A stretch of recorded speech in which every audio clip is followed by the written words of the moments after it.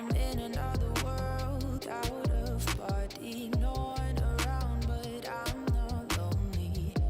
My heart's racing, I don't know how to feel calm.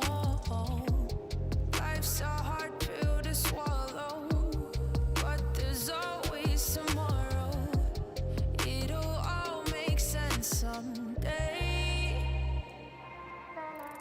This is what I gotta do, this is what I gotta do to feel alive. Even if I don't understand it all the time, I gotta let myself feel everything, even if it hurts. Sweep it underneath the rug, will only make it worse. This is what I gotta do, this is what I gotta do to feel alive. Ignorance is bliss, I live like this, so what a mistake. I guess it was better to feel numb than to be wide awake. Wide awake. Life's a hard pill to swallow, but there's always tomorrow. It'll all make sense someday. This is what I gotta do, this is what I gotta do to feel alive. Even if I don't understand it all the time, I gotta let myself feel everything, even if it hurts. Sweep it underneath the rug, will only make it worse. This is what I gotta do, this is what I gotta do to feel alive.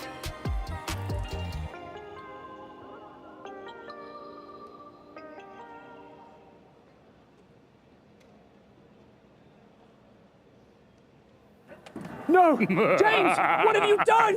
James, the betrayal! How can you do that Oh, to me? yes. What are you doing? It's She was my Championship Sunday everything. here for PUBG and the Esports World Cup.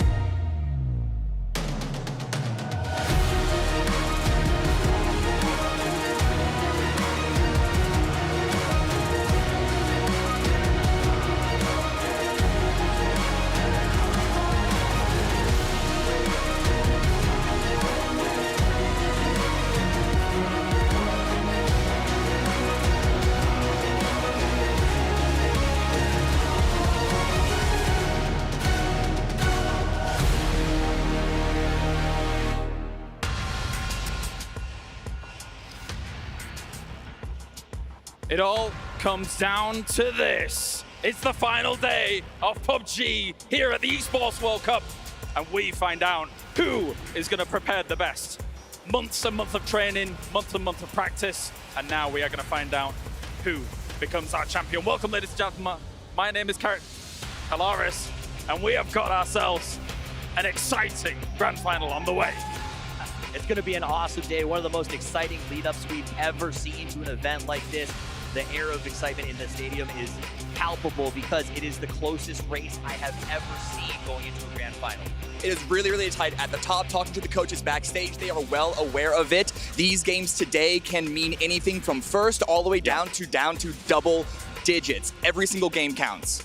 Well, of course, we've got to look at everything that's going to go on. We've got ourselves all of the games that have gone throughout the day. It has been an amazing tournament as a whole. Toughies, obviously, we've seen TSM rise to the top.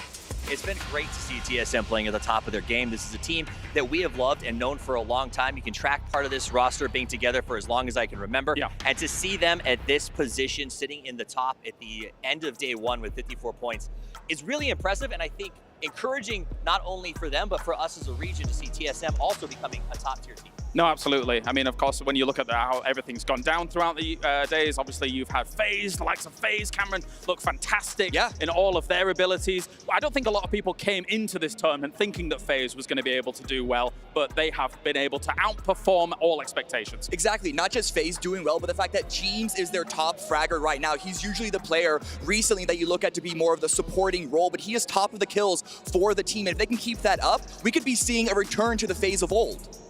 We definitely cut Toughies.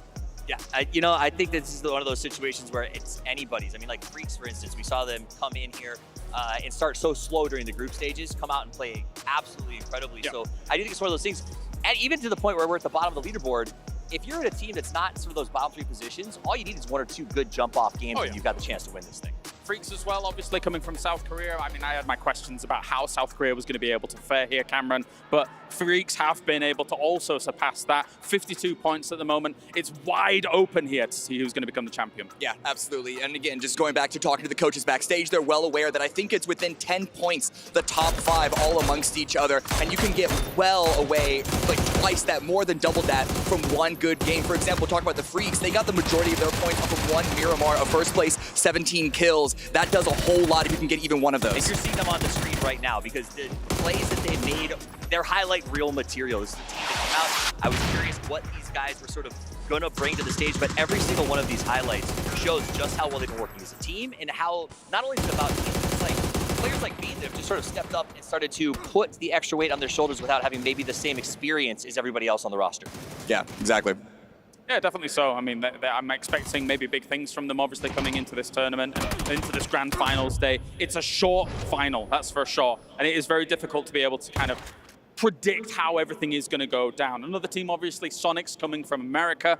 They have also surpassed what I thought they were going to be able to do. It's just a case of that across the board, to be perfectly honest, because everybody has stepped up to the plate here when it comes to this grand finals. We've never seen this level of competition before. No, it's been amazing. We've had teams that have shocked us coming from group stage and then going to the grand finals, suddenly not performing the same, AGG being the big example of that. But Sonics, as you just mentioned, James, is the opposite because they barely made it in. And now you bring up this a team that barely made it. Let's talk about FaZe for a second. You get to see these guys playing right now. They were a team that we got really stressed out, and I think you could say that they got really stressed out as well during the group stages, but ultimately that's what we expect from FaZe. I made a comment early on that they're sort of sitting on their legacy. I think they're proving me wrong here because they stepped up, they've been playing very well, and that first day, they got a lot of points, they got into the top of the boards, and maybe this is a revitalization of FaZe. Yeah, I mean, the fact that they were able to win out in EMEA and then come here with the likes of the fact that Twisted Minds has not been able to get to the grand final. Now, other teams are going to have to carry the torch here for EMEA. Yeah, I mean, again, just to go back to FaZe, not even just teams, their scores are looking really good. They have 3 podiums, 3 top 4 finishes, and even though the 2 other games are in the double-digit placements, 0 placement points, they have kills every single time. They are getting points every single round. There are no donuts on the board for them so far. All right, well, let's talk about TSM as well. They obviously have come in swinging big. Yeah. Top of the leaderboards right now, and they are doing Euro Nation proud. They are doing us proud. A big part of that I want to say, I want to give credit to Sparking. He started playing with these guys. He has been sort of the magic pill on this roster.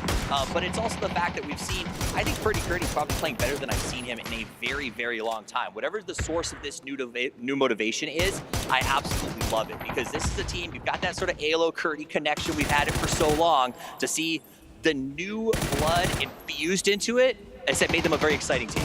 Alongside Freaks, are the most consistent team here. Yeah, incredibly consistent, not just here at this event, but I think over this total year globally. They haven't won an event yet, but every single other team that's won the previous globals has then struggled at the next one. So TSM, they're looking really hot. Well, what are you thinking for the schedule? Of course, we've got plenty of games coming today. We're going to be starting things off in Miramar between all of these teams. Miramar is a place where you've seen Sonics have so much success. The last two Sonics Miramars that coming from the group stage absolutely blasted. So really put up a great performance. Well, I think that's great news for Sonics that we're starting on Miramar, because I expect them to push up the leaderboard just a little bit coming off of this and set a nice path for them as they roll through the second half. Because you want to start strong here with Miramar, because when we get to, again, Tego Rondo, crazy things can happen, and teams want to solidify their spot now so they don't have to worry about what happens on Rondo. Yeah, we all remember what happened to Sonic, specifically on Tego. Sure, they got a couple of kills against the Expendables, but that was one of their 2 16th place. And so even though we know Sonics are a great team globally, a really strong team, seeing 2 16th place rounds yesterday does give me pause. But we know that they can deliver. We know they can step up when need to, so hopefully that happens today. All right, well, thank you very much, gentlemen. I'm getting word that we're ready to go into this game. So without further ado, let the grand finals begin here. Day number 2 of the Esports World Cup. Esports World Cup. Now we move into our final day of the grand finals. Let's get this going. My name is Matcham, joined by Porasaurus, and we're going to be taking you through the action. We got 6 games lined up to walk you through. We're going to be taking care of the first 3, but we are spicy. 10 points separate our top 5. I mean, it's insane. It's going to take one big game for any of these teams that are on the lower half of the leaderboard to get back involved in the conversation, but they've got a lot of work to do, especially when you look at the consistency that those guys were talking about on Desk, from TSM, FaZe, Freaks. These guys have been looking fantastic through 6 games. Yeah, I am very excited to see how this is going to play out, as we're going to be kicking off on Miramar. And we are going to have a very northern plane path, as it is going to be right in between Campo Militar and Oasis and ending up over Los Leones and Resort. Well, guys have been going through a lot of stress, a lot of tough times, getting used to getting acclimated to a new location and having to go through the quick turnaround from group stages to grand finals. But now that they're in game, all that matters is getting every point that you possibly can.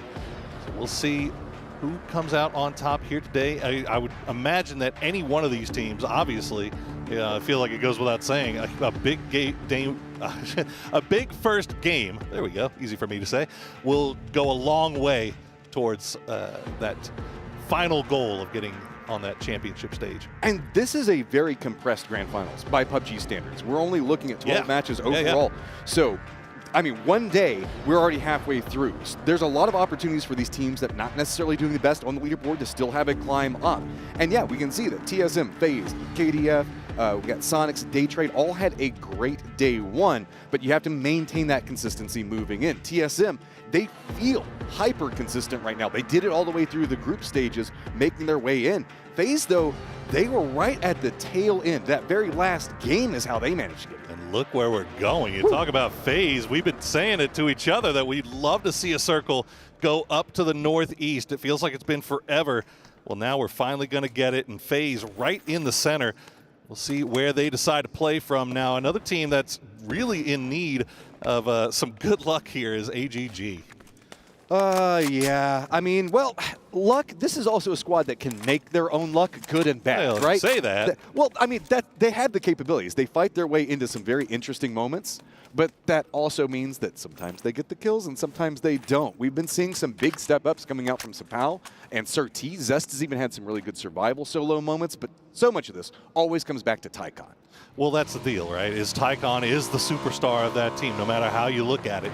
And I think the biggest the reason for their success really in that group stage. Tycon did what Tycon does, but Sapao was there to support him all the way through, doing almost as much damage, getting just as many kills. He was looking fantastic. Yesterday was a little bit of a slow burn for them, though, and it was a little bit of a rough day for Sapao. So really, I'm looking at him. I hate to put the success of an entire team on one man's shoulders, but Tycon is always going to be great. He needs to have that shotgun rider with him, though. Yeah, and looking through the Expendables, a core component on why one of the teams didn't even make it into the grand finals. Not necessarily having the best run through just quite yet. Cerberus, also a lot of eyes drawn over to them. We know that they're a phenomenal squad, but they're not necessarily showing it, at least not yesterday. Very rough day for them. 3 placement points overall. Now, they were able to get some kills, so it's the same thing with them. You put them in a position to fight, and they will fight, and they'll feel confident with it, and a lot of times they'll win one, but it was rough, right? For both of these teams, AGG and Cerberus. Remember, at the end of the group stages, it was almost half of the day of their final day was spent just kind of hot dropping people and just playing really loose and fast. And maybe it's been a little bit of a difficult time transitioning from the end of those games and the mindset that they were in psychologically to where they need to be for this grand final. Sonic's in a interesting position right now as they're already kind of maneuvering around San Martin in and of itself. They're not going to Picado. That's going to belong to 17 Gaming for this round. So looking out from their normal positioning, they're actually kind of benefiting off of this circle. Easier path rotation in. But this is one of those circles that you kind of don't know how everybody's going to rotate into it. I mean, how often do you see Campo Militar and Cruda Valle being the center point of a circle one at that? So that means that you know what you think is strong and you know what everybody else thinks is strong, but the rotation timings coming into this are going to be very interesting. Well, that's the other thing is you figure that the entire northern side of this circle should be free and clear, right? Yeah. And I see we've got one team that's already in E-Pickup right now in the Expendables. They're cutting across the center of the zone right now, heading towards the north. We've got BB Team that's also heading up in that direction. BB Team, a team that had success on Miramar in those group stages, but had a little bit of a rough day yesterday as Nurins, he's going to get spotted out by Corexi, but he's not going to go down. Corexi just going to pull away. The rest of day trade not here just quite yet. The Expendables also did take an emergency pickup. They're eyeing a bit more north of this, so they will not be landing on top of this.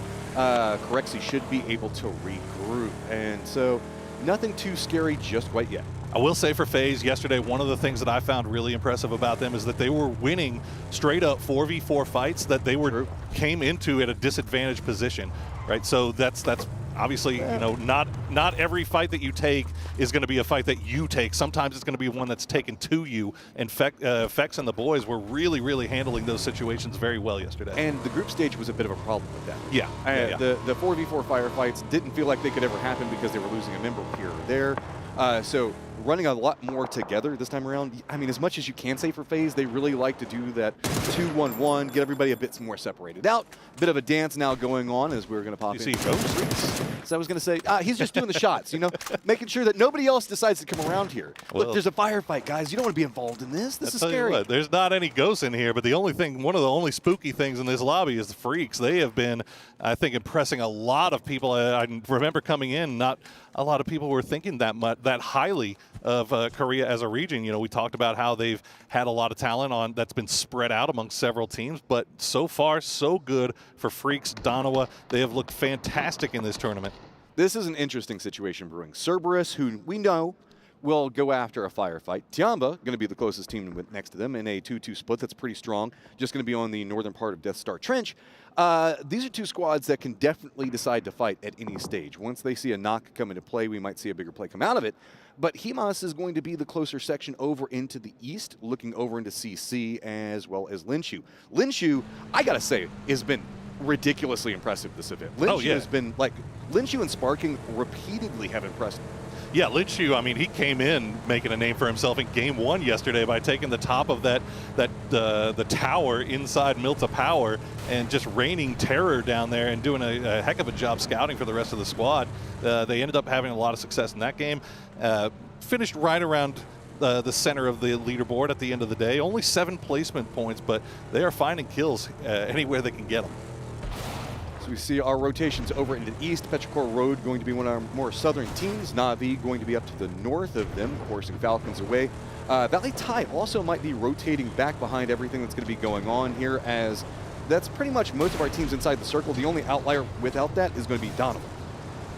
Okay, so Petrichor Road using, I mean, this is wise, right? You're coming in a little bit late, using that sandstorm as cover, and they're also hugging the edges of that circle, that zone. But, you know, getting that a little bit of additional cover as well. Now, there's still a couple of teams off to the south that still haven't made their way in Valley Tai and Donawa. TSM, they've kind of slowly pushed their way past Truck Stop, and they still have left Luke 12 on that very southern tip of the circle to keep an eye on anything that might be coming in late and feed that information over to the rest of the team. High ground TSM, never happens. I'm surprised they haven't adapted a bit more of that glider. I know that we've seen Sparking do it a few times, but TSM is going to have the sandstorm that pops right on top of them. Falcons, just north of Azahar, going to have a ton of information that they can play around. Donawa, our last team, really rotating into the circle, going to be maneuvering around Graveyard. Not much else that's going to be going on, so there's going to be some really big benefits for them. They've got pretty much everything down to the southwest from Hacienda all the way up to Azahar itself, right along Death Star Trench, open. Yeah, they've got space. And now I got to tell you, Matt, this feels like the first time in a long time that we almost got to the end of phase 1 and we haven't seen anybody die yet.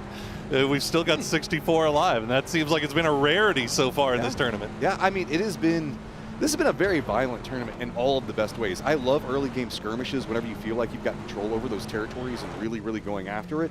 That confident play that comes in, right? But it has been to a detriment, a couple of these teams. Whenever we saw in the group stage, our more confident early game fighters were squads like Valley Tai every once in a while. They'd kind of bump into a couple of squads. Cerberus was one of those. The Expendables. Now a bit more quiet. Looks like we're going to lean in, come in a bit more casual off the start, and then really try to cook in the later stages.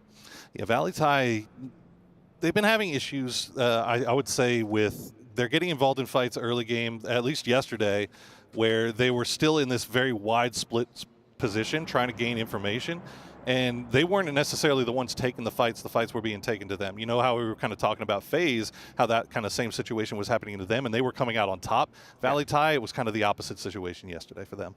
And it's so weird because in the group stage, Valley Tai was doing so well. We're looking at now the lineup. This is all the way up against the wall over in the east, Petrichor Road. Na'Vi doing a good job on containing, but they also do have Falcons just a bit more to the north. Falcons is already moving into a more centered position, so that is going to allow Petrichor Road to have a path, specifically if the circle does this right here. This is what we wanted. And an interesting point, Campo Militar is still in play. Love a Cru de Valle circle as I'm interested. One of my favorites. Oh yeah, it's fantastic. Yep, Cerberus boys, they knew that Tiamba was over there, and you remember Hymas was kind of serving as that solo player, nobody else really near him, but now that the circle popped, now that Tiamba's on the move, he took that opportunity to get himself a point, as that is going to be one now in the bag for them, and he can retreat and rejoin the rest of the boys. They are still inside zone though.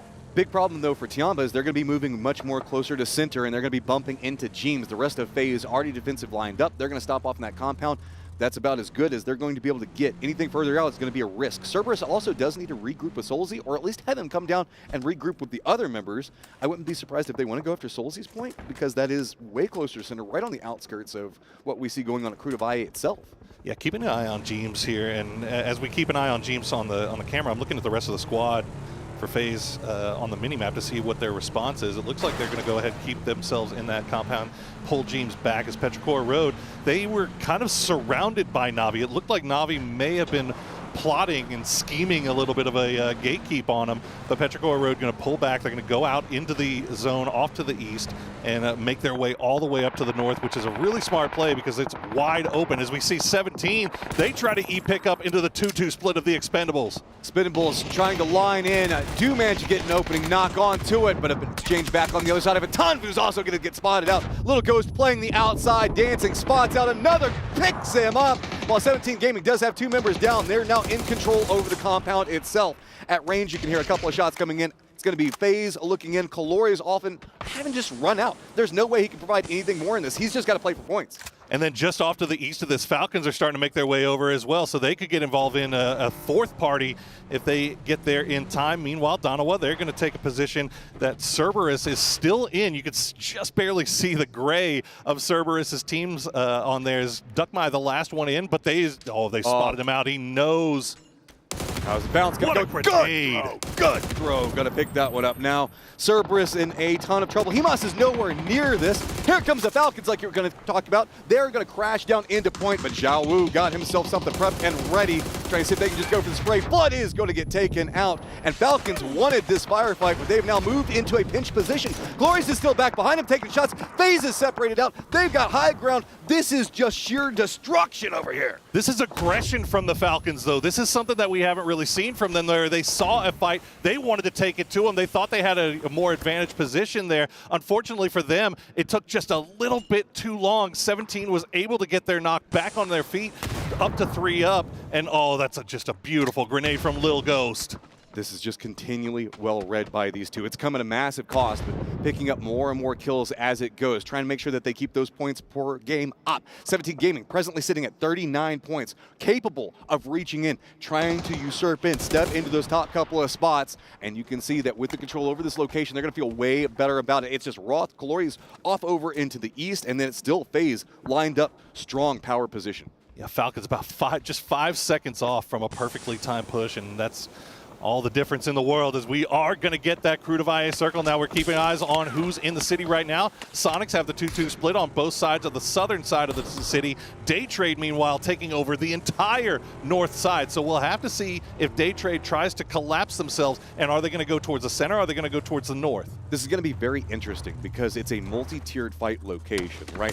There's going to be a lot of what's going to be going on to the east, but then it kind of steps down into the city itself. We've got the high ground that's going to be to the southeast where Daytrade's going to be playing from. FaZe is getting control over the area. It's down to the southeast away from that one.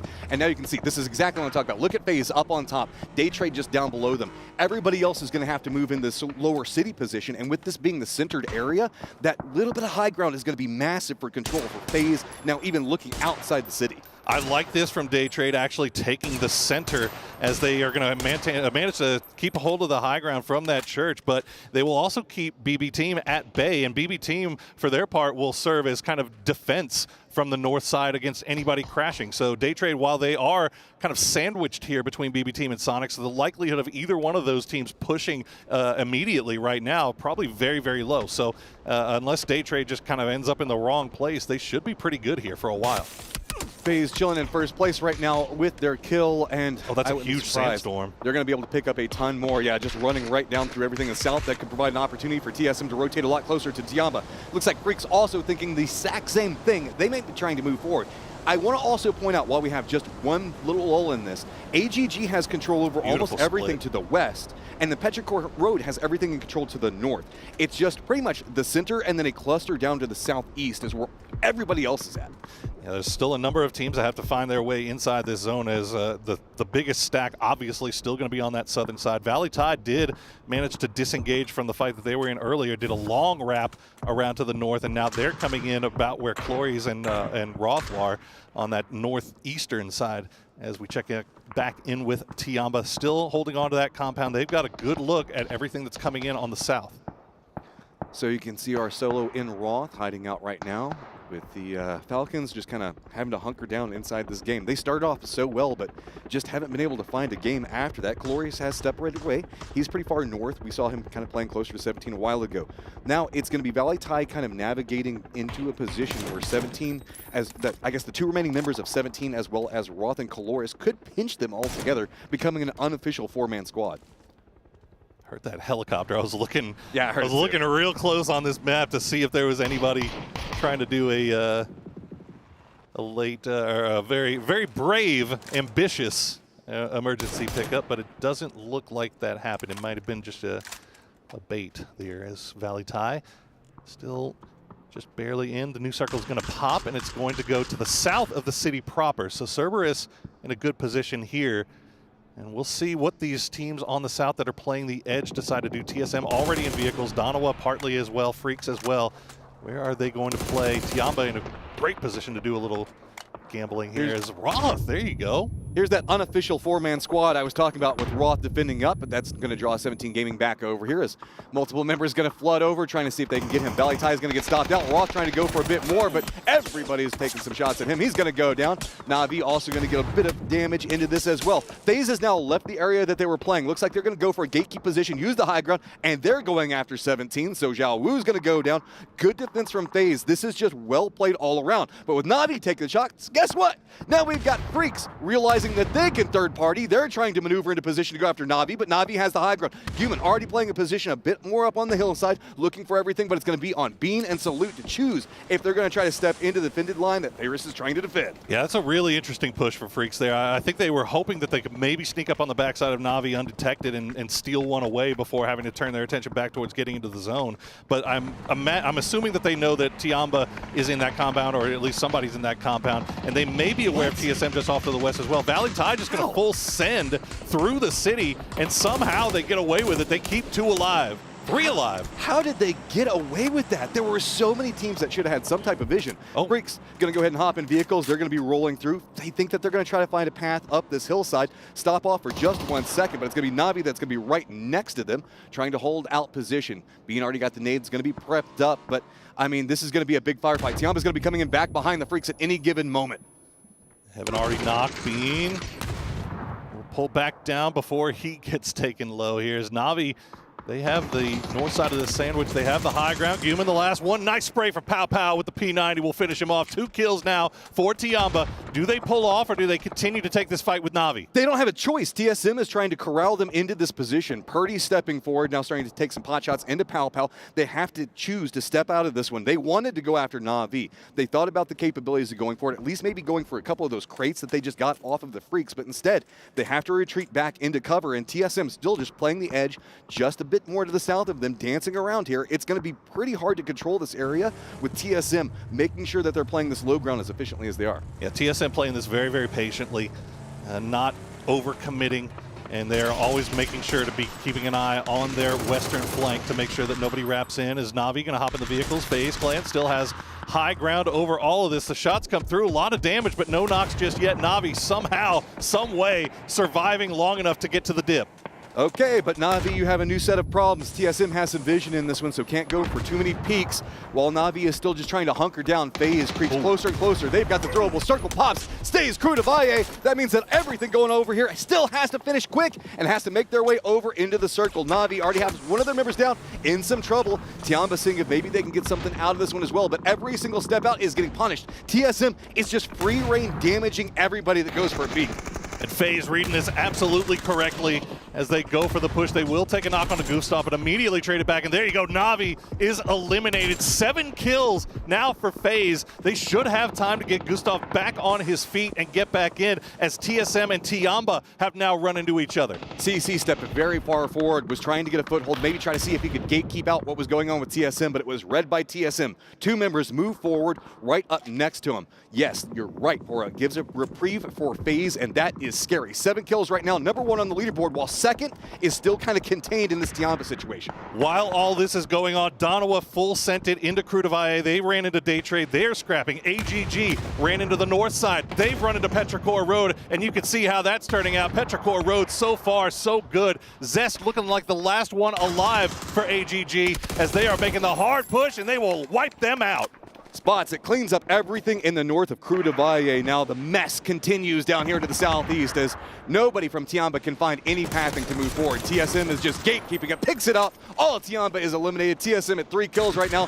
FaZe realizing the threats and how close, trying to see if they can get some angles in, and yep, Corexi's gonna find it. Sparking's gonna go down. Heck of a shot from Corexi to get that knock onto Sparking, but should be resible as now, Cerberus actually has a little bit of an angle on the backside of TSM, so they have to be careful about Solozzi and Hymas from down south as, it's Sonic's actually going to find an angle there. So that's going to give open up a little bit of a door here for TSM as FaZe, they hop in the vehicles. They're making their way into the zone. Are they going to take the Cerberus compound? They sure are. They have to. Sonics is not letting them go anywhere else. Great firing lines being set up from Sonics, trying to creep in. You can see Gustav taking a ton of damage. Can't even manage to make it inside the door. H1's angle is just too good.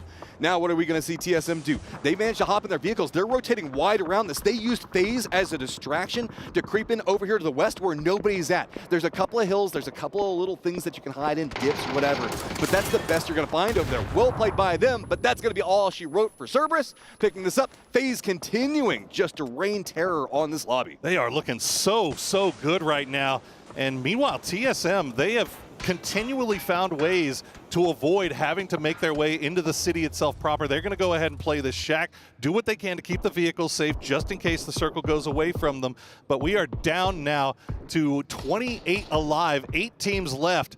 And is it going to be a city-ending proper matchroom? What's it going to be? Ooh, I would love Krutavaye, but they're never that nice. They are going to keep it in. Sonics pretty much do up in the center along with Day Trade. TSM going to have to make a move. FaZe going to have to make a move. Petrichor Road as well as BB Team. The defended line's going to be big. All right, you see that really tough situation, interesting situation between Day Trade and Donawa right in the center of the city. BB Team, meanwhile, they are just on the eastern side. They've got to figure out how they want to come through here, and now they've been spotted out by Petrichor Road. Petrichor Road are kind of split focus here as they're still taking shots towards TSM. TSM can afford to just sit there and continually recycle those smokes. As long as they keep the tires and the vehicles alive, they should be okay. There's a couple of rocks or something else like that they can maneuver to if they don't want to make the sin directly into the city. TSM I'm talking about in this regard. BB Team, you can already see using the distraction of Petrichor Road in their rotation to try to barely get in. Across. And they do manage to get there, but you're right, it is very, very narrow. Donawa, Day Trade both lined up next to each other as TSM are going to try to make the press in, and that is 4 different teams all shooting at TSM as they make a stop over inside the circle and barely get there, but FaZe rolls in. They just crash in back behind all this beautiful sprays coming out. FaZe does go down. TSM taking a ton of casualties though, sparking the last one up. Luckily, this hillside should provide enough time to go for some reses. Oh my God. Is there any player that's more valuable to a team right now at this tournament than Sparking is to TSM? They have been fantastic as a group, but Sparking in particular has been outshining everybody in this lobby. As we now check with Petrichor Road, turning their attention towards BB Team. Filfer's been knocked down, another one knocked as well. Spiro, the last one alive. Can he cause more problems for Petrichor Road? 2v1 situation we're pretty much looking at right now is he's got a couple of angles, but Valley Ty has kind of shots into the backside of anything that Spire was trying to do, so if he steps out, he's immediately going to get punished. Meanwhile, the other members of Petrichor Road want to move forward. They want to get over to Summer. They want to see if they can get the res. Very well read by Spiro to make sure that he's going to deny that one out every single chance that he can get. He is going to pick up at least the kill off of it. But keep in mind, Spiro wants to move over. He wants to get his res as well, and I think he might have found an opportunity for it, but Day Trade is already very heavily defending into the north. They hear this firefight, and they are waiting to see if they can catch anybody through these smokes. Absolute hero plays from Spiro right now for BB Team. He is keeping his team right in the midst of this one as Petrichor Road now have to reset. They're down to just Ming and Chewy. 5 kills already, so it's not the worst game in the world. They're looking all right, but they would love to be able to get some more off of this one. As Sonics, they're still inside their compound. Looks like Valley Ty. Megalos has been hiding out over here. I don't know if they're aware of him. He had a nade prepped, and that could have been massive. Kiss is playing out a bit more of an anchor position for Valley Ty, so can potentially regs what's going on over here, but this is going to be really dangerous. TSM is the odd team out, not inside of Krutavaye itself. Circle is going to force them to have to move, but also BB Team, Petrichor Road going to have to collapse in. Tell you what, group stage, Sonics was chasing every single circle, it felt like, on day one. They got a little bit more fortune on the second day. Yesterday, they got a little bit lucky on with some placement on one, but they are just making the absolute most of any fortune that they happen to get, which is exactly what you need to do in a short format tournament such as this. We'll see if Valley Ty can maybe break some hearts there for Sonics as BB Team still in it. Spiro, and best of luck. Just looking for where the next move is going to be. Sonics trying to read the defensive lines up to the north. Danawa being a big problem. Specifically, Danawa and Sonics are just waiting. They know exactly where TSM is. TSM just wants a couple more points look at that. to try to creep back into that first place position, but they don't even have an option on how they're going to be moving. They just have to send it. You can see all the smoke's now starting to plume up. They tried to get the smoke wall down. Is it going to be enough? Looks like they might be moving a bit more into Danawa's line. They're trying to crest in. Luke's already taken a lot of damage, trying to maneuver in. Doesn't manage to make it. It's going to be Danawa just raining in bullet upon bullet upon. The 2 members already down for TSM. Can they at least manage to get somebody in? Another down. Just one up trying to make their way. No, TSM cannot find it. Right place, right time for Sonics and for Danawa. In the end, TSM, for all of their struggles, for all of their heroics, they will go down in 7th place as Ming will get taken down by Spiro again. Just hero stuff from Spiro, keeping BB team in this, but oh, they're gonna go down now to day trade. Danawa still just holding a beautiful defended position right now. Loki finally goes down. Petrichor Road, Chewy, he's got himself sawed off. He's just running in. This is where it's going to get really messy. Daytrade's going to be back behind them. What are you going to even do off of this? You've got to make sure that you're denying the sight lines from Sonics. Meanwhile, while Daytrade is coming up back behind you and dealing with close range position, there's just nothing you can do. Sonics find it, and that is going to end Petrichor Road. It is down to our top 4. City ending here. Sonics in the driver's seat with 4 alive, but Daytrade, they look just equally strong here as Danawa will try to go for that revive onto Loki, get themselves back up to 3, and they should be able to pull it off. Deal, he has been fantastic this tournament so far for Danawa. All 3 of these teams in great position here to win. We'll see where the next zone decides. You can see on the screen there what their utility is looking like. Sonics, obviously, they have not really had to move, had to do much at all. So they are looking pretty good. Valley Thai as well. Actually, pretty much everybody with the exception of Danawa, no real offensive utility on their part, but they've got enough to keep themselves alive. Okay, so the moving factor in Daytrade up to the northeast, continuing to deal with the Danawa defensive line. Danawa only at 3 kills, but man, they have pumping damage into anything that's been going on in the west. It has just been, they've been very focused on trying to get in positionals, making sure to control the territory around them. Them and Sonics have really just making sure to lock down so much of the circle. Daytrade really can't find the options on how they want to navigate this. They're going to lean into the Valley Thai side of this. That's really well done. If you're going to find anywhere to go, this would be the angle to approach from. Daytrade with their 3 members still up have a man advantage, even if this res manages to come out. But you can see that Valley Thai has to commit into the res. So this is just an open path. Finally, Daytrade finds a way in. And there's just no angles for Sonics onto any of this, so they just have to let it happen as Valley Thai is going to get pushed here. Daytrade leaving Belmoth behind. The smoke wall still laid down. They're going to try to make the push. No heals coming through for Valley Thai just yet. They haven't been able to find him. Nurens has the SK. Belmoth going to go down, though, as Taman finds an angle. Waiting, holding the doors. This is all you could do if you're Valley Thai. You had to go for the res. You lost so much information. You don't know how the pathings come into play. Sonics have very much shifted their attention over into this eastern defensive line. Nades now starting to come out. Options getting a bit more limited for what's going to be going on in this compound where we have 2 different teams stacked up on top of each other. Just an outer wall for defense, and that is about it. I mean, this is essentially setting up for an easy Sonics win, and you can tell, like, they know that there's a fight going on there. They'd love to be able to go there and take some points, but this is, if they leave the compound, they put that victory at risk, so no point in really doing that. Just hope that maybe you can get an angle onto somebody when they're not looking, as Megalos just gonna hold the line here, wait for somebody to come up the stairs. Daytrade presently in 4th place. You can see Sonics in 3rd. A couple more points can put them up into that 2nd and 1st place position, respectively. Daytrade's going to step in. He's got the shot off. Can he spot? Does manage to see. Gets the shot, but doesn't manage to get it. Megaboss still holding it. Goes for some sprays. He is going to go down. Daytrade picks up another one. Keeps on climbing. Beautiful push there as now Danawa trying to make their way across. Good smokes and good blue zone grenades will pull Sonics away from that sight line, so they will at least have that Rich to play with. Deal going to get a little bit of a present as well in the late game. That's something that you love to see. Okay, 4v3 v2. Sonics the focal point for so much of this attention, while Danawa has gotten a bit more of this circle under control. Daytrade is where so much of these 2 squads' attention keeps getting pulled to, as they've got their back right up against that zone, trying to creep out. A couple of throwables being exchanged, but it's going to be Sonics. Spots Daytrade. H1 makes it look easy. Now Danawa repositions around this one. Sonics now in 2nd place. Just a couple more points puts them into 1st. Danawa, though, this could be a massive come up for them. 4v3. You see both teams still have plenty of smokes to keep this thing slowed down, and they are spacing them out appropriately. Kickstart has that high ground. Oh. Are they going to be able to spot this in time? This is so sneaky. I love this. Wait for a little while. Listen for the footsteps. Don't make the overcommittal yet. Yeah, just get the nades ready. See how it's going to fall in with the amount of smokes that are down. It's going to be really hard to spot where the nade is specifically coming from. Goes for a pickup. Deal reads it. Instantly gets the drop onto him. So now a 3v3. Bold choice coming up from Sonics, but it is heavily punished. Yeah, that was a risky push there.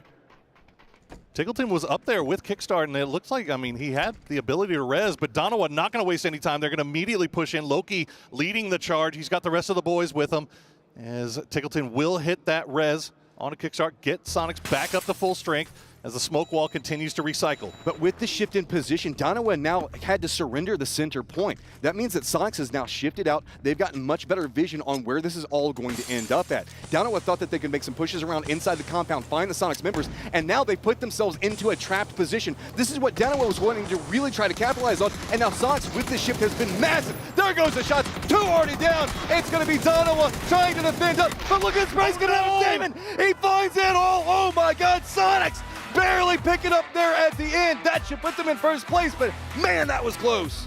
Wow, that was dangerous as they jumped into the smoke cloud, trying to make sure that they could prevent Donowa from turning those, giving those kills over to the blue. They wanted as many points as they can, but you could see the smoke cloud got in the way. He shot his own teammate in the back of the head, but eventually they did get that final kill, and that's another big victory for the Sonics. It felt like Lemmings there for a second, just jumping off the side, but Sonics should find themselves in first now after getting that victory. This is oh so spicy. So Sonics, that's back-to-back days in the grand finals, winning the first game of the day. Good call. He's starting off really strong here as you see them passing by. A little shoulder rub for Mr. Kurt. Got the usual suspects there at the end too, as Donowa making their climb. But let's go ahead and take a quick break to get everything set. Next game.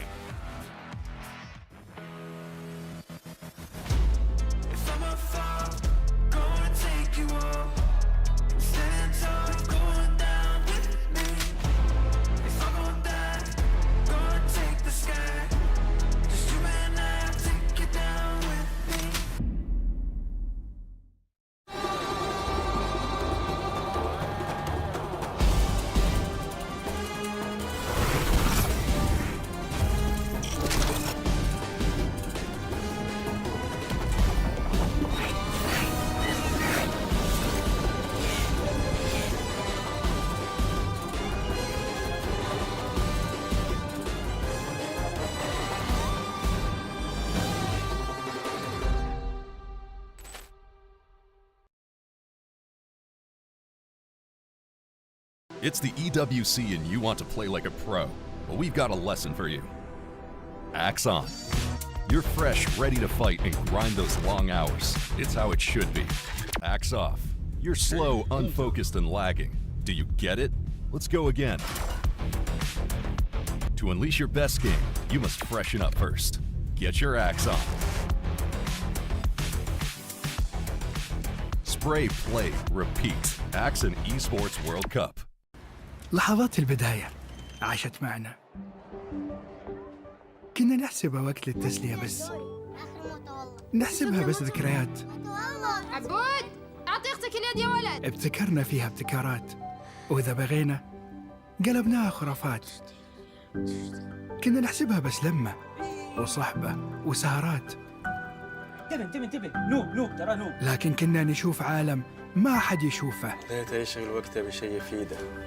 الله عليك على اليد سود. عالم كبر وعاش فينا. عالم الحماس فيه يوصلك كل مرة لحلم أصعب، بس ما يصعب عليك. بارد معك وين ما تروح.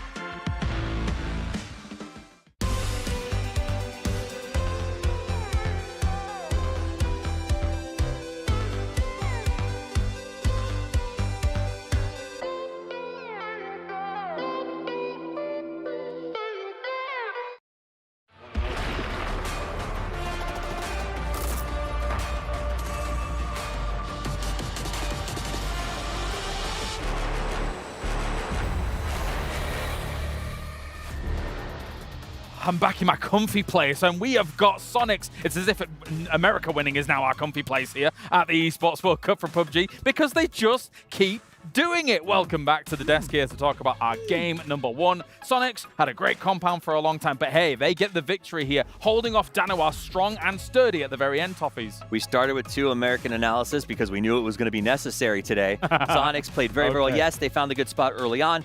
They defended it, but like kickstart up on top of that roof, the way they had Shrimzy sort of over by the tree, you noticed that he was kind of holding that dot angle.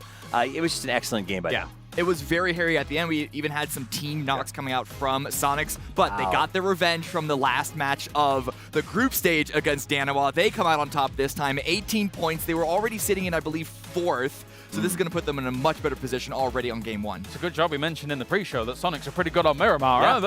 It's kind of important. Let's take a look at the MVP. It's HWin with 828 damage, 5 kills going his way as well. There is a very real world, gentlemen, where on Riyadh soil, back-to-back, Sonics could win. How monumental would that be? That would be huge.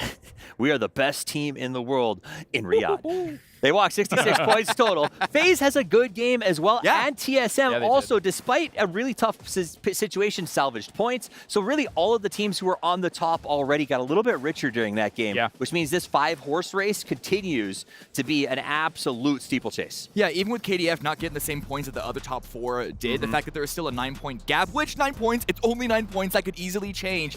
We are still developing into, as you say, a 5-horse race, and so this second Miramar, I think, is going to be very impactful. Tough for Danawa to try and deal with the compound that Sonics had, right? They're trying to push 2 people up on the top. I think it was Kickstart and HWin? Tackleton got up there eventually. Okay, so that makes it very difficult to push up on that position. Never mind the fact that Shrimzy's on that back wall as well. So it felt like they had all their bases covered. And that was it. I think that's what we saw them do so well. They saved their utility because, honestly, the Sonics didn't really have to fight anybody for a while. Everyone else was struggling to deal with getting through the cemeteries, and everywhere else, they had utility. They were able to add that smoke layer down, so it was tough for Danawa to even figure out how to leave the house.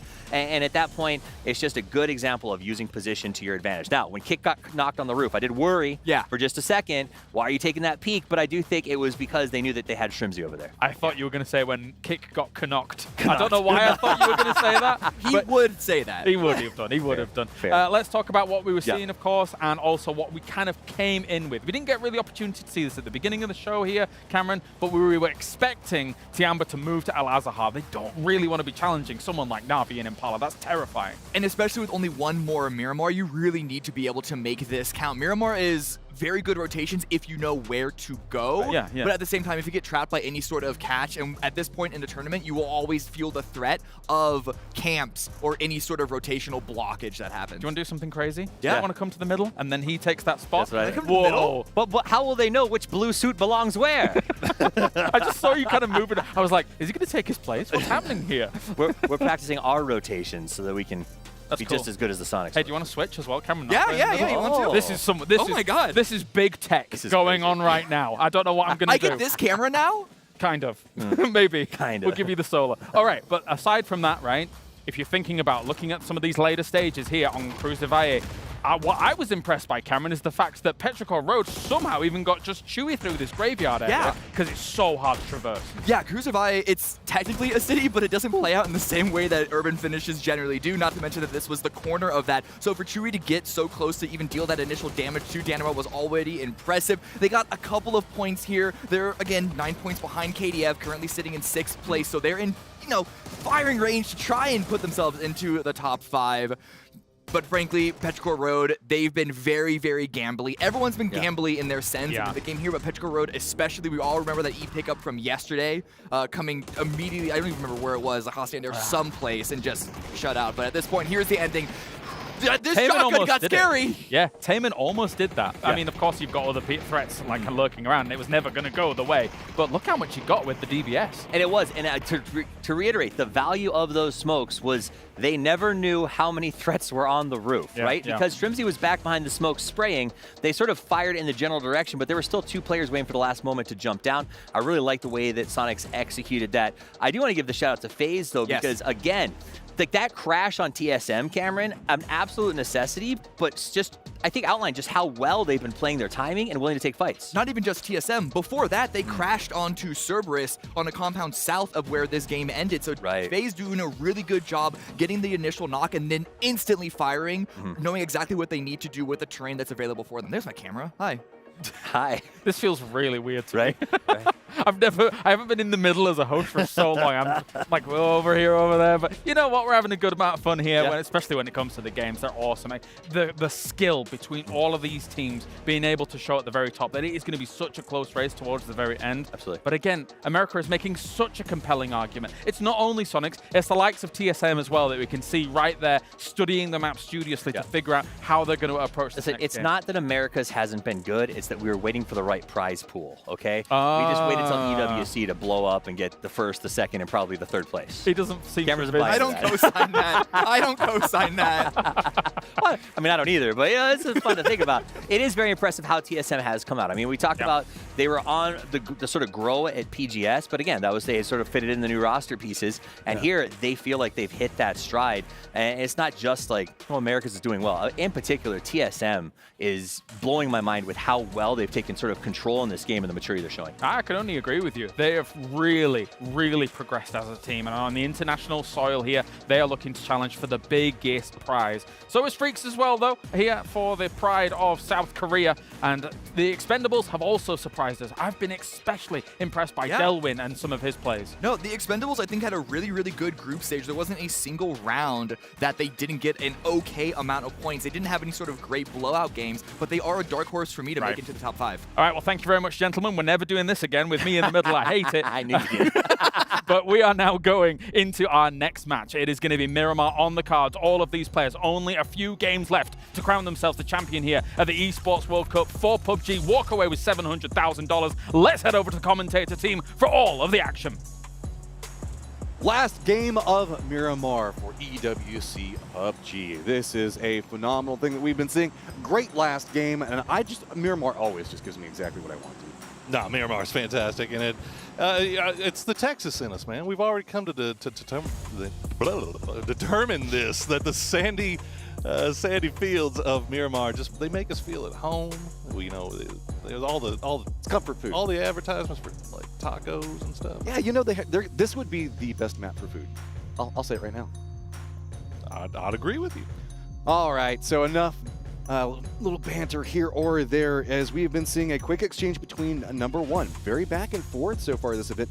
Nobody really running away with it just quite yet. Given the nature of how many games we've got inside this, that's no surprise. But we are seeing a bit of a gap start to develop on the leaderboard. Like these first couple of teams are starting to run away with a bit more and more. We saw Day Trade in the later stages of that one. Sonics, TSM, FaZe doing a great job on kill counts, just a lot of control coming out. I really love what the desk was talking about the evolution that we're seeing coming out of TSM. It feels like this is such a strong squad already in control and mechanics, and I don't even think that they firmly entirely gelled. I don't think that we've seen their ceiling yet.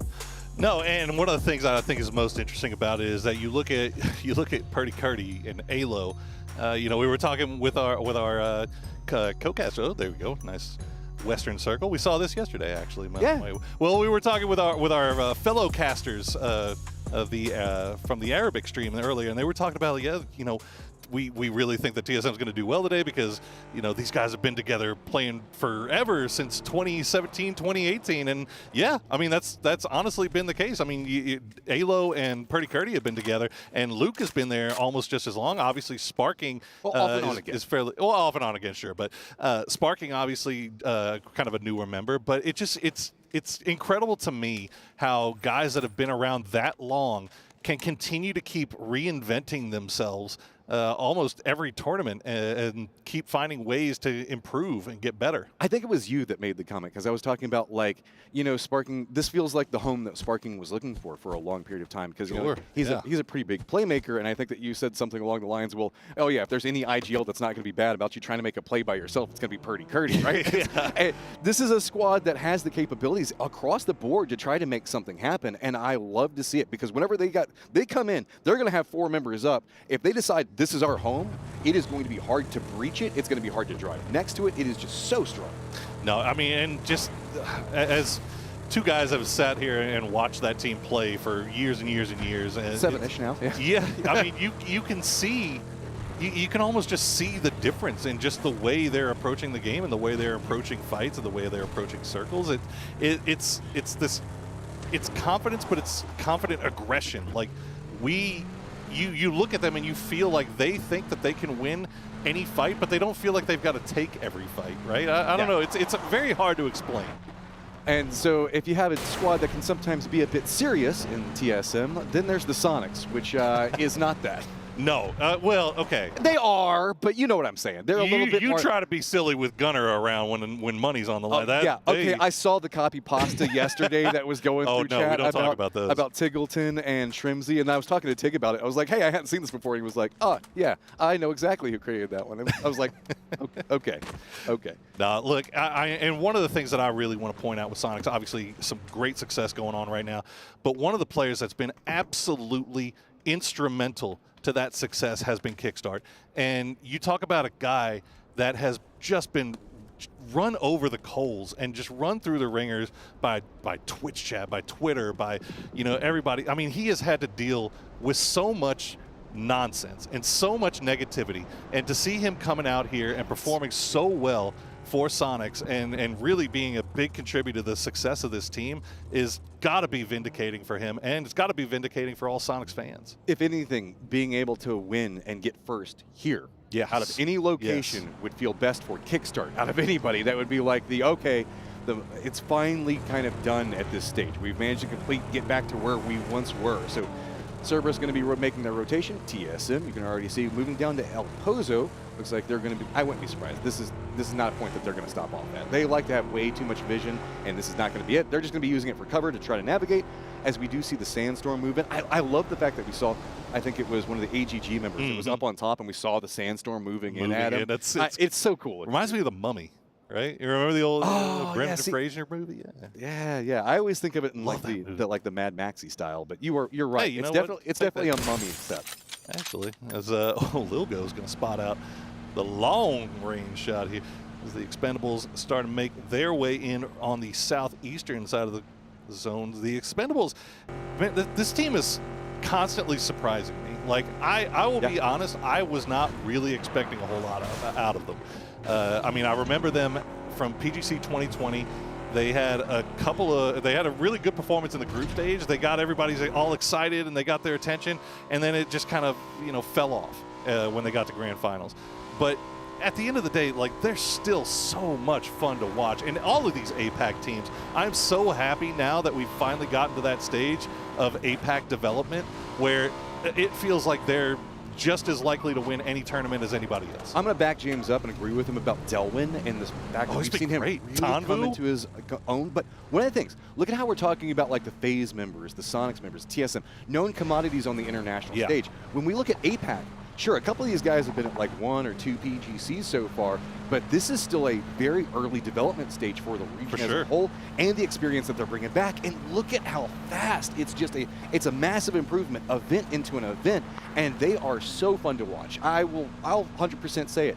The Expendables and AGG have been some of the most fun teams to watch, hands down, this event. No, absolutely. And I think AGG and the Expendables are going to claim a lot of new fans here today, and I know Day Trade obviously already tons of fans, and the hype about Thanadol has been going for quite some time now, and for this first international event that I feel like we've seen him. I could be wrong on that, but I'm pretty sure I'm right. And it feels like the hype has been absolutely warranted. And the more events that we get to see this squad at, more events that we get to see them participate in, he's only going to keep getting better. And that is a terrifying prospect for not only everybody in APAC, but everybody around the world. Haven't had a chance to talk about it too much, but FaZe is now entering the circle, presently in second place. Such a strong squad. So good to see them play well right now, man. They've got to be a little bit mad off of that last game. I wouldn't be surprised. Well, I would say slightly frustrated. They were in a good position off the start, had the high ground. Things kind of shifted away from them. Firefights over in the east were just so brutal, man. And so FaZe now coming into the circle, they've got tons of control around San Martin. Nobody really near them. The closest team to them is going to be AGG. But you can see AGG is kind of eyeing a different mindset, kind of looking over there, seeing if maybe they want to deal with the freaks. Here's FaZe's rotation in. You can see open, nothing around them. They should have themselves prime real estate for whatever they want. And just, I mean, I know I don't want to sound like a broken record at this point, but you could even see it, a perfect example of it last game. They still, you know, it was a rough circle shifts for them. They ended up chasing at the worst possible time, but they still end up with 8 kills. These guys, they're winning fights and they're moving confidently. They don't feel, it doesn't feel like they're trying to, oh, we're trying to play safe. We only want to take the exact exact fights that we want. No, they're taking everything and they are actually finding success with it, and it's so fun to watch. And we saw them playing a lot of 3-1 in positionals moving into this. Now that they've managed to get themselves on the leaderboard, it looks like they've opted into a bit more of a full wolf pack. All 4 together. You can see James, yes, he is scouting, so he gets a little bit further away from everybody else. But he's retreating back inside that last game. They're staying right up on top of each other. They've already spotted out Tycon. They're going for some sprays into him. If they get a knock onto him, that is 1 dead Tycon. And, oh, I think it's going to happen any given second. There it is. Yeah, look at poor Tycon. Got his pan out. Yeah, well, I mean, Tycon, obviously, you can see AGG kind of sitting a little bit lower on the leaderboard, but, you know, nobody can take that group stage performance away from them. They looked phenomenal in there. It's been a little bit of a rough sledding here, obviously, in these grand finals, but that is a team that I think we're going to have to be keeping our eyes on for the rest of the year. They're going to be scary as Mr. Adoozy. He'll go hop in the glider. We'll get a bird's eye view of everything. I'm a simple man. I see a glider. I didn't want to say it, but, you know. Yeah, dude, I'm not going to redo it. My job is to be the happy guy, okay? I don't have to be smart. Thank God. Well, one of the things that I love about BB Team, you know, this is a team, obviously, the last time, you know, internationally, I thought, well, maybe not the last time, but internationally, unfortunately, the biggest thing for them was an unfortunate situation that happened when 3/4 of this team was known as question mark.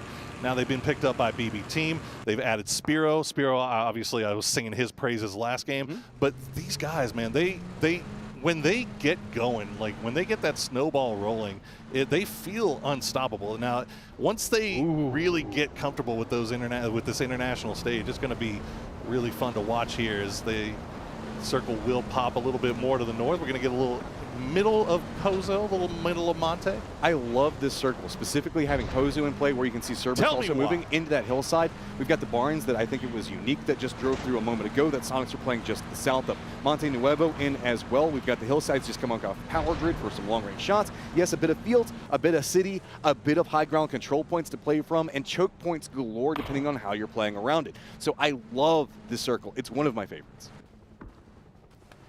Well, hopefully it's the favorites of some of these guys, because there are a few teams that we are starting to run out of time. It's, you know, this game and then 4 more, and then it's donezo, as we see. Unfortunately, what happened to Mr. Tycon all the way off in the distance, pan in hand. Defend me. Keep me alive. All right. All right, he's going to spot out Human. This is going to be Freaks coming down that power grid hillside into just the firing range, right? They've got Falcons down to the south of them, AGG that's going to be to the north, Sonics just due up in front of them, full defenses. So it looks like Freaks are going to instead lean a bit more into that AGG line with Sir T up on a Batu-style position.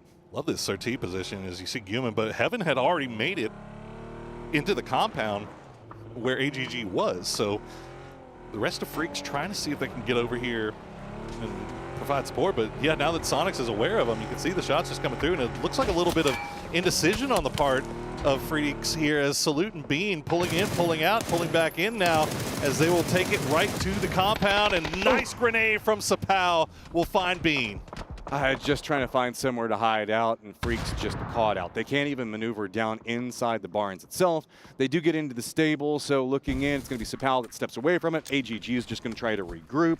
I mean, Freaks didn't have a lot of good options, and they just opted into the one that they thought would be easiest to defend. Good shot's going to come out from Evan. Can he pick up another one? He does! He's trying to hold it together for his squad. Can he manage to continue it? Dancing around. Blind spray coming in. I think he's already been spotted. Teammate fed over the information. AGG does go down. Heaven holds it. Unbelievable performance from Heaven, and he should be able to get both of his knocked teammates back on their feet. Sir T had come down from his high ground position to provide support, but Heaven took care of the first 2 so quickly that Sir T wasn't even in a position to really get there in time. So, oh my goodness, Heaven keeping Freaks in this game. And that is a strong point to play from, too. If we see a shift up into the north, that is a really good control point looking over those fields. Big benefit for the Freaks, and Heaven just put all of the Freaks on his back, and he carries them lightly. Okay, well, we have seen some impressive solo performances all tournament long. Heaven, the most recent one to deliver, as Tiamba making their way into the south side of El Pozo. They've got FaZe Clan off to their east. They've got BB Team off to their north. And Sonics, meanwhile, still holding down the Brickyard compound. They have nobody really looking to take them on. You can see 17 just off in the distance. A new circle will pop, and it is going to favor Pozo and Pozo Fields. So we'll see how many teams really decide to elect to go into the city itself.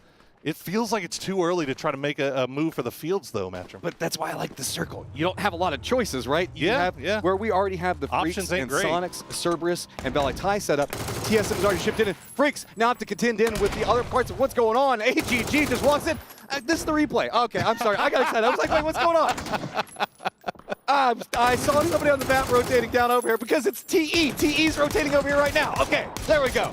I got confused. I admit It's okay. It's okay. You got the TE is going to actually get past Sonics for the most part. Delwin going to be the first one to get it in. Clory's going to be joining him as Tanvu and 777 are off in the distance. They're going to try to make their way as well. Delwin, you see, took a pretty significant amount of damage here, but will be safe. But they're going to have to lay down these smoke walls as the shots are going to keep coming in. And it looks like 17, they are not friendly neighbors. They want to get rid of the Expendables as quickly as possible.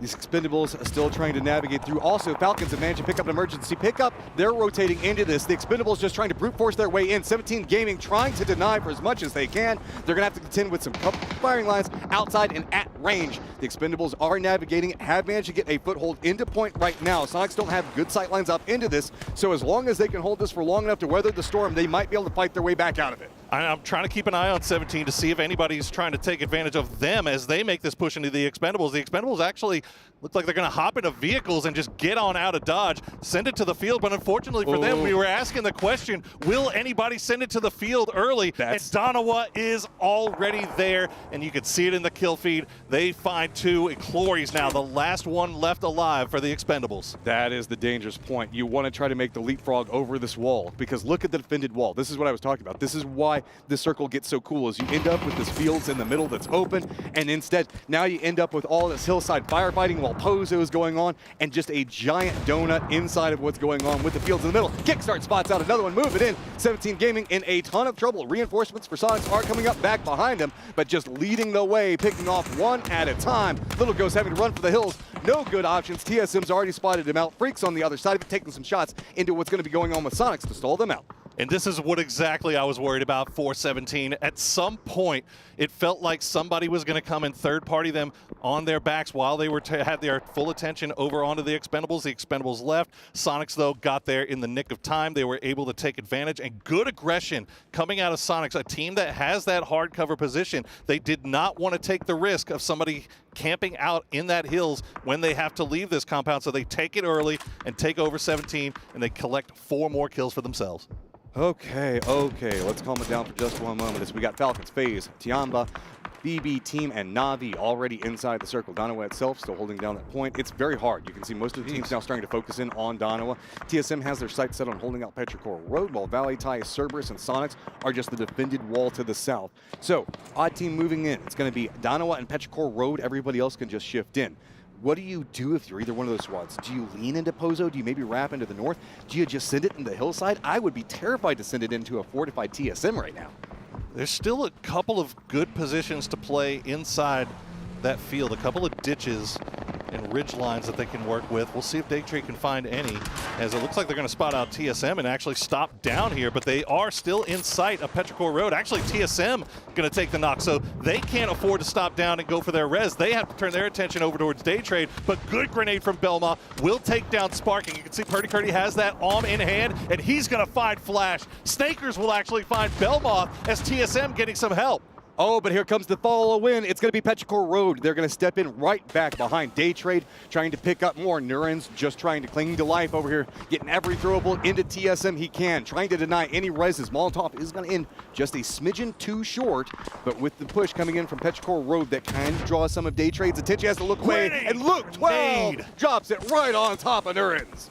And TSM getting their players back on their feet. They're back up to full strength, but they are still in range from Falcons. You see the shots being sent over this direction. Thanadoll now the last player left alive for Day Trade, as Sonics has made the push into a little bit of a ridgeline here. They're going to take a knock onto H-Win, I believe, but TSM back up to full strength. They've got the smoke wall protecting them right now. They've got some portable deployable covers. They've got cars to hide behind. They're feeling pretty comfortable. All right, so there is a lot of shooting happening right now, but it's mostly just going for picks, knocks onto the Sonics into this position, because you can see it's just hay bales. That's all they've got. Smokes. They're trying to burn utility. They're waiting and hoping a couple more of these firefights are happening.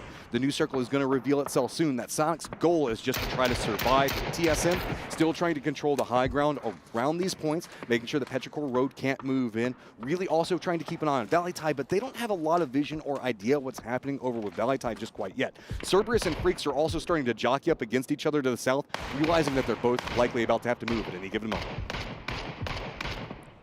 Okay, just a little bit of breathing room right now. As we said, the only real fight that's about to break off is this one. Cerberus trying to make their way in, but Heaven and Bean have been sent out. They've left Salute at the compound, long range, and he's actually going to protect his teammates as they retreat back to the compound. They've got their vehicles, and they should be able to make it. Cerberus getting a few shots in the back. Oh, the last bullet is going to hit Bean.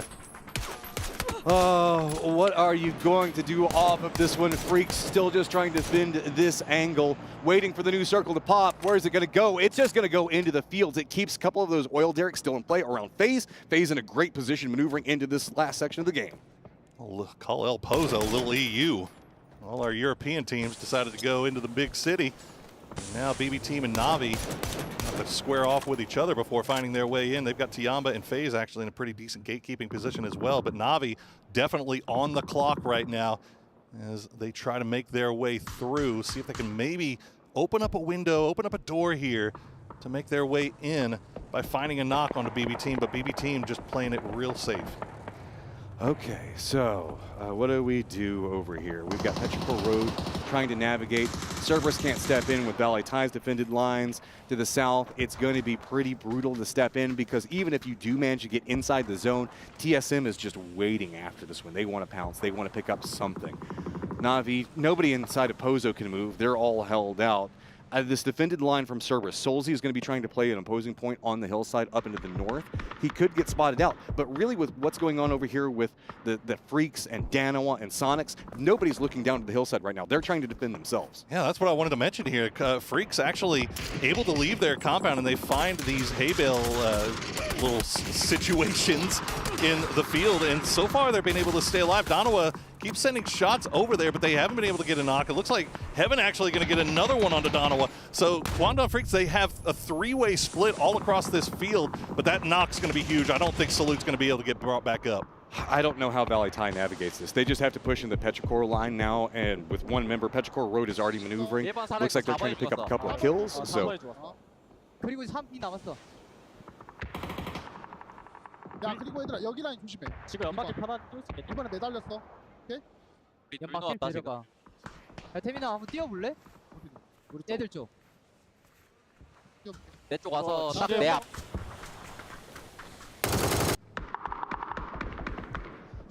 Cerberus now having to make their push up into Petrichor Road as Petrichor Road still holding this point pretty defendedly. Na'Vi being forced down in the south. It's going to be Tiamba that's going to be gatekeeping off on this point. BB Team's going to be right back behind them like we've been talking about. I don't even think that BB Team is looking into Navi's direction, but Hakatori has to make it some type of defense over here. It's just him and Sosa the last ones up, and neither one of these pathing options are going to be good. It's going to be FaZe defending over into the east. So this is just, you've got to hit some type of knock to open it, and you can see that BB Team and Na'Vi couldn't really do that because they were having to contend with each other just so close range. Yeah, this was always going to be difficult for both Na'Vi and BB Team, as BB Team will get taken down by that James grenade. So they are out in 12th. Na'Vi still alive. Sosa and Hakatori in the blue, but you can see they're taking a lot of damage as now Petrichor Road has turned their full attention back over towards Cerberus. And first knock coming through. They've left Summer on that northern side to make sure nobody pushes into their backs. And the circle is going to finally circle up, center up on Sonics. So, all right, Petrichor Road had to leave Summer back behind, so Cerberus going to be lined up against 3 with one of their members down roughly the same time. Equalizes, makes it 3v3. Aixlip, though, almost makes it a 4v3 is because he is just that good. He counts for 2, and he's just defending up the line. Cerberus steps away, and I don't know what you can do. Shift in, maybe try to find the new angle on the opposing front for this one, but now everything's calmed down in the fields. Sonics and Donovan could probably spot you out. Well, the one blessing that they have is they have the backside of this mountain to use, as Petrichor Road is actually slowing things down a lot here, despite the fact that they know that they've got 2 down. And I think that's all a result of Haisaki all the way in the back there, just making sure that nobody is able to push freely. They have to slow down. They can't just push in the open when he has got them dead to rights here. And Cerberus will be able to get at least 1 back on their feet, and they might be able to get Duckmai as well. Yeah, this is going to be a bit short on the blue zone nade. Oh, but Haisaki's down now. Are they going to read it? The shifting coming from Petrichor Road. They go down the hillside, and they just step, and they make that one look clean. Ming does go down, but it's going to be Bean that picks him up, and that's going to be KDF still alive, but they're having to deal with the weathering shots coming out from Dano as well as Sonics. Tiamba hears this firefight, and they're trying to dodge TSM, and they're maneuvering in what could be a firefight for Petrichor Road. That was just beautifully done by Petrichor Road. As soon as they took out Haisaki, you could see that was the dinner bell ringing. They made the immediate push, and that was all she wrote for Cerberus. But Tiamba now, the big problem is we see Falcon still spotting out FaZe from range. Here's Rello, the last player left alive, and he will go down, and that's Falcons out in 9th. Okay, FaZe up into the north, presently sitting in 2nd place, just 2 points back behind Sonics. Sonics, yes, they are close to the center of the circle, but they're not in a good spot, to say the least. So positioning kind of favoring FaZe for roaming and kills. Petrichor Road, though, still trying to defend, sitting at 6. They've been heavily defending over here, and they're trying to make it more. They are going to get the knock on a 7-7. Aixlip going to be looking down the hillside. Look at Linshu at range. He's trying to be the anchor point for cover. Once you see anybody from Petrichor Road step into the sight lines, he could have an option. But look, playing the smokes, Aixlip is just so good, he doesn't even care. Aixlip is him right now as he just runs through Tiamba. He's gonna actually Alo gonna get the last knock into Linshu, and just like that, Tiamba is taken care of as Petrichor Road coming alive in the 2nd game of the last day of Grand Finals. TSM reads the reposition coming out from FaZe, shutting it down instantly. Got multiple members looking 2 different directions, up to the north after FaZe. Also, Donowa trying to defend up. Don't forget about Day Trade. They still got one of their members alive, holding down a point pretty close to where FaZe is trying to make their assault. TSM is just spinning everywhere, trying to deny any angles of approach. Sparking managed to take down Aixlip. It's going to be Thanadol that finds out James. I mean, what do you even do over here? Look at all 3 of the teams that are in the fields, just looking at the hillside. Anything that moves gets bullets thrown at it. Oh, Thanadol is such a problem for FaZe right now. They can't collect everybody, get everybody together, and make a decent push here onto the hills of TSM and Petrichor Road. But Petrichor Road, they've now turned their attention towards TSM. First spray coming through from Ming, not going to find the knock. 10 kills for Petrichor Road overall. Sparking staying alive. Notice how everybody is trying to keep that hill to their right, next to them. They do not want any of the shots from the field. That's why all peaks are going to be coming along the line over into the left. Stepping over, Summer trying to play along this line. Chewy, you can see, got that bit of a ridge, making sure to keep it over there. Deny any angles as the new circle pops. Petrichor Road is in it, Thanadol is in it, and Sonics are in it. While this is going on, I gotta mention Sonics all on the clock right now, because Freaks and all of Donowa, they have to make their way into the zone, and Sonic spot is looking really, really nice right now. So we'll keep an eye on the kill feed to see when those pushes come through. Meanwhile, FaZe, they get at least one of their guys back on their feet. Gustav still stuck behind right now as FaZe, they do take care of Thanadol, thank goodness. That opens up a little bit of room for them to work with here, and now they can kind of gather themselves, get ready for this final push onto TSM. Yeah, TSM in this pinch position, I mean, they're going to end up sandwiched. They know it. They're trying to figure out how they're going to deal with the assault coming in. So trying to make sure that they hold off one side or the other. It's essentially seeing who steps up against them first, keeping an eye out on the field at roughly the same time, drawing a ton of aggro. They are fortunately at least right next to the zone. The problem is Petrichor Road is already maneuvering to try to gatekeep them out. Guangdong Freaks are going to get eliminated as here comes the fight over here. Alo is going to go down, Sparking, and now the last man standing for TSM. FaZe moving in. They've got their eyes set on the prize, just 1 point back behind Sonics. Sonics, while they're still alive, FaZe wants more. And they would love to be able to take care of Sparking here, but they can't take the risk now that the zone is pushing in. Now Corexi will take the zone. It will take a spot in zone, the one that was previously occupied by Thonadol. Sparking going to take out by Chewy, though, so that actually breathed a sigh of relief there for FaZe. They know they don't have to worry about that guy. They can still use this ridgeline, take a few more shots over towards Petrichor Road before eventually moving in to their spot in the zone that's occupied by Corexi. Donowa can't even find a way in. It's just going to be DL dropping down. He's got just that hay bale. That's it. That's all the cover he's got. He's just playing for position. Can't even really go for peaks. See, Gustav, the rest of the group can't really do too much either. They're already dropped down to bellies. Petrichor Road already making sure to kind of usurp power from this position. We saw TSM playing along it just a while ago. Look at the way they're dancing around the top of it. Good throw coming up from Corexi. Now we're down to 3. This is going to be interesting for Petrichor Road here. Sonics, they can still stay in their little spot here. They don't really have to get involved in anything. First knock coming through from Chewy on effects, though. That's going to open up the door. Ming going to push over. They'll find Gustav. Corexi still has the hard cover, though, to work with, but it's asking a lot of him now. 14 kills for Petrichor Road as they are just going bananas. FaZe has shifted into first place, but Petrichor Road wants to assault the top 3 positions. Looking into TSM right now, just a couple points back behind. They've got control. 14 kills. Such a dominant performance coming in from this round. Sonics making the move as soon as they saw Petrichor Road get those 2 knocks onto FaZe. They were hoping, praying that maybe FaZe could get a knock onto Petrichor Road and that they could take advantage, but Pero not giving up anything. And now Sonics, they've left their compound. They have some room to work with. They have some cover to play around, but there's just no opportunity for them to really get involved with Petrichor Road. They have such a better position, that high ground, doing such wonders for Pero. Look at the Sonics knows where Corexi is. They're lined in. They're focused on Corexi. They know where Petrichor Road is, but they've got their members drop down. Tickleton and Shrimsy looking directly into that shack. For the moment that Corexi has to step out, they want to take him down. They want to get the kill point and specifically the placement point differential as well. They want more space away from what they know is to be a heavy fragging FaZe. You're sitting at 10 kills. Corexi, do you surrender it to the blue? Do you deny it? You've got to. This is one of the stages you just have to deny blue. You cannot give it to Sonics. So he is going to go down. But with that, the shift is going to come in, and you can see Sonics sitting at 76 right now, looking in. Now Petrichor Road, how are you going to handle it? Back up against the blue zone, you have to move into Sonics defense. I mean, FaZe knows exactly who's left alive in this circle. They know that they cannot afford to give a single point over as they are in contention for this first place prize, for that prize money, for all those PGC points. We'll see how Sonics decides to try to deal this. How do you crack this nut here? It's going to be tough, but the one thing they've got going for them is that Petrichor Road has their backs against the wall. They're going to have to be the first ones to move here, and H-Win's position on that rock could be huge. I mean, well, yes, Aikeslift, awesome. We know that. Chewy has been absolutely popping off inside of this as well. Stepping in, you can see the smokes now blooming out. Ming being more aggressive, tough, laying in. Yeah, this is you so don't want hard. to push through the smokes. This is roughly a 2v2 with the assistance from H-Win at range. Chewy hasn't been able to find it just quite yet. Tickleton steps in, goes for the spray up the hill, does manage to take down Ming, does not manage to get the other spots out. Tigdo popping off when he needs to, trying to find the angle in. He's out of ammo though. He has to step away from the rock. He's gonna go down. Shrimsy now has to maneuver in. 2v1. Summer dancing around the cover, does not want to step, but every bullet means a potential reload. Now Shrimsy moves in, steps up. What can you do? Peeks around all over the place. Summer wants to hold it, wants to get the flush, but it is neck and neck. Sonics now in first. Oh, that's a dangerous reload to go for Shrimsy, but he manages to pull it off, and there you go. Back-to-back victories for Sonics. It has been neck and neck the whole way through. Kill counts bouncing back before, but it's going to be Sonics getting there off of placement points.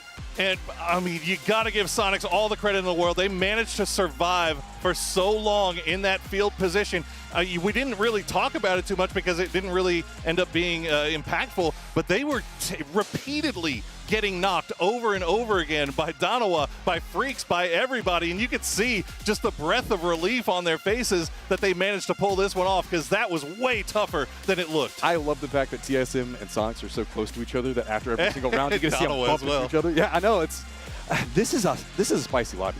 All these teams, there's a lot of camaraderie just across the board inside of PUBG, so it's so great. Like, we've seen so many players just come up and congratulating each other after the those are the things I love to see. It makes my heart happy. Oh, absolutely. And you know what? I mean, Sonics obviously back-to-back victories on the final day of a grand final. You can't really ask for better than that. but Petrichor Road, 14 kills, I think 15 kills actually, because he did manage to get that flush on the TIG right there. And a second place performance. They are going to leap up this leaderboard. And FaZe, what a performance by them as well. Let's go ahead and toss it over the desk. Well, well, well. We have had to remove Toffees completely from the studio because he's bouncing off the walls right now after Sonics. Back to back, I can see him in the distance jumping about. He's dancing, and so are Sonics. What an unbelievable performance from them on Miramar. We said, okay, yeah, they might be pretty good on Miramar. I didn't expect a back-to-back. That's insane. Yeah, it's not even just Sonics. A number of teams that are at the top are also still doing well, but 2 wins in a row? Absolutely insane, especially with the big question mark we had about them qualifying to the grand finals in the first place. Yeah, it's very much a question of the rich getting richer here, guys. But I love it that it's still, of course, Sonics doing so well. They're going to be in first place, but we still have a good chunk of teams that's still within one bad game for Sonics, and they could still put themselves in the lead, right? The last thing would have to happen is, oh, okay, guys, here's the win. We have 4 more games to go. Sonics already won, you know, like, we don't want to see that happening. It's such a big result, such a big result. At the same time, though, of course, you've got teams like FaZe being able to get a lot of points as well. Unexpected for me, to be perfectly honest, considering they're also keeping up with the now back-to-back Sonics here on this stage. Yeah, no, again, FaZe, we saw them yesterday. We saw them during group stage. I don't know what it is about this team. They are, what changed coming into this weekend? They are on fire, but everything is getting overshadowed a little bit by Petrichor Road's run this game. They said, oh, you criticize us for just saying Chewy snuck into the end game last time. They got, what, 15, 16 kills this time around, second place. They're now in contention for top 5 at minimum. And honestly, the way that they're able to do this with sweeping the edge, keeping all teams on their foot, and also, of course, Stickleton here, MVP, still very impressed with Petrichor. We also kind of talked about a little bit yesterday how impressed we were with they were able to get from the very far edges of one circle to actually get in and get a second place again. This is what Petrichor Road is doing really well. They're able to fight, they win a lot of fights and stay alive with enough players to be relevant in the late game. All right, let's talk about the overall rankings here, because Sonics is creating a bit of a cushion against most of the teams here now, with 83 points up at the top. FaZe on their heels at the moment in second place. TSM in third. It's Western domination right now. Off the backs of placement points, look at the difference. 14 more placement points than FaZe Clan. Both TSM and FaZe has more kills to them, but they're just so consistent. And of course, off 2 wins is going to get you a lot. Yeah, so one thing that we saw yesterday is that a lot of these teams really were focusing on just going to find a central position, Petrichor Road being one of them. But TSM, FaZe, and even in this game, Pero, they were getting a lot of their kill points by sweeping the edge, as you say. And if you can commit and you can actually execute on that properly multiple games in a row, you're going to have a bunch of kill points. But as you say, that placement point advantage that Sonics now has, because they continued to play more towards center, we'll see if that can continue to hold up. But because we head into the other maps now, it's going to make things a bit different here. That's the scary thing as well. Like the fact that Petrichor Road, we've known them absolutely dominant in Chinese regional alongside the likes of New Happy and 17 Gaming. But when it came to internationals, there were so many moments where we were like, we wish Pero could do more. We wish Petrichor could do more. Right. This time around, if they're able to keep up what they've done in these first 2 games here, Avenger, there's a real possibility they can breach into that podium position and push even further. And that's a scary prospect, considering that we've known that they're a scary team for a long time. And I would argue the amount of kills that you get, if you get this amount of kills here, the amount of confidence you get from that compared to a win with 5, 6, 7 kills, the amount of confidence will put you so much further ahead in terms of like the mental game compared to you getting, oh guys, we were good in circles here and we won the most important fights that we had.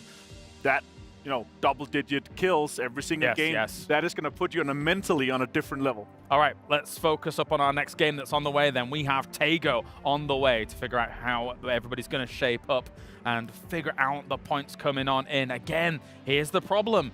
Teams like, you already mentioned it, Petrichor Road, being able to come in from far places on these kinds of circles, when we've seen so many circles, Cameron, that have really favored those center teams. It's been very, once the teams got center, as we take a look at the drops overall, they've been able to have these games on lockdown. Yeah, especially on this map, compared to Miramar, you cannot approach wide sweeps in the same way.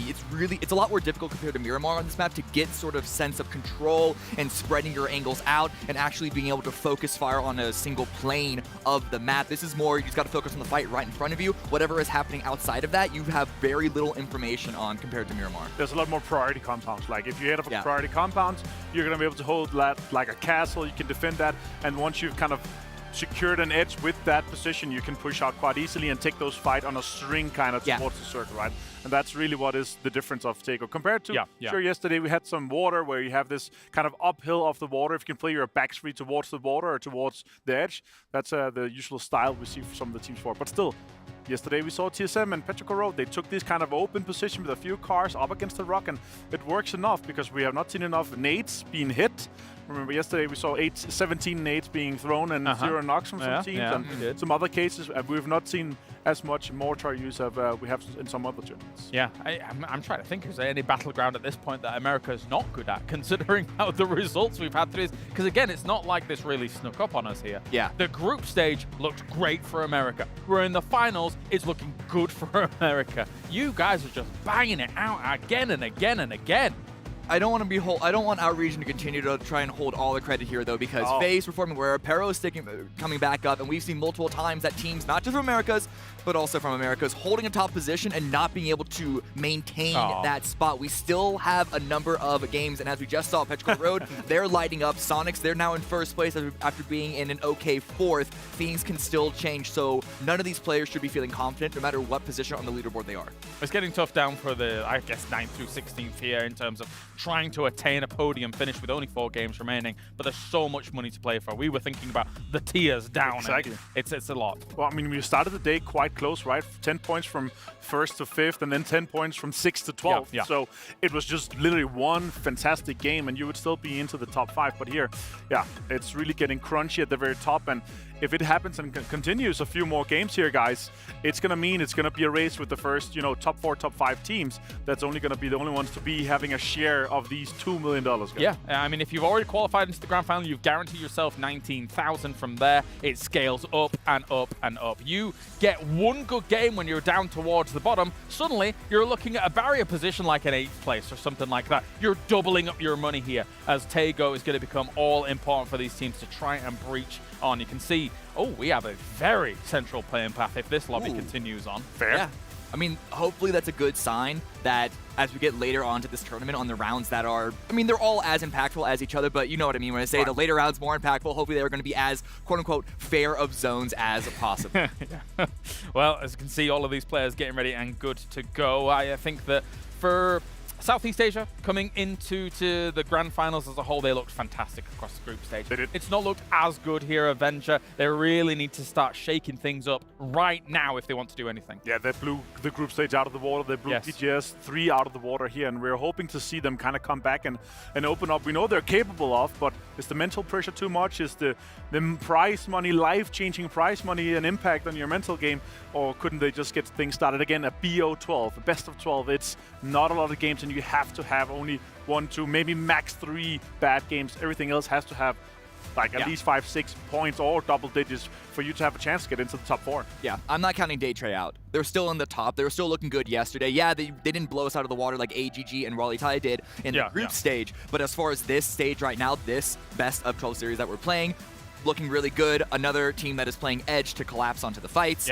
So hopefully they can just brush those 2 Miramors, which, by the way, they did good in the first one. They're being overshadowed by Sonics, FaZe, Pero.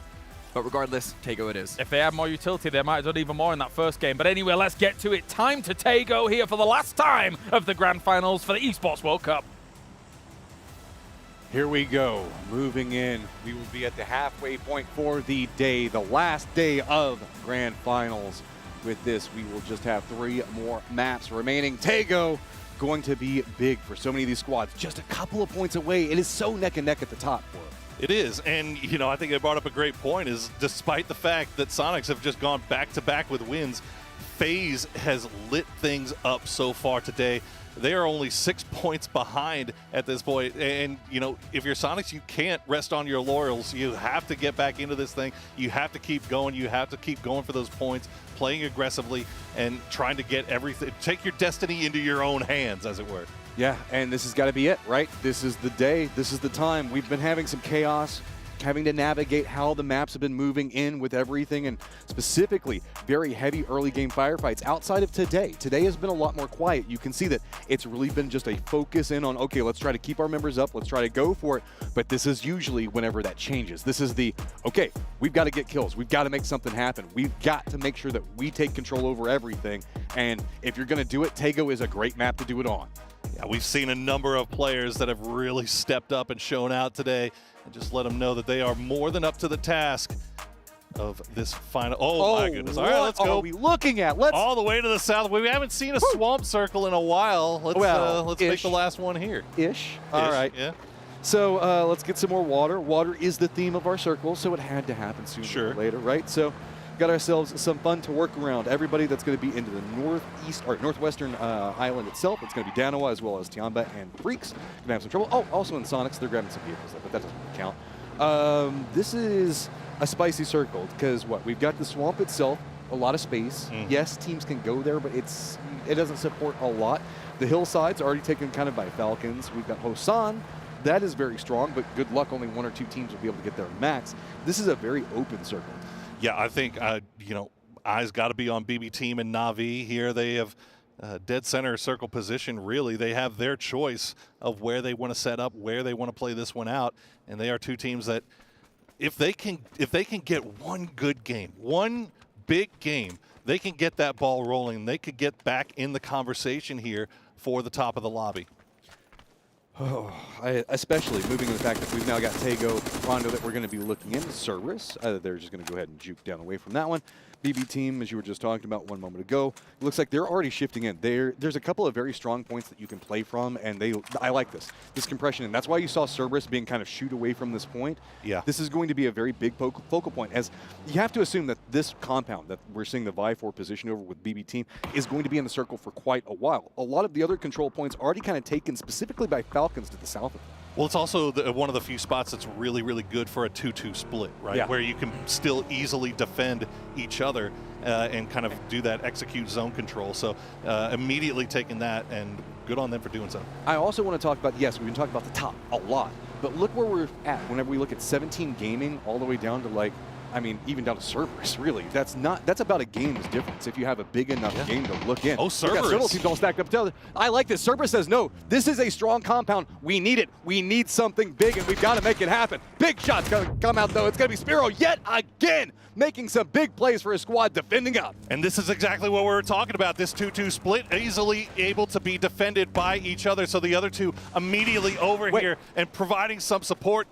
Daytrade hears this. They're looking in. Are they going to go for the third party? A doozy needs to finish this one quick. Goes for a spray.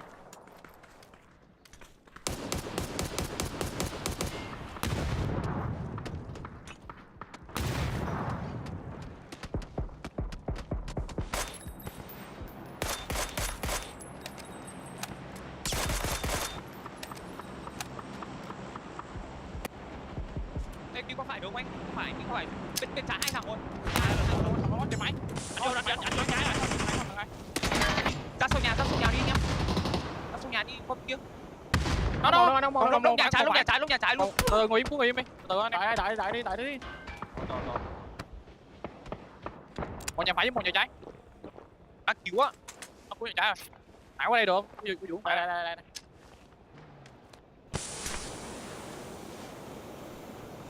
Có kêu kìa. Kìa. Đi anh em. Nhanh. Lá nè, vào. Chết, tôi tung một nha. Kìa. Công. Hỏi nhau kia nha. Kéo nhau kia từ. Hỏi nhau bên kia. Từ chứ. Lắm nè. Bố rồi. Nhảy. Từ thôi. Ủa vậy?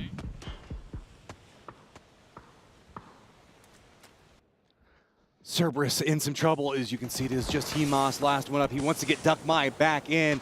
BB Team, just a great job. Beautiful defensive line that has been set up. We also saw emergency pickup, a couple of fun, interesting things that were going on. Are we going to see BB Team make a hard push for this, a concerted effort? Looks like they have decided they've got shotguns in hand. Hemas cannot commit. Duckmai is as good as dead inside of that position. So now, dancing around the outside, it's going to be, of course, Spiro spots it, goes for the shots, and that is going to be the conclusion. BB Team rewarded. Day trade just to the east, can't find an angle. Absolutely huge for BB Team here. And while this fight was going on, Na'Vi managed to get in a fight with Tiamba. They wiped them.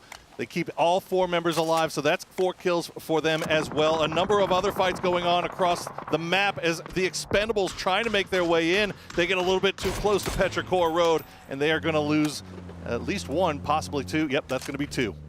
Oh, I mean, a couple of teams just trying to breach in right now. 17 Gaming having to contend with Petrichor Road just to the south of them. Daytrade already also in point. Nobody really wanting to play too far to the northwest, just given how the circle is going to line in. Everybody feeling that the circle is going to push more north of Songhan, assuming that that's going to be a benefit for it. TSM specifically moved in along the coastline just to the southwest to really get control over their 17 Gaming. Let's see, taking those peppering shots back into what's going to be going on Petrichor Road in their compound, but trying to eye, okay, is the high ground more beneficial? Is the compound? This is a squad that we know can make a lot of very interesting and dynamic plays, but not making a commitment into anything just yet.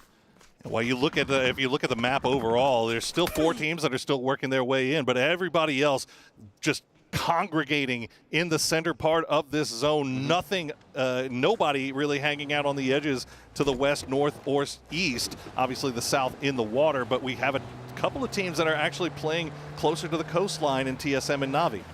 Sonics has also made this really interesting rotation. They're the only ones that are playing over into the northwest, so they can kind of sneak in. With this, we have Danawa, AGG, Valley Tai are only teams that really haven't made the move in yet. So with Navi's position just kind of southeast of Hosan Prison, they're going to be along over here next to TSM, but this is really, really comfortable, all considered over here for both of those squads. We see Suju looking off in the distance. He's got Petrichor Road right behind him. I think he knows about it, and the rest of his boys off to the north. And yeah, they're just going to make sure that he's able to get out of there pretty free and easy, and it looks like he should be able to do just that.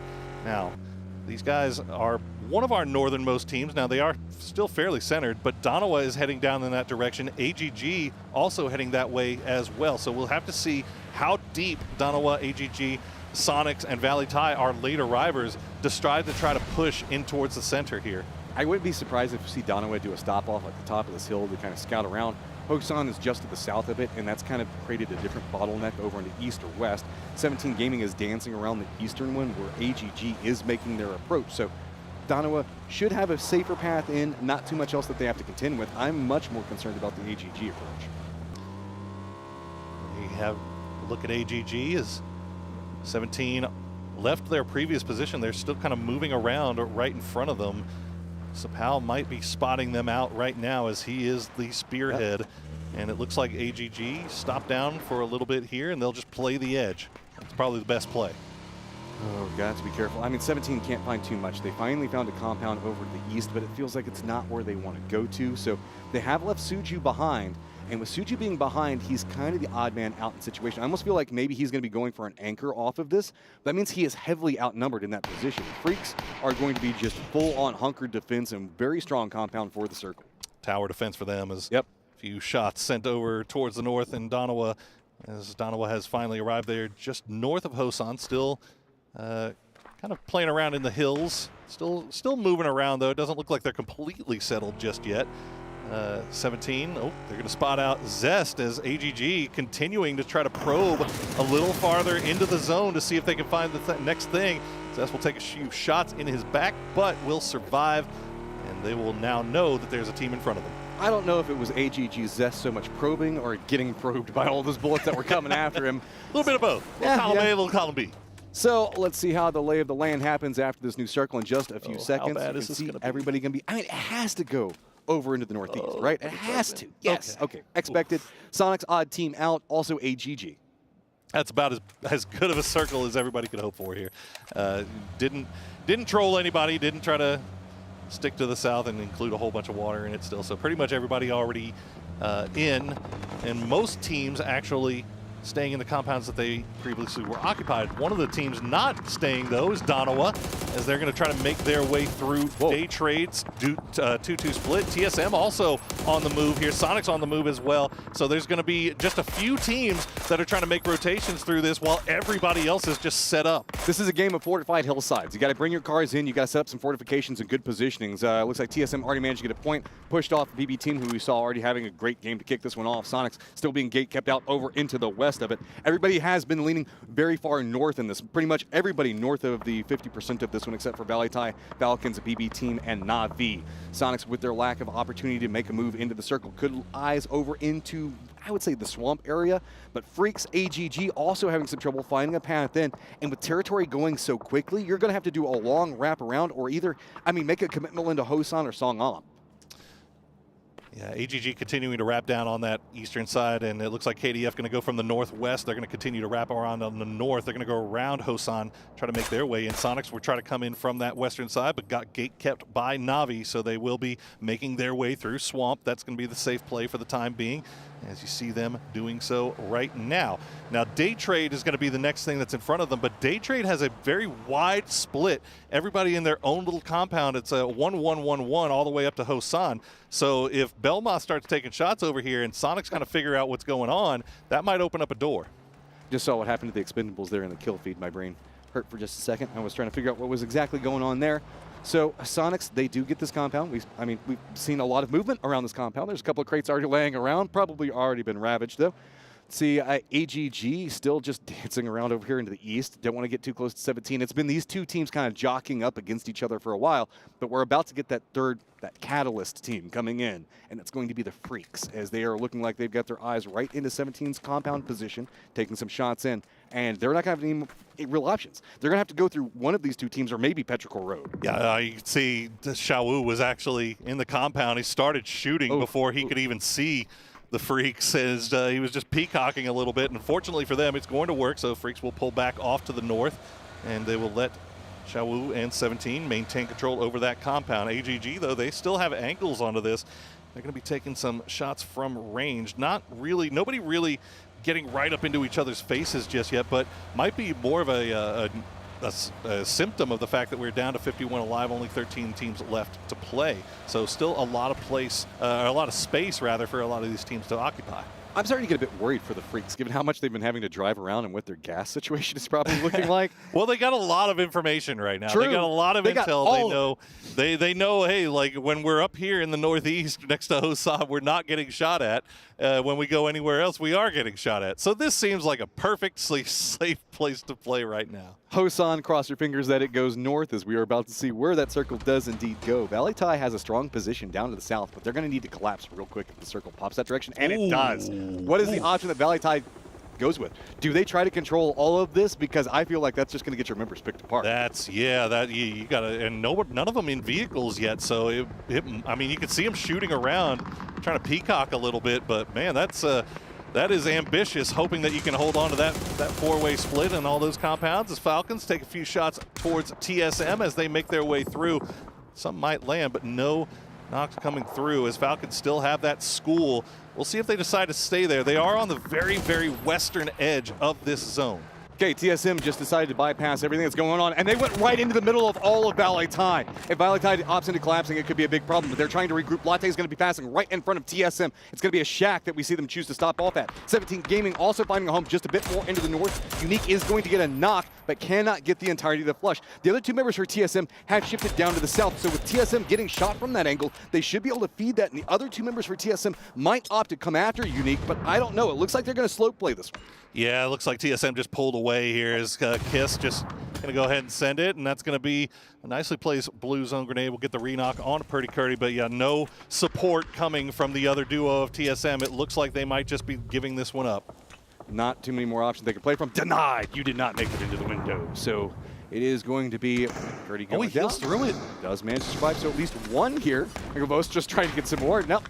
Returning utility. Oh, got to be careful around that car, though. It's going to be sparking. Yes, they do step in. They want to make sure that they rescue their teammates, at least one of them. So going to be able to pick up something out of it. Gets the flush.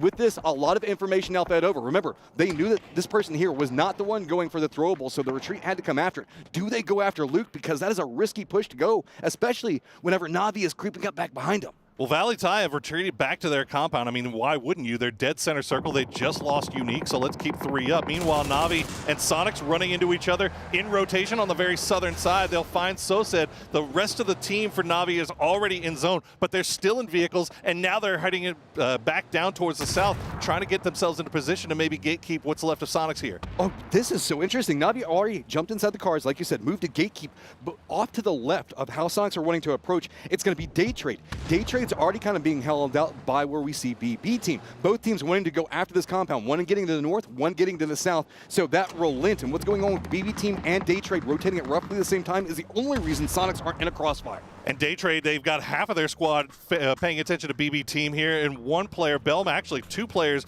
from Day Trade keeping eyes on Sonics and Na'Vi. So Day Trade with a little bit of a split focus here, while all of BB team is looking over towards Day Trade to see if they can get that initial knock. Thanadol, the first one there. He's going to be playing in that high grass right next to the wall. He's got to boost up, but not going to get spotted by BB team.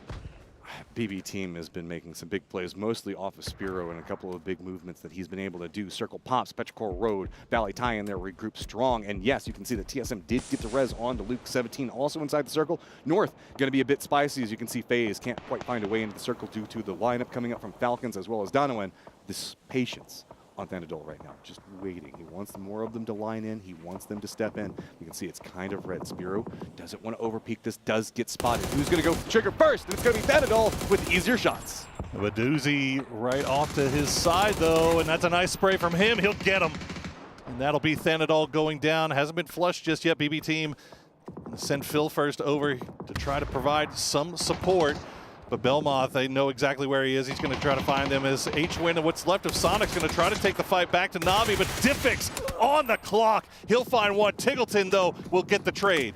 Just got to fight your way into this when there are no other options. Back up against the blue zone, you've got to make some moves. You've got to go for the sprays. They're going to commit in. They know every single point matters. They've got FaZe that's tailing right back behind them, but FaZe having the exact same problem over into the north. They've got Donovan that they're contending up against 2 Sonics. You can see making sure to scan that horizon as much as possible, rotating around. There's the other duo for Na'Vi up to the north. Yeah, they can path over here, but they're going to have to go around Song Om, and even if they do, that's going to put them into AGG and 17's lines. It's going to be a rough one. Oh, yep. Do a kickflip. As we check back in with FaZe, as they find themselves pushing right up into... They're actually sending 2 to go take this fight with Freaks. And they've left some support from Gustav and Corexi from range, but they've been spotted out by Bean. So Freaks trying to come up with an idea here of how to approach this situation. It looks like the plan is going to be just get in the vehicles and get on out. And let's take a listen into what FaZe has to say. We're just stuck on the track, do nothing. They're driving away from us. Yeah. They drove full east. We're good. You're resetting? We have no We cars, stopped no full smoke. open on 75. You can see us. Come instant behind the car. Where? On a plow. Plow is up. Tex, we need to get to Danawa to nade them. I have nades now. Yeah, I have no smokes, bro. So I'm throwing one smoking forward and we run and nade them, okay? Yeah, I'm gonna take the rock front of We you need now. more than one. We're full open. Yeah, we need to nade Danawa and kill them. It's our only play here, guys. You guys might have to drive in while me and Flex run.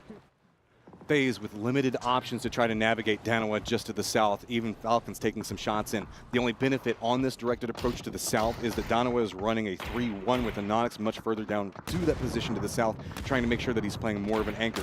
Freaks have vision what's going on over here. There's no defended angles that really FaZe can commit into. If they look one direction, they're just getting picked apart from the other one, so that's why they're trying to put this hillside in between them and Freaks, but that's just opened it up to Danawa. With Danawa taking 2 knocks, though, that's going to open up a door, and you know the FaZe clan is watching the kill feed on that one. They're going to push right into Deal. Corexi going to be the one that goes forward. He's going to find Deal more than up to the task. He'll find the first knock onto Corexi and get the flush. Gustav can't even make the move, but look, Freaks hear it. They realize that they can do the exact same thing. They're making their shift down into this point. Gustav gets it down onto Guman, and he has to defend up against all the Freaks. Throwables now coming out. Whoa. His car gets bounced by it. He takes a ton of damage, trying to cling to life. This is the second place team. They want more points. They want to survive in, but all of the Freaks are coming after him. Can't even maneuver. There's nowhere to go. Donowa going to be the one that gets the last kill there. FaZe going out in 12th, as the rest of the lobby will see that, and they will know that they can now try to climb up a little bit higher. Guman still knocked, has not been flushed, should be resable, and it looks like that is exactly what they're doing right now. Donowa, Deal, what a survivalist right now, as they continue to hold off two fronts. They hold off FaZe, now they're going to have to hold off Freaks, and meanwhile, they're still getting shot in the back from Falcons. East is a big problem right now. The weakened Sonics are also trying to make an approach into this one. They've got AGG just in the north. They managed to take down some Pal, but TSM is trying to hold them back. Don't forget about TSM's TSM and Hackatory is what I meant to say, trying to hold up the hillside. So you can see Falcons just got a good angle into what's going on in this dip. They want to make sure that they get the kills. Their focus is on Donowa right now as the Freaks are trying to maneuver in. They want a couple of kills of their own. They're going to send Bean in just to try to see if he can go on a hunt, try to knock out, see if he can get an angle into this one as well. Throwables coming up, but it's going to be Petrichor that gets an angle into what's going to be going on with the Freaks as they're trying to position around Donowa. It's just everybody seeming like vultures circling around, trying to pick off Donowa, getting the points that they can, and it's going to be split all over the place. Donowa will go down in the end. Falcons, though, still have their eyes focused over onto Freaks as the shots continue to come out, but Salute will find the knock on the Snakers as Na'Vi will get eliminated by Flash. Okay, what do? You don't have time. You can see that Falcons cannot commit into a res. Freaks off of that reposition away from Donowa do manage to gatekeep out. So it's just an exchange of firefight. Sonics also being firmly gatekept right now. They don't have a way in. They don't have a lot of big options. It's just Kickstart now, really the last one up, and Day Trade's probably about to find them in any given second. So big opportunities for TSM, Petrichor Road, Day Trade, and Freaks. Okay, down to 28 alive, top 8.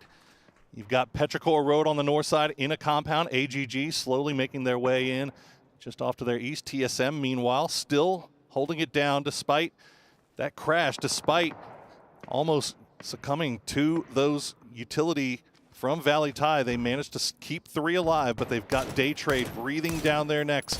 Falcons, meanwhile, still trying to do something about Kwangdong Freaks. Falcons finding some kills in this one. That's been a weak point for them so far, and having to line up against Freaks who have just been very frag heavy this. They want everything to find. Gets a good knock on to Bean. Heaven now, though, he has had such a massive day. He's going to go down as well. Falcons now starting to take control over this firefight, but Guman back behind him, making it complicated. Yeah, Falcons, they have to stop down a little bit here because Snakers, I believe, is on maybe his 28th knock. So he is bleeding out as quickly as possible. So they have to stop down a little bit to try to keep him up. But let's hear what the Falcons have to say. The close outs guy ran into the bush on orange, I'm pretty sure. They might be trying to roll. I'm just getting fucked him across, Matthew. Just get down. Big, bro. Do we have smokes? Can we start smoking and pushing? Yes, I'm dropping another smoke for you. Rello? No, I do not have any. I have no smoke. I'm running up and then around. Where'd the close guy go? They're orange waypoint. Because I'm full safe on my spot. We can't get to you. Just run up and around. Run back to edge of zone and then around. And if we just angle them, please. Yeah, like come, Jake. Come, Jake, now. Okay. Do what they're saying. I can't. You might be able to res me in a second. You might be able to res me in a second. Chill. Well, we have to be aggressive on this. Res me. They're too knocked. Yeah, res me here, Jake. Nothing on me. Another peek. One more on me. Peek. Almost straight to that. I'm jump nading. I'm fine. I'm not knocked. Yeah, understood.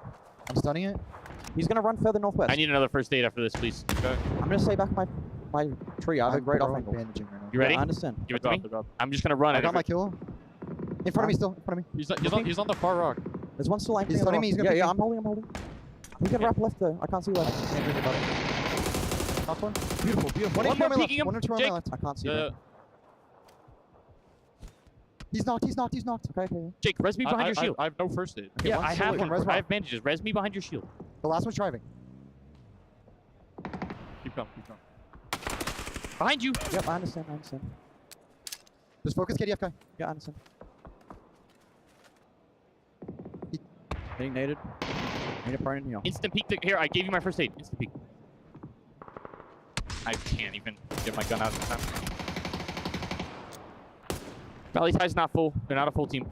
Yeah, I need to hold it down on a player. I mean the KDF player. I'm prone right now. Salute died. Play zone. I think that's him. It might be him. Was that Salute? Yeah, that's Salute. That's the iron. Okay, well, watch for Valley Tide's only like 2 up. Play together. Road, I'm peak Valley Tie. 2 or 3 men. We're getting wrapped. We're getting wrapped on all I think you need to play for Valley Tie.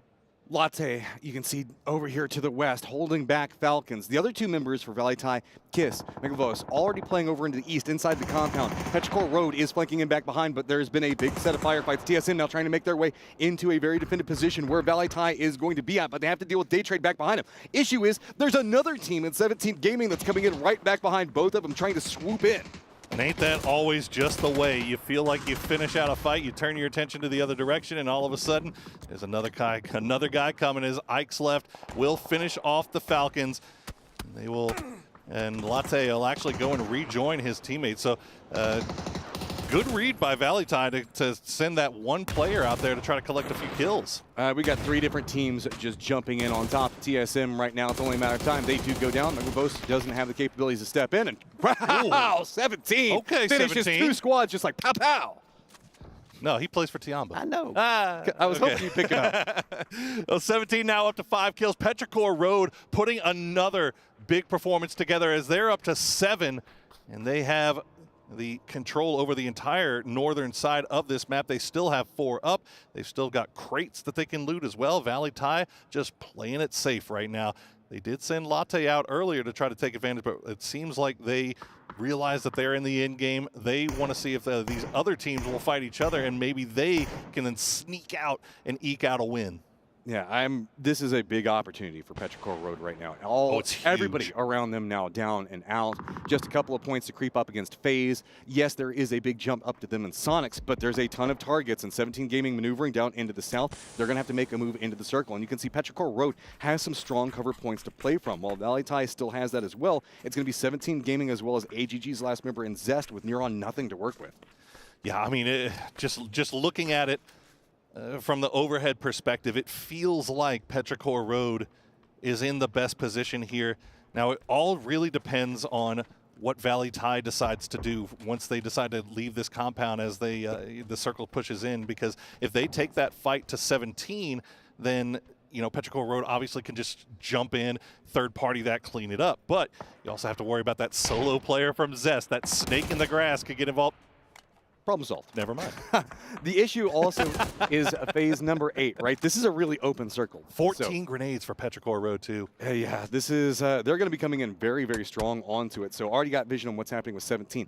This is where the attrition war starts happening. You got to make sure that you're burning off armor, helmets, meds, anything that you can get. Make them start burning out ammo, try to get them to go for some shots that they're not going to have the capabilities to hit. Most notably on 17, because these are 2 squads that know how to play against each other very, very well. So once we start getting some information on who's who and who's playing where, we're going to start to see that game knowledge come into play and start counter-moving around each other. Yeah, Petrichor Road has to be really, really careful here as you see Chewy getting knocked very low. If they take a knock over at that compound, 17 might decide to risk it all and go for that push. But again, they don't have vehicles, it looks like, so anything they decide to do, they can't do it quickly, as it's just going to be long-range battles here. You see Chewy actually going to leave, try to get a position a little bit closer, but 17, yeah, they're just going to foot push it. I think they're reading what's happening in Valley Tie. They're just going to be the beneficiaries. They don't know. They don't know Chewy's here. They've got nades prepped out. They're running right into the middle of the brush, right up on top of him. He's trying to creep in, gets some vision, goes for the spray, but it's erratic. He doesn't get it. It's 17 Gaming that pick him off. They're pulling everything on Petrichor Road apart. Xiaobei is going to go down as Ike's left has now arrived. The raid boss is here as 7 kills now for Petrichor Road. Ming is down as well. Summer trying to support his teammate as they push through the grass, through the bush, through the leaves. As Valley Tie now, this was their win condition, but Xiao Wu is hiding in the smoke. Trying to play it. Everything's just trying to change the pacing of this game. That's what 17 Gaming wants so bad. As long as it stays hot, heavy, everybody firefighting, Valley Tie has the benefit. Petrichor Road wants to slow it down. They want to get their meds back into a better position as well. So, pacing out. Now, Zhao Wu has to deal with the fact that he's got one member of Valley Tie right on top of him, but oh man, Akeslip still has an idea on where he's at. Some of the positions here for Valley Tie, they actually sent Latte towards the center of the zone, and you can see Megalo still playing prone. Valley Tie just being so passive-aggressive here as Petrichor Road, they have just taken this thing, and they are wanting to take it, the victory, take first place, catch up to Sonics here as they have 10 kills. Xiaowu still just keep recycling the smoke, keep hiding, keep alive as long as possible. Megalos is just sitting there waiting for him to show up, but Ikesleft will find him with a grenade. Of course, who else would it be? And here comes the duo moving their way up the hillside. They've got a rock to work around. Summer's job is to make sure to hold down Latte. Latte's been popping off for Valentine, but can the duo of Ming and Ikesleft do something? And yes, they can. Ming's gonna hit the nade. Now Kiss, where are you at? Petrichor Road taking full control over this one, stepping around. They know everything. Summer's feeding all of this over. It's a 3v1. What are you even gonna do, Latte? You've got to fight your way out, and Petrichor Road is storming up the leaderboard. This might be able to put them into first, but can the hero play come out from Latte? He's hiding in the smokes. They know where he is. Look at this. This is full information. Rolls right up on top of him. Petrichor Road, you've got this one. Don't lose it. Yep, they're not even grenades. They're homing missiles at this point. Petrichor Road taking complete control on Tago. Big step up for Petrichor Road as yet again we are just seeing a cycle in first. This event does not quit. Good grief. Would you imagine that a team could get back-to-back victories in the grand final, the first 2 games of the last day of grand finals, and not feel comfortable? Petrichor Road has been showing out here today. 2 games in a row. They have been absolutely dominant. But FaZe, TSM, they're still there. Daytrade, they're still there. Freaks, Donawa, they've been looking good. It's anybody's game still, Matt, with 3 games left to go. Nobody's having the bad game to drop out. They're all just buying up time and time again, fighting their way into this one. It's going to be about who potentially makes that first big misstep, and can you just keep the momentum down? I thought that this might be a bit more erratic as far as it's going through, but this has been one of the most consistent last days I've ever seen. And it looks like we're setting up for an interview with Petrichor Road. It might be Ikesleft himself, but let's take a look at some of the plays that he has been putting on. And man, Ikesleft, we have known for a long time that this guy is him, but he is absolutely showing out today. For being named Ikesleft, man, he knows how to play right so many times. It is just time and time again, he finds a way to make that. And I think a big part of this, as I mentioned, was Summer. Summer was just watching everything, made some big plays. So let's go ahead, jump in, get everything ready for this interview that we've got going on with, I believe, Petrichor Road. I cannot wait to get insights on that crazy round. Welcome to the main stage, and of course, welcome to Championship Sunday. We have 3 maps left to go right here in the STC Arena, and we have just completed our first 3. And of course, who else am I going to interview here on the main stage other than Ikesleft from Petrichor Road, with one of the most phenomenal openings to a grand finals I've ever seen. 35 kills so far in the first 3 maps. The momentum is with them, of course. Now, Ikesleft, was it a conscious decision to come into the final day of the grand finals this aggressive, or has the circle just favored your playstyle? Ikesleft， 首先我就想问你，就是今天作为最后一天，总决赛最后一天，你们开场的时候真的是气势汹汹的一种开局，就想问你，你们是事前就赛前就已经准备好要这么样，就是攻击性这么强的去开场呢，还是说只是这次的圈就相对来说比较对你们来说比较占优一点吧？其实就是我们打得蛮轻松的，毕竟我们是就是小组赛第16名进来的嘛，然后就总决赛就见招拆招吧，打的就是比较随一点，就我们心态上就肯定比较轻松嘛，所以说就是想打就打，这样就。I think it's mostly because we have a much more relaxed attitude. I mean, we came into the grand finals in last place. We were like, you know, we're just gonna take whatever we can get. So we're super relaxed. We're just gonna kill whatever we see. We're just gonna just trying to be just trying to get as many points as we can. And right now, you know, we're doing pretty well. You are indeed. That is what you're doing now. This could be your first ever international LAN victory as a team. You dominate regionally already, but what would this mean to you to take home this trophy and claim this win at the Esports World Cup? 就是因为你也知道，你们战队在中国赛区一直都是比较强的，但是你们之前还没有在这个国际舞台上拿到了比较理想的成绩嘛。然后现在你们这次有这个机会，就是能拿到这个世界电竞杯的这个奖杯回家。想问你，如果你们真的能夺冠的话，对你们来说代表什么呢？我暂时还没有想过就是夺冠这个东西吧。然后就其实。我们是挺正视自己跟其他就是国际强队的这些差距的，然后我们也在慢慢进步，就这样，我们希望就是能够打出自己的风采吧。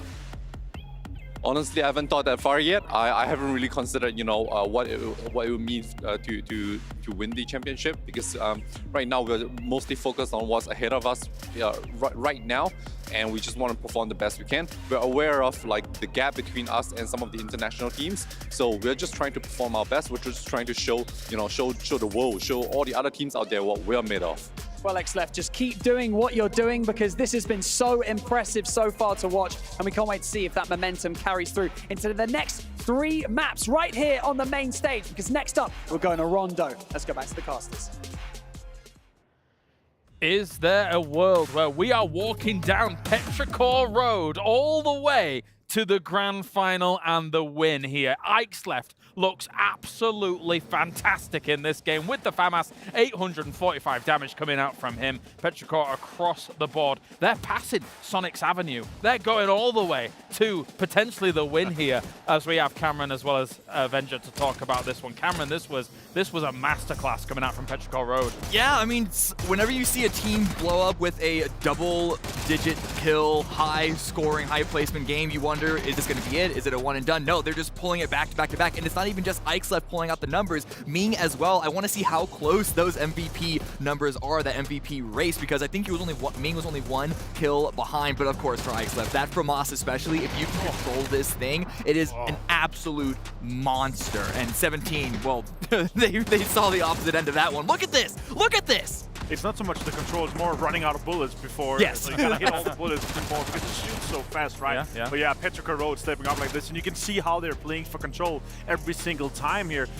Backfilling into Falcons, backfilling third party in the fights at the exactly right times here. Yeah. The confidence that these guys have gotten, the mental game for these guys is on a completely different level, James. Just make sure you've got a red dot or something with it, because if you have to iron sights with the FAMAS, it's the worst thing in the game. It's garbage. It's garbage. Yeah, correct. But we've got, of course, XLEF and Ming taking those top 2 spots here from the game. Xiao Bei and DiffX will be rounding out our top 4 from this game. So China looking fantastic here on Taego to get things rolling. Wow. And Petrichor Road with 24 points, challenging the top spot. It's an exciting time because, again, I don't think Petrichor Road's ever truly realized their full potential at an international LAN. Yeah, they've always been a threat, but there's a couple of teams that they're routinely going to be at global events. They're routinely going to be dealing a lot of damage, but they're more so teams that you have to prove that you're better than in order to win. So now if they can continue to hold on to first place, 2-point gap over the Sonics, it'll be a completely different story. And talking about gaps, second through third, 10 points, or close enough to. We're starting to see these things really spread apart now.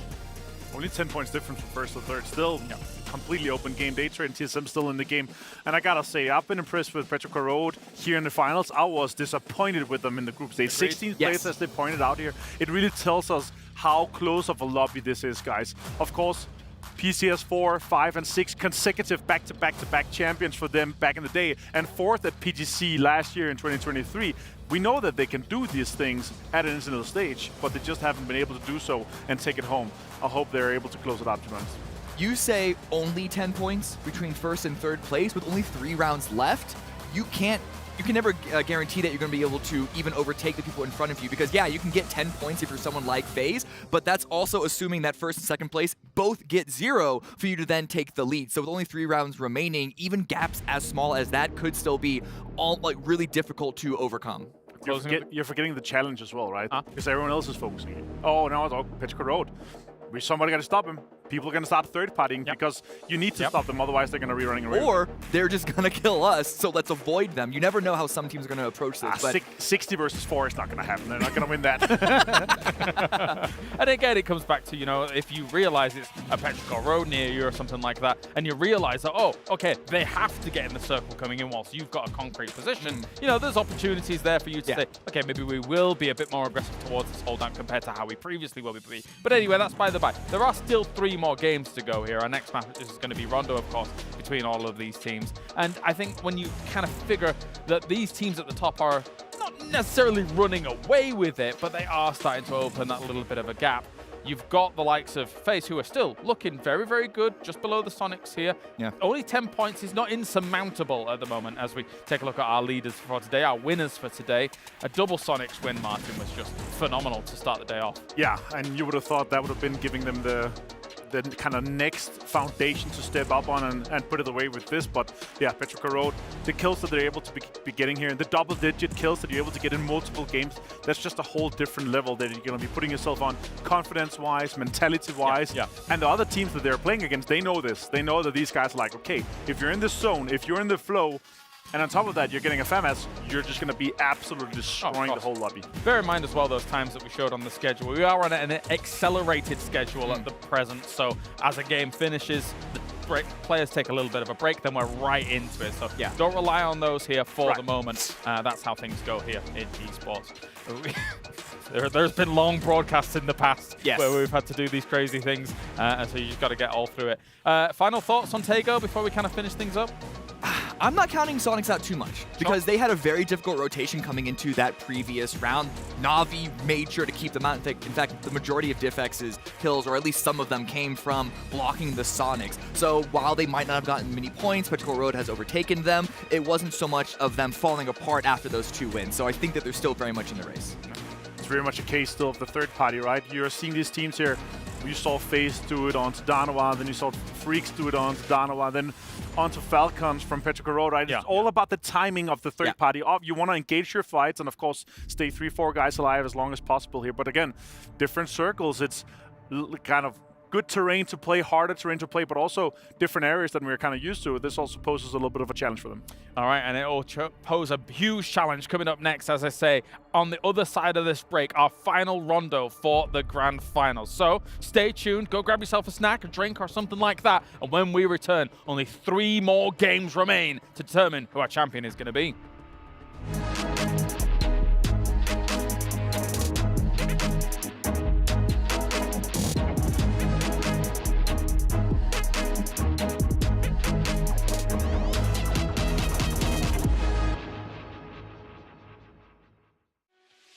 A big update to the clan system, some new and updated weapon attachments, and a new ranked season.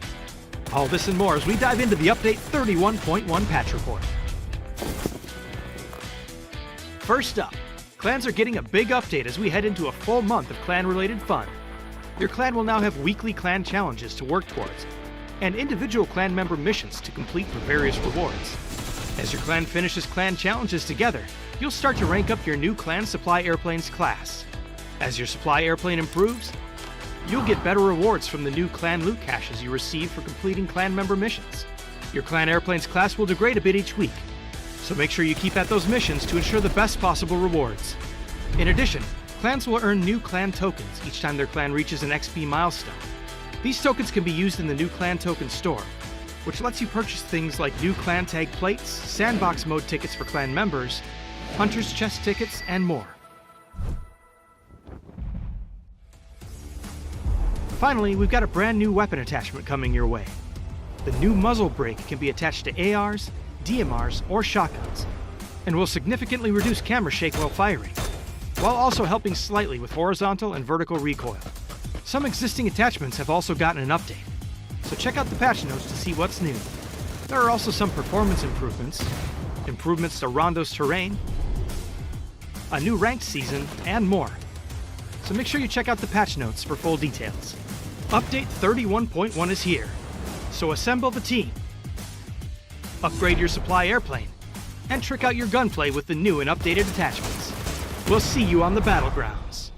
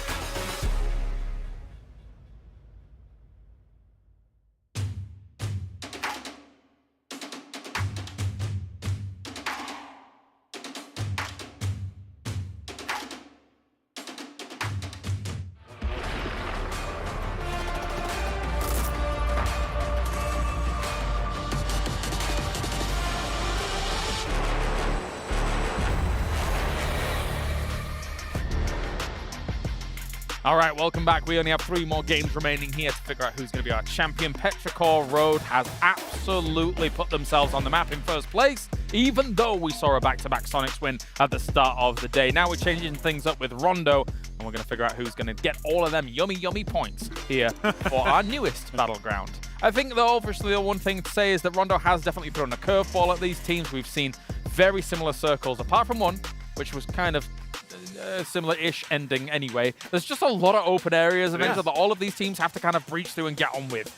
We want to see the urban areas. We want to see the high ground, good terrain. We want to see the northern sides where it's more deserty as well. You know, like there's so many good areas of this map. Still hard map, and still, I would say it's still so early days that the vast majority of these teams are going to be like, oh, I didn't know about this dip. I didn't know about this area. Like, because you need to have played hundreds of times on the maps on a competitive level to actually feel these changes and understand how hard this map is and how big it still is. Yeah, it's not even like, oh, I don't know about this dip. It's also, oh, this dip is vulnerable to this position. The circle is like this. It's really strong in this. So again, each position, there are so many things that all impact each other in PUBG that the context is so important, and unless you have those thousands of hours per map, you won't understand it as deep as these pros would like to. Well, some of our recent tournaments, when we've been watching them, have had not a full broadcast, but we've had live comms from some of the teams that have been streaming them with delay and things like that, and especially when it came to Rondo. You were listening into the comms. People, you could listen to people, even there, in a really important tournament or qualifier, talking about, okay, we can take this roof. How does it line up here? What can we see from here? Say, for example, up in Riyadh, say for Muhopan, all these locations where they've had to kind of solidify themselves. Even the urban positions are kind of not figured out just right. And even small changes on, in other games, small changes on map, they take them out of the competitive map pool for months so the teams can learn it. And we're talking a map that is, 100 by 100 meters. Here we're talking 8 by 8 kilometers of pure terrain and urban area knowledge, and it still makes it super hard, right? But still, the thousands of hours that these players they have on other maps still make them, they enable them to analyze the terrain and understand how things work out.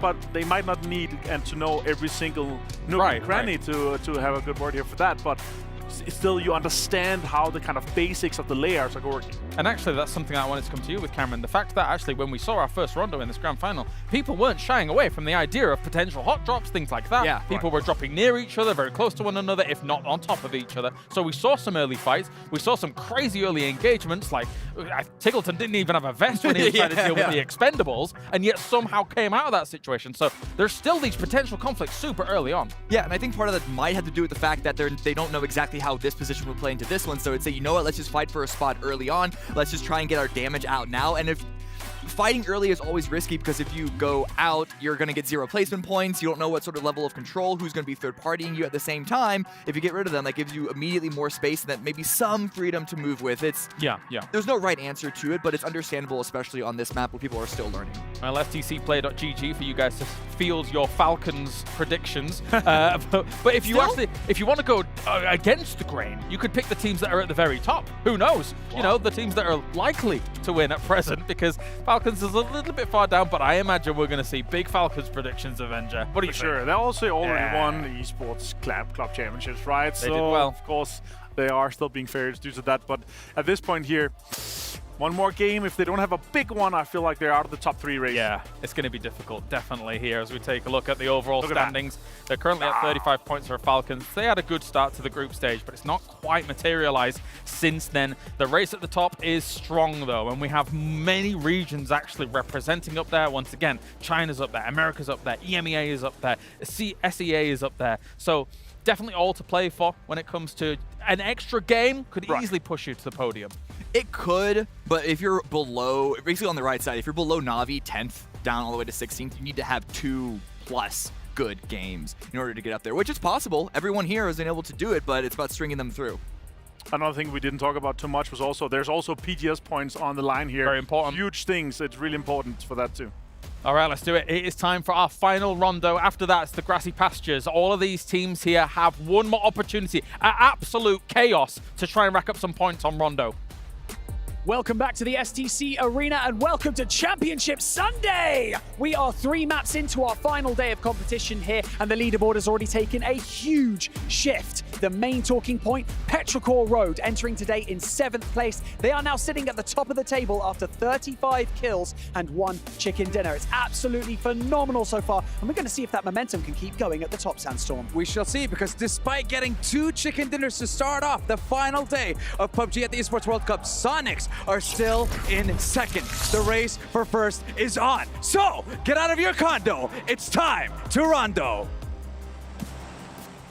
Thank you so much, Barney. Thank you so much, Sandstorm, for setting us up for the final rondo match of this Esports World Cup. I'm Toby, I'm joined by Godspeed. We will be the ones to bring you through the action of what most likely, Godspeed, will be a chaotic rondo followed by arguably some even more chaotic games on Erangel. Yeah, we talk about how Erangel is the map they have thousands of hours on, but at this point with this much on the line and such a tight race at the top of this leaderboard, it's so chaotic. Anything can really happen when we go to that map. But to focus on Rondo, James is absolutely right.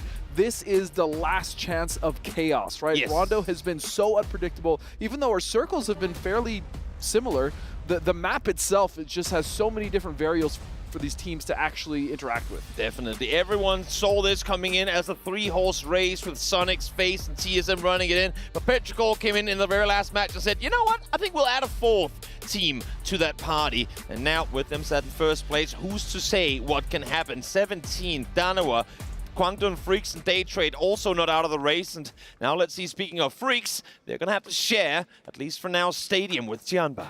Yeah, but Tianba still going through their issues, right? Still having that same age-old problem of just keeping more than 2 members alive past Circle 2. What is this circle? We've never gone down to the southwest. Yes! What? We are as far away from the playing path as anything I have ever seen. In a game where everything matters to this extent, look at what we've been given. Not a single player was inside the circle when it popped.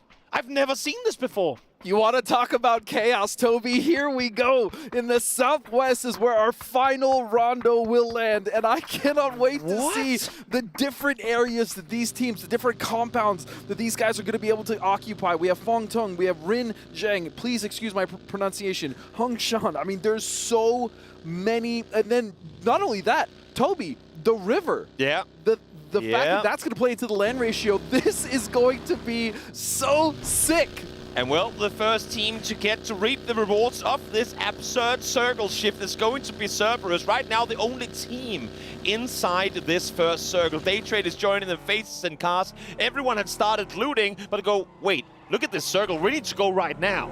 Yeah, and this is definitely the play. If you're one of the teams that was closer to the edge of the circle, like your Daytrades, like your Cerberus, like your FaZe, get into the circle earlier, specifically because of that plane path. Exactly. They're going to know that none of the other teams are even close to this area. Exactly, and there's, I mean, let alone the fact that we have all these rotations coming in. We saw trigger rotations in previous matches where teams run into one another. This is still, for the most part, uncharted territory, especially in competitive players. We see here Taemin, not sure what kind of solo mission he's on, but he has Roth isolated from the rest of the Falcon squad. And as a matter of fact, Anonix is actually on the southern side of this compound too. So they might just be able to find the Falcon side jail without any clue that he has opponents around him. And the issue for Roth is he's had a rough go at this event. I mean, there's no way around it. I've talked to him.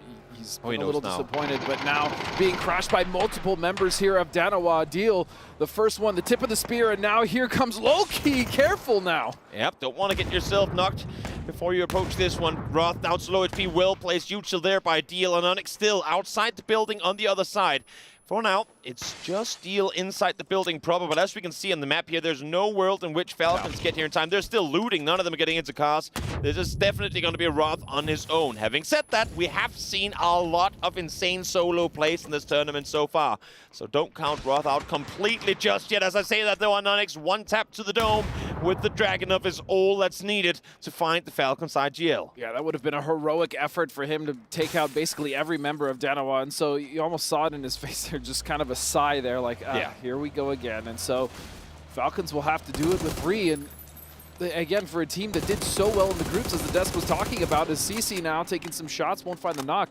They have really not been able to find their footing here in the grand finals. It's been tough. It's been tough for sure. They really started off strong in the group stage, but couldn't carry that momentum over to the finals. And that's Des said too. I mean, they effectively need all their games now to go exactly the way they want them to. And obviously, this start of losing Rock is not exactly what they had dialed up for this final rondo.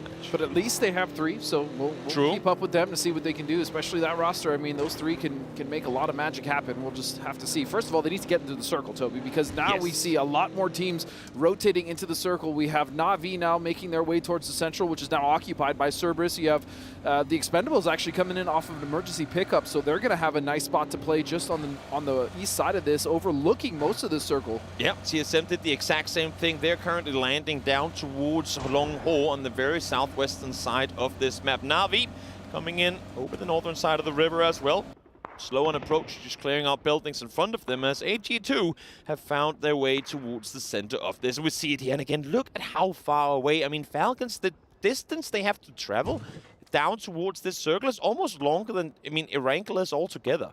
It's insane. They're going, I mean, past Primorsk if they had started in Stalbert with that distance. Right, and exactly. You think about the surface area that they have to cover because there's really no water in the circle. These rotations are going to be very long, and so especially for the teams coming in late, Toby, they are not going to have realistically any information on what's happening within the circle, and that's going to be a big issue for them.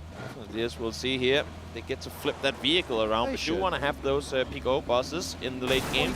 They're so incredibly silent, so can make for some really good pull-up vehicles as Xiaowu gets back on all 4 tires, and we'll see where 17 ups to set up shop coming in from the east. And this probably won't come into play too much, but what people may not realize about the Pico bus and the electric vehicle is they run out of fuel or electricity much quicker than a gasoline vehicle. So a lot of those long rotations, they may have to find other vehicles along that play path. Definitely do. The QB-UMP combo is not something you see too often. But having said that, Expendables did make great use of the UMP yesterday. It was in the hands of Delvin, of course. But I'm sure 777 is equally capable of dishing out some SMG damage as we now hop over to Sonics, one of the few teams that all our eyes are on. Currently 2 points out of first place after that phenomenal Petrichor game in the previous one. They're still far away from the circle, a long journey for them to go. But of course, coming into this next circle, will they get a northeastern shift? Or if this, I mean, continues down towards the southwest, how do teams maneuver? Again, in terms of competitive play, we are in very uncharted territory. Yeah, and I mean, I've played a decent amount of Rondo myself, but I would be lying to you if I said I knew every area of this side of the map. I mean, generally, you're usually somewhere in the center. You go a little bit towards the north, like Jiaotin, or east. Danqing is pretty popular for circles to end there. I don't think I've played many circles in this area at all. Yep. Well, I mean, we'll see. Falcons as well on rotation, of course, down 1 player. The only team to take casualties thus far in the game. Still also a very long rotation to make. Not sure if they had maybe hoped to find an E pickup. They did opt to stay in their loot spot for a little while longer, but none was found, and they too will have to drive their way towards the circle. A long journey ahead of them. I mean, honestly, there's no way they get to the circle before the blue pops, or before the next circle pops, I should say. But we'll see what they opt to do once the next circle does reveal itself. And something else to note about the circle, if you look at the center of it, it's actually in a bowl. So where FaZe is currently sat, it's kind of in a bowl. So the surrounding areas, you see a lot of teams setting up, especially on the west side, especially on the Expendables of FaZe. Currently our 3rd place team running straight into Cerberus, and that's going to be a trade back and forth. So Losley will find Gustav and James with a double. I was just going to say, this is an incredibly good read on the split by FaZe, but they lose Gustav. James is now down as well. Is there going to be cavalry arriving? Yes, there is. Dogmai is instantly pulling up to this one, and I believe Haisaki is going to turn back and join this party too. But Corexi able to find Dogmai early on. Haisaki, is he going to fully commit to this, or is he not? Seems like he's going to go for it. Will he find this one? Gustav currently on his own. Has Fix there. He has to come off the rest. Can he do this? 1 versus 2. Haisaki is a very capable player. But let's see how much he commits to it. You have to imagine that FaZe is going to play this as safe as possible, make sure they play for the trades, more importantly, especially because they know that Cerberus only has 1 member left, and Haisaki is they're now coming around the backside. These nades landing over. Must be very careful. That was close. Sapao gets one from a distance. This is dangerous. Goes to show that they're there too. And just as Cerberus falls, FaZe falls immediately after. And if you are the teams that are currently in the top, that is music to your ears to see that kill feed. And for Na'Vi as well, now realizing one of the very dead center compounds is up for grabs. Not only that, but you get 8 sets of loot within it too. Na'Vi makes perfect sense, they're going for it, but as we saw here just before, All Gamers Global are eyeing that compound. To issue assess this on its own, then a wide 4-way split. So I like the fact that Na'Vi is full speed sending it, saying, guys, this is ours. You got 1 point, sure, but it's our compound. And that is a good split for them to have in this circle. They have so much control, specifically in the north. And like I said, if you're TSM, you heard that fight, you see FaZe go down, you're like, yes. Because again, I mean, the implications of winning this tournament, the prize pool alone, but also Martin talked about it, the PGC points. Yeah. Massive. Massive indeed. Let's see where this next circle is going to take us. Do we continue the venture south? Yes, we do. TSM currently sat dead center, but in a 2-2 split, we'll see how long they up to try and maintain that for. Yeah, and that's a hard split to consolidate, especially in that Bulls. You see BB team around that area as well. Falcons, meanwhile, coming in. Danawa just to their west side, rotating in. Remember, they did lose Roth early, so there's only a 3-man here to deal with. As they, I mean, they're going to have a bridge potentially to cross here. There's only one way from the east to the west, and that's going to be mainly the bridge that Daytrade's currently sitting on. Either that or you wrap all the way down towards the south, Dano and Falcons, that is. Chiampa, in the meantime, on their rotation, able to keep 4 players up this time around as we hop over to Ixlef. Suppressed M4, yet a combo you don't see too often. Of course, when you can't find your compensator, that's what you got to work with. Now we also see Sonics coming in from emergency pickup, and they're going to be dropping right towards the center, and they're actually potentially dropping right on top of TSM. This would be a huge, huge fight. Second against fourth with FaZe already eliminated. If Petrichor sees in the kill feed, they would be very, very pleased indeed, and this is exactly what we're going to see.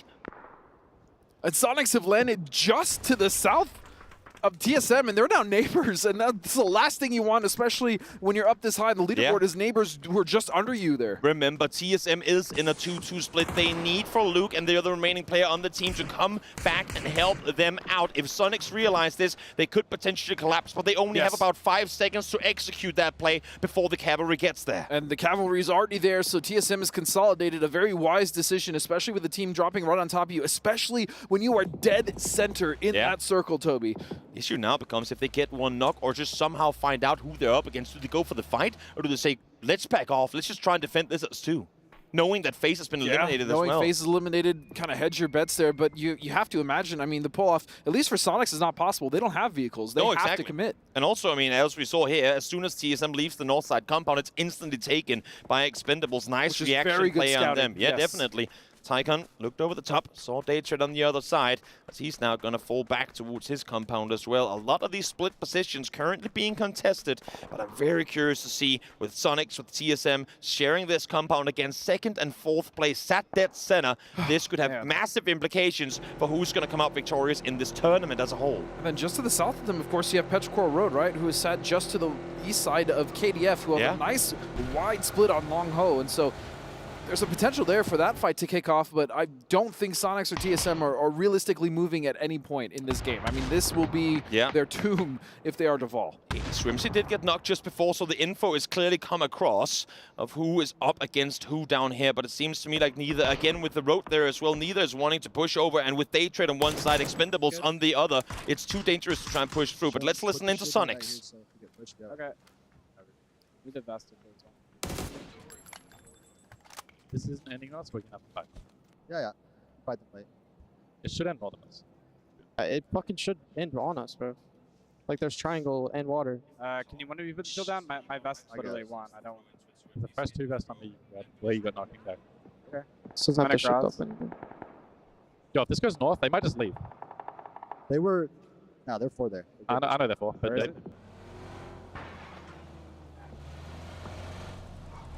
And let's see where this next circle takes us. They're going to stay in it. Petrichor on the southern side will have to make a play. Imagine a world where they too joins that compound. There's no way. That would be absolutely insane. But now, up to Expendables we go. They're setting a wide split, but Valatai is up to come say hello.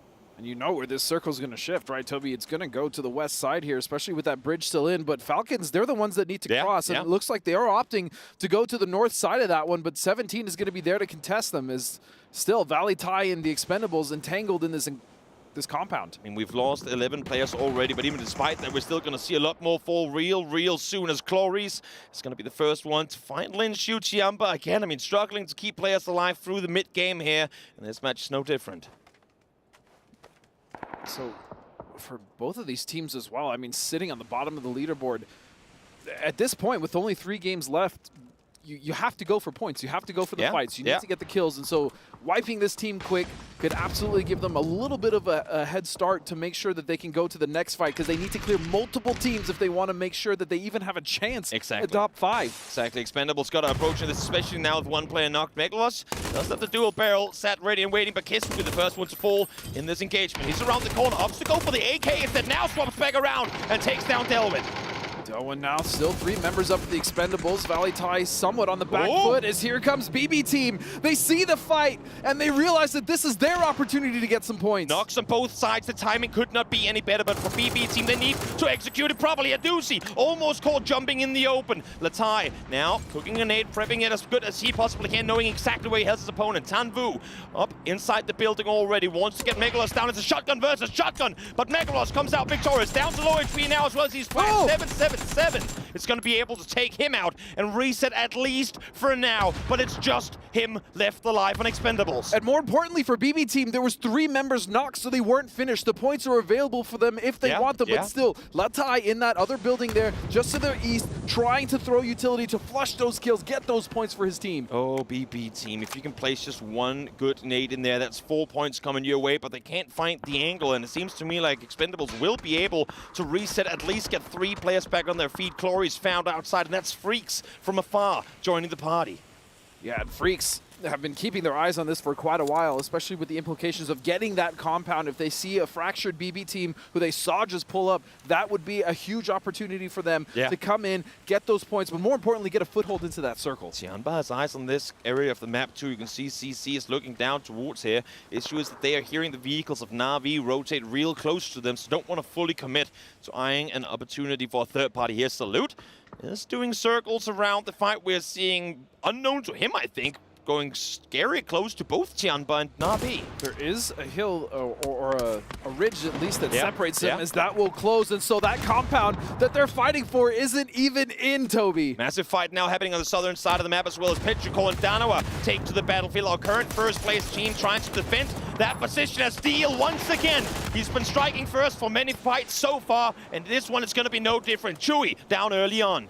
And with 50 points here, Danawa still in the fight, absolutely, as they're now pushing over. Summer with the nade in his hand. He has to defend this ridge. This is going to be a big moment for him if he can just hold off the line for the rest of Petrichor. This would be a massive fight for Danawa to watch. Not only would they take out the first place team, but they would get so much space to rotate further forward into the circle. And Nonix is still outside the circle as now the push comes around the side, but Ming instantly connects onto one. Ikeslip finds the second, but now Sonics with mortars in hand taking out Ming. And Tickleton finds the third from maximum distance. Sonics interferes and takes out Petrichor. Are you kidding me? He finds mortars again at a global. He is so accurate with those. That is disgusting from the Sonics, but more importantly, the Tickleometry is in play. Absolutely insane. Both teams wiped on the southern side.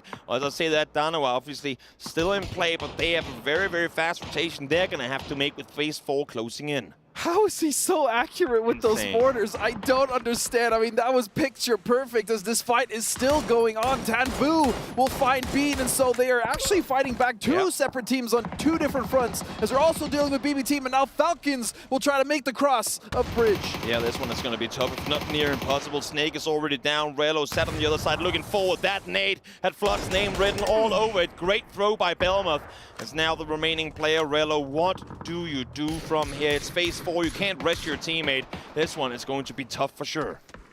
Still, this fight is going on. Just the corner of this compound is in, Toby, and you can see the 3 members left of the Expendables just trying to slow this one down and get a little bit, just a bit of damage here if they can on BB, but it's not really happening for them. BB team has actually gotten in front of them. And knowing it's a three-way split on this one too, Delwyn obviously don't want to over-engage. They know they still have a Velatile player up and alive. They just want to stall. They want to make it tough for the opponents to fight one another, to potentially engage late on it, but they're already on the edge of the circle, and I think that's part of the reason why Expendables are not overcommitting to join the fight proper. They have the part of the compound that's left inside the circle. Now let's see here, as Phil first swings the corner, thought there might be an open window there, but that was not the case.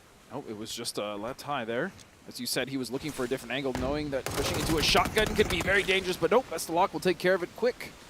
And BB will once again take control of what little edge is left. As quick as can be, as this fight, I won't say comes to a close, because now, of course, Expendables are the next threat for BB teams to have to face, but towards the southeast of the server, Daytrade and Dano is fighting too, with Sonics maybe opting to join in. Could be massive for the first of the top side teams trying to fight for this first place. As a doozy, spots Tanvu, has to continue his rotation though. But again, the problem here is that they're fighting for something that isn't in, and the edge just to the east of them is quite open. There's really no ridges for them to play with, so now the Expendables just trying to get rid of BB team as quick as possible. But BB team still with 3 members alive. It's a 3-on-3, and in the distance you see Sparking with a knock-on win. Yep, Sparking gets one. You see Chiampa joining in on this side as well, as all these teams are starting to feel the hurt, not just from the shots taken, but from the blue damage coming through. 7-7-7 wraps around the corner, finds one, almost gets the second, but it's not to be. Expendables down and out as now Luke is able to find Sonics in transition. And the main problem as well for BB team is that they don't have time to get those reses. This is Sonics now getting picked apart. Only 1 member left. Pretty Curdy with the Panzer. What is he gonna do? Tig hiding just in front of that crate. Does he know that Tig is sat just around the corner? Solo player left alive for Sonics, and what better way to clear a team than for TSM to not only wipe Sonics, but look at the amount of space they will get if they know full well that they have this entire compound to themselves. They can start flexing up towards the north. They can really set themselves up great for an opportunity to come out victorious in this match. More importantly, there's a ridge on that road that they can play. So getting rid of Tiggleton and being able to move without pressure of being hit in the back by a solo player is a big boon for them, but again, they have to get rid of Tiggleton first. Danoa falls now as well, and look, the team that takes them out, Daytrade, still 4 up and alive as they make their way further towards the circle in this one. They've been playing it slow. They know there's been snakes out here, and there is still one in the race. Rello, as you see, crawling on forward, and that's Tiggleton down. Second place down and out. TSM happy to see this happen. This is going to be a huge game for 17. Quantum Freaks, TSM, and Daytrade to catch up to the 3 teams that have managed to separate themselves. Especially with Daytrade and TSM, they are just 1 point behind each other, but so close to the top 3. And so now Relo with a big opportunity, though, to backstab Daytrade, especially the fact that Daytrade is starting to move forward. They're starting to focus on AGG, and with that, that's an opportunity for him to strike. But Daytrade now also have to make sure they're maintaining their back. Danadol can definitely get caught by surprise here, but both of these players are just running through meds right now. There is a car in here as Norrens falls down. That's Tycon further along the circle side, able to find one. Belmont forced to prone down, try to defend the position, but as you can see here, they're so far out in the open. Rello now, nades in hand. This could be the utter destruction of Daytrade if he's positioning it right. He has 4 nades to lob on over, and these could have Daytrade written all over them. And not only do Daytrade have to worry about this grenade coming in from Rello, but 17 is actually repositioned on that road ridge to try to get angles onto Daytrade to finish them off, but it's going to be Tycon to fight the first nade onto Danadol. Flash will go down as well, and a bombardment from 3 different teams, all on top of Daytrade. Nades all over the place, deployable cover falling out of the sky as Daytrade try and dodge and weave to stay alive, as we only now make our way into placement points. The circles keep shifting west, and as we said before, with Tiggleton down and out, TSM has managed to claim the entire southern side of this road, but they need to maintain control. They cannot have players fall to different angles here. And no, and just to their north, as we're watching still the remnants of Daytrade try to survive, it's going to be Navi and KDF as well as BB team trying to make their way in. But Daytrade is just getting picked apart from every different angle, but now AGG's Tycon and Sapao, the last 2 members, have to find their way in. A team who's been quiet for quite a while in this one is Navi, still 4 alive up on the northern side, and not only are they 4 up, but they have a really good high ground position to overlook a lot of what's happening down below. Freaks and BB Team Spiro is still fighting on the northwest, but once or if Navi clears out that side, there should be good issues. As you can see here, They get the vision of everyone, but everyone also gets the vision on them. Nice nades being lopped on over, but they cannot commit to the wraparound. It's simply too strong an angle for Luke to hold. Yeah, on top of having the blue push you, the real reason they weren't moving forward is just there's not much to play in front of them. Plus, they knew that there was multiple teams just to their west holding them out, and so with only one member left of KDF, Na'Vi knows that this is their opportunity to push. This is what they need to do. There is a recovery, though. Salute and Heaven will at least back off for the moment. Relo finally shoots on forward, finds one instantly taken down, though, by Sparking, but we make our way into our top 4 teams left alive. Na'Vi wants to take this fight separate from everyone else against Kwangdong Freaks, and it's going to be Heaven to engage first. Feyaris falls down now into 2v2. And Heaven and KDF are not giving up on this. As you said, it's now just down to a 2v2, but the blue, Toby, is coming in. It's going to be pushing these teams closer and closer together, and they don't have time because not only once they finish this fight, they have to find something to play. Exactly, 17 now with perfect angles up here as well. They had the smoke wall, they had the chance to engage, but once the smoke starts fading away, when you're Na'Vi, you got to make the decision, do we commit to this fight? Do we just go full on, or do we back off? I think Na'Vi here making the smarter decision of the two. There is still a world in which they could wrap out east. They have cast still, but it's not going to be an easy rotation. The other thing to talk about, Toby, is the implications of the club points for both of these teams. Na'Vi, FaZe as well, who isn't currently alive, but Na'Vi, FaZe, and KDF all with the opportunity to elevate their club quite extensively if they can place high here. And so it's not just PUBG, it's not just BGC. They have to think of their club. And Salute will find SoSed, and Na'Vi will fall. Solid double coming through for Salute. 5 kills to his name in this match as once again, now realizing I think that TSM is starting to flex out. Heaven still has the ruck for cover. Perfect readjustment on the side of Kwangdong Freaks as they now look further towards the south. They have the high ground position, but Purdy and Alo has a little rich to work with. It's just enough cover for them to sit tight. 17 though could potentially start working their way into some good off angles depending on where this next shift takes us. But as you said, once TSM got rid of Sonic, the amount of control they were able to take because of the fights happening on the east with 17 day trade, because of the fight between Na'Vi and KDF, they have completely shut out the circle in certain areas. Now look at the util situation. 17 0 smokes.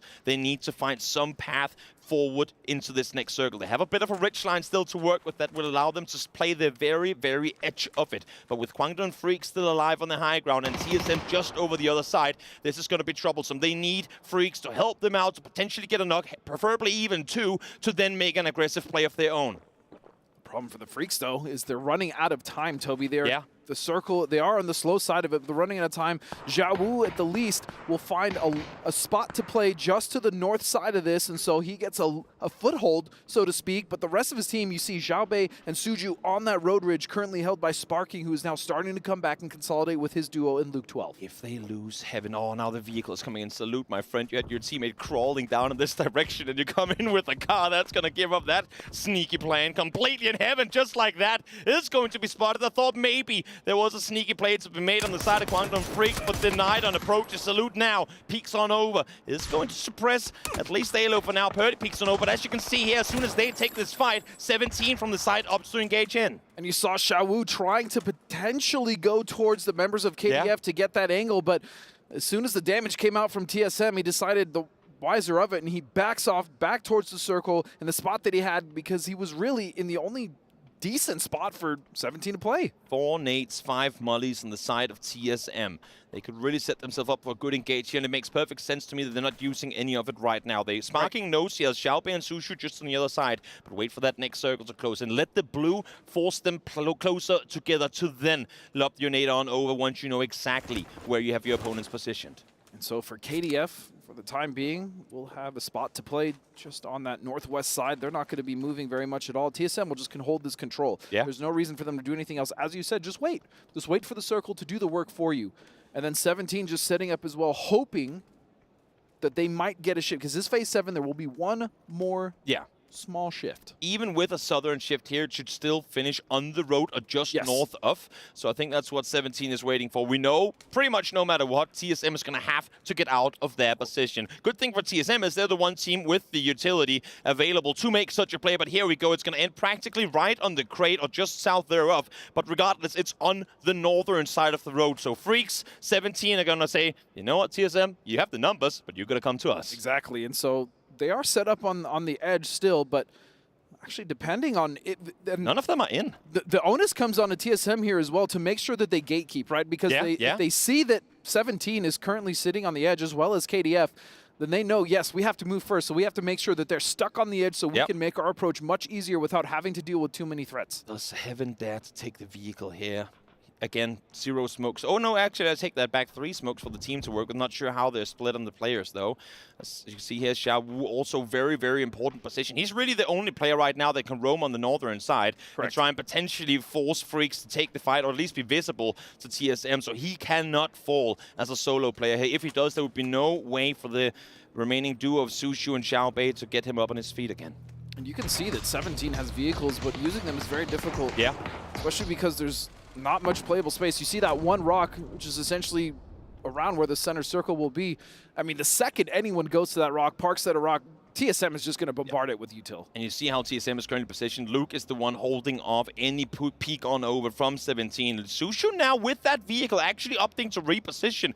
Going up towards Xiao Wu. They're not liking him being sat on his own on that northern side. I like this repositioning, and now actually going straight center. He holds a rock, he holds a crate, and now he's the player sat on the dot. Plus, if 17 can get rid of KDF, they have so much more room to work with. KDF essentially gatekeeping 17 a little bit, much more so than they are about TSM. And while Freaks has smokes, they don't have any nades, so engaging at a distance properly for them would be difficult. I am seeing a world, though, where Sushu is going to get shot underneath the car just because of the way he's parked it. But now let's see, nade's going to be lobbed on forward. Both of the Freaks players are prone down, so damage will be mitigated a bit. But of course, that requires that the damage is going to hit them all together. Now, this push, again, has to come through for TSM eventually. They still have all their smokes. They haven't set up their smoke wall for the push. Are they going to go aggressive with their smokes, though, or are they going to try and play slow through them, potentially allowing for their opponents to lob utility in and take them out on approach? What I love so much about the way 17 has been playing, though, Toby, is the fact that they have not been complacent. They've been moving around, trying to reposition, looking for these angles, and Xiao Wu will find Salute. One more member left, and the Heaven is down, which gives 17 the room to breathe. Twisted Minds had a chance to push while the fight was taking place, but 17 too quick to make it come to a finish. There is deployable cover in the middle of the open, and Sparking is able to open up the ball with the first one. Xiao Bei down now, a very difficult 2v4 for 17 Gaming. They have the dot. TSM has to come to them, but this is looking practically impossible. And so with all the deployable cover coming in, the knock will come out for Luke 12, and it's just one member left. Xiao Wu, do they have the utility, or will they just make the push? TSM with a massive opportunity here to take this game away from 17. And there you go, the game is over, done and dusted. The last rondo has said goodbye as TSM comes out victorious in a much needed game. We saw FaZe fall early, we saw Sonics fall immediately after to the hands of TSM, and they bring home the win. And yet another team to leapfrog to first place. This is so close. This lobby has been so exciting, Toby, and I'm all here for it. The instant E pickup from the northeast side of the map to come down, claim center, get pulled up on by Sonic, say, you know what, we're going to leave you there as long as you don't engage us. But their ability to then clear their southern side, push up towards the road, and play full control throughout the mid and end game. Incredibly well played by TSM. I do also want to give credit to 17, though. The way that they played that east side, they held off the ridge, they took care of day trade, and then on top of that, they weren't complacent. They moved around in that circle. They tried to reposition. They found the angles onto KDF. They were very active in that circle, and they deserve all the credit for it. Definitely were. Here's some highlights of the game. We just saw absolutely insane finish to this one. Rondo impressing once again, but that's the last Rondo. After this, we'll get 2 more Wrangles to close out the event. Well, there was no need to run it down mid here for these boys. They got themselves the win here on Rondo and kept their hopes alive to try and push towards that #1 position. And it's really cool to see how much these teams are fighting at the very top here and keep everything going, considering that it is so close towards the top. TSM looking great here in the final moments. They looked incredible. I mean, again, they came in, they looked good coming out of group stages, but they hadn't got any chicken dinners at that point. And then they show up here. This is their second one in the grand finals with only 12 games to play. It's a pretty big deal if you can lock down 2 chickens that quickly. So these guys playing out of their minds right now. Right, look, I mean, so the Magic, you see, coming to 19. The thing that I thought was the most interesting for me was the fact that by phase 5, we had lost all of the top 3 on the leaderboard, which, again, opened the doors up for this multi-horse race as we go into the back half of this. Yeah, we're sitting there cheering, make it a 6-horse race, please. For the last 2 games, make it a 6-horse race.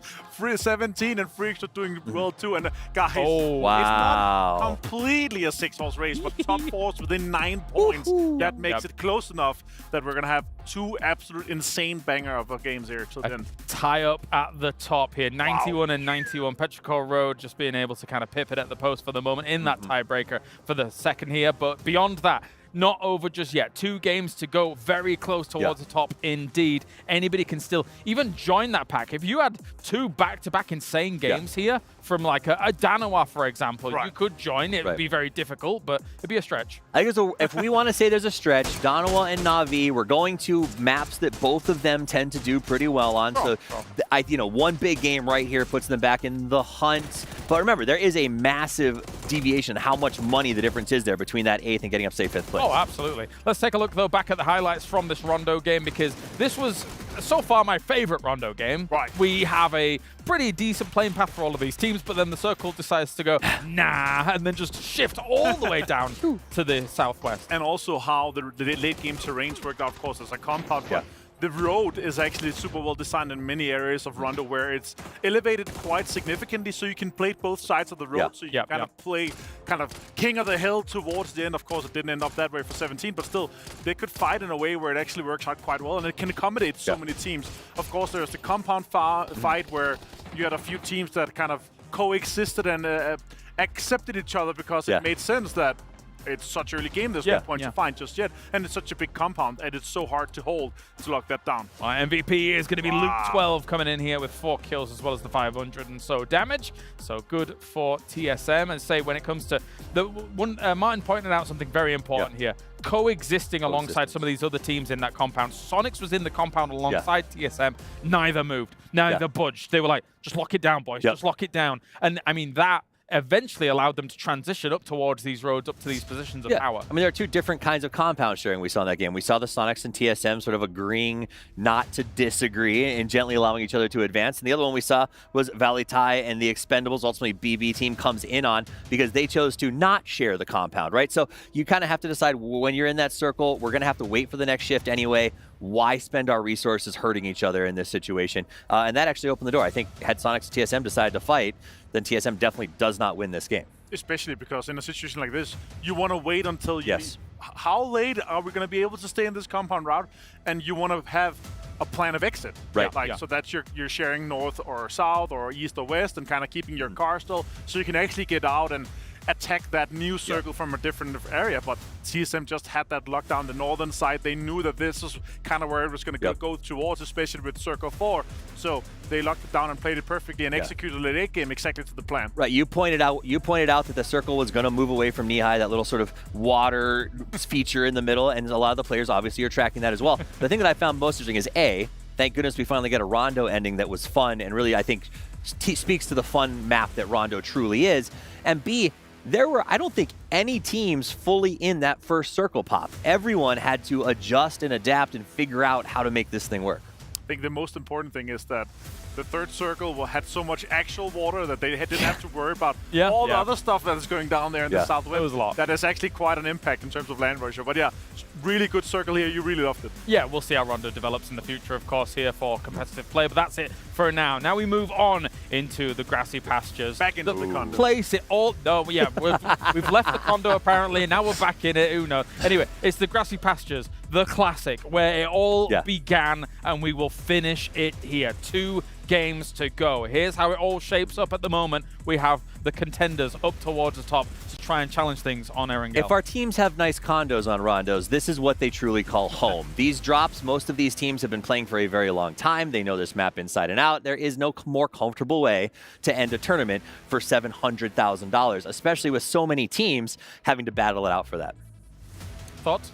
Honestly, in this case, you're right. We have 2 games. Everything is open. Everything is closed. It really comes down to what circles comes their way, right? Are we going to have some crazy circles off to the south, onto the north? These teams that have the priority in terms of where they start looting, they're going to have such an advantage. even how many points they've been able to garner so far, if they get 2 circles coming their way, they have priority. We've seen it throughout the whole tournament. It's really come down to what teams are fast in circle 2 and 3 to set themselves up for success in 3 and forward. Because 2 games are so impactful in around best of 12, I want to ask, because we have so many contenders up towards the top, obviously we were thinking to ourselves, okay, we think that this is going to be a 5-6 horse race, etc., and things like that, and we couldn't predict. Do you, after what you've seen throughout these days, your expert opinion, do you have a team that you think might be able to take it after these 2 games? That I can say right now is the shoe-in? I want to get some thoughts, some predictions before we see these 2 games. Okay, so if I'm predicting, I am going to keep my bet on the Sonics because I do think that they have that confidence. They came in with 2 wins today to start this thing off, and they're playing incredibly well. Whatever the key is to unlock Kickstart for that team, Gunnar has found it, and they are working very well as a 4. How about yourself? They fixed the actual kickstart on the bike, and now he's just driving off. He's standing up on his own. Yeah, he's standing on himself. No, honestly, I think I'll disagree because Sonics, they don't have their home. Yeah, that's true. In Pochinki, they are contested. They have to go Gaka Shore. They don't have that much there. I think in terms of Petrichor Road and their drop in school, they have a much better start than we're going to having them see. If Sonics gets 2 circles west, sure. Way bigger chance they have priorities to all these big and important compounds. They're going to be able to do their 2-2 splits. On the other hand, are we seeing something in military? Are we going to see something on the north side and the east side? There are so many more teams on the east side of the map, which means that they're going to have, 10th, 11th, or 12th priority on some of these compounds that wins you games. See, and to touch on that, I will, I think your point's great. I think Petrichor is in a really good position with their location, and they're in such good points. But Kickstart said to me something at breakfast the other day, because I asked about this move to Gatka, leaving your favorite drop spot. He said, in a way, I kind of like it. It's if the circle is on our side of the island, we've got access to it. It's easy. And on the other side, it's actually pretty easy transitions for us to get around Pochinki and just head off to the east side. So it sounds like they've really kind of gotten comfortable with that spread, and hopefully it goes the distance. But I do think Petrichor is, if I had to pick a second one. The reason I ask it is because we're in a unique circumstance. We're in a unique situation here where it's best of 12. Usually we're playing best of 18s here, and it's so close up at the top. I kind of feel like it might be Petrichor's time. Yeah. I feel like it. Back-to-back PCSs. Remember 2021, 2022? Maybe. They were insane. Everyone was like, when's these guys? They get to land. They're going to slam. PTC 23, they get 4. All right. They could be winning it here. Thank you very much, gentlemen. It is time to head over to the commentary team for all the action. 2 games of the grassy pastures. Who's going to take it? Will it be Sonics? Will it be Petrichor Road? You set your foot on the penultimate game now and try and get yourselves points for glory. Amazing desk breakdowns as always. Thank you so much, boys, as we set up for 2 matches on the true, tried and tested Erangel. I'm Toby, joined by Godspeed. And Godspeed, we always have it close. But do we ever have it 5 teams can win it close with 2 games left to play? This is, we said it coming into the group stages. We said it coming to the grand final. This is the most stacked I think it's ever been. This has been the highest level of play we've seen. And so not at all surprising that it's this close, and any of those teams in the top 5 could take it. But for me, I'm so excited that we are indeed, like James said, we're ending it where it all started on Erangel. Now, as we take a look at the teams that have chances of bringing it all home, I'm looking at the top of the list right now. Petrichor, TSM, Sonics, FaZe. I feel like I've seen all these 4 teams in the driver's seat on the final day crumble in the end. They have. In each their separate tournaments, they have all, in times past, failed to bring home wins when they were ahead. Oftentimes, it's been on the re-rise of Twisted Minds that came back in and brought it home. They're not here this time. They're not here. So I'm curious to see which of the 4 that we currently have in the top can maintain it, or if we're looking at day trade, Quantum Freaks 17, the world in which they get back-to-back insane finishes could potentially add even a 6 team to the mix. The one team I actually really want to talk about that I'm kind of looking at and eyeing to win this is actually TSM. Yeah. The consistency that they have had, not throughout even just the group stages, but here in the grand finals, the 10+ kill games that they've been able to garner really make me believe that they have the sauce right now. Something they're doing, they figured out, and it is working tenfold for them in these games, especially here in the grand finals. I mean, just looking at the matches today, yes, of course, Sonics get themselves back-to-back wins, but after that, it wasn't too amazing for TSM. While they, I say only, won the last game, they have been in placement points in all games. They have made it through the early game chaos in practically all games they've played so far. And now, with a Rondo win coming into the final 2 games, maybe that's the momentum that Purdy and the boys need to bring the win home. But again, to the points of Avenger as well as Toffees, you can't count out the Sonics and Petrichor, especially when they have confidence, especially because, as the Death said, they've been looking for this first big global win. I mean, they dominate regionally. They're due. They are due. They sure are, but oh my lord, Bean, if you get these shots, there could be a huge fall for TSM. Purdy taken out early, and this was early game rotations for TSM. No weaponry in any of the cars in the nearby vicinity. They just have to back off, leave him alone, and that is TSM at a massive loss early on. And to give credit a little bit to Kurt here, I mean, expecting someone here looting up on the road above Raz is this early is kind of weird, especially with that vehicle there. But yeah, that's a big player to lose. To counter your point, I will say Freaks have done this split a trillion times in the past. The issue is with this plane path, it was very unlikely that he would already, because they landed earlier, they got into vehicles, they would have wrapped north. It was very unlikely that while he might get here, that he would have gotten here so fast. And speaking of getting here, Delvin might want to get out of here, as he is now getting a few parting shots from Relo as he makes his way back down towards the east. Well, I still believe in TSM, even though I was making that point as Kurt went down. They can still do it with 3, but it's going to be much more difficult, especially with the way these teams are playing, right? Especially with how close this is. And we saw it in the last game with 17 and KDF. They really took their time. They weren't making many mistakes at all in those final circles, even though both of them had less members than TSM. Well, on Sonics, our eyes go. Currently set 3 points out of first. Now, Petrichor and TSM are tied in points, but Petrichor is currently leading in the tiebreaker, which, of course, is placement points. So if you are Petrichor, you're set 1 placement point ahead of TSM. You know what? That could be what wins you the tournament. When it all comes down to it, of course, we will not know before about an hour's time from now. But full focus on all the people in the server right now, that's for sure. Petrichor just sat there on the southwest side of it. You actually see 17 rotating just in between that duo split, going towards the center of the circle, which is already so contested. You have the Expendables, Falcons now trying to consolidate with their 2-2 split, Danawa coming to the east side of Yasnaya, and then KDF actually with a wonderful rotation to the north of Yas over that lake, and they now find themselves in a comfortable position just north of the Falcons. An interesting talking point to add to it is none of our teams that we have racing for the top right now is set dead center. I mean, 17, should they not? Okay, it doesn't look like they're going to go heaven, so that might be a spot that Petrichor can claim that would put them arguably, at least off of the first circle. And of course, first circle doesn't guarantee anything, but at least off of the first circle in the best position here. TSM is wrapping north over Stalber.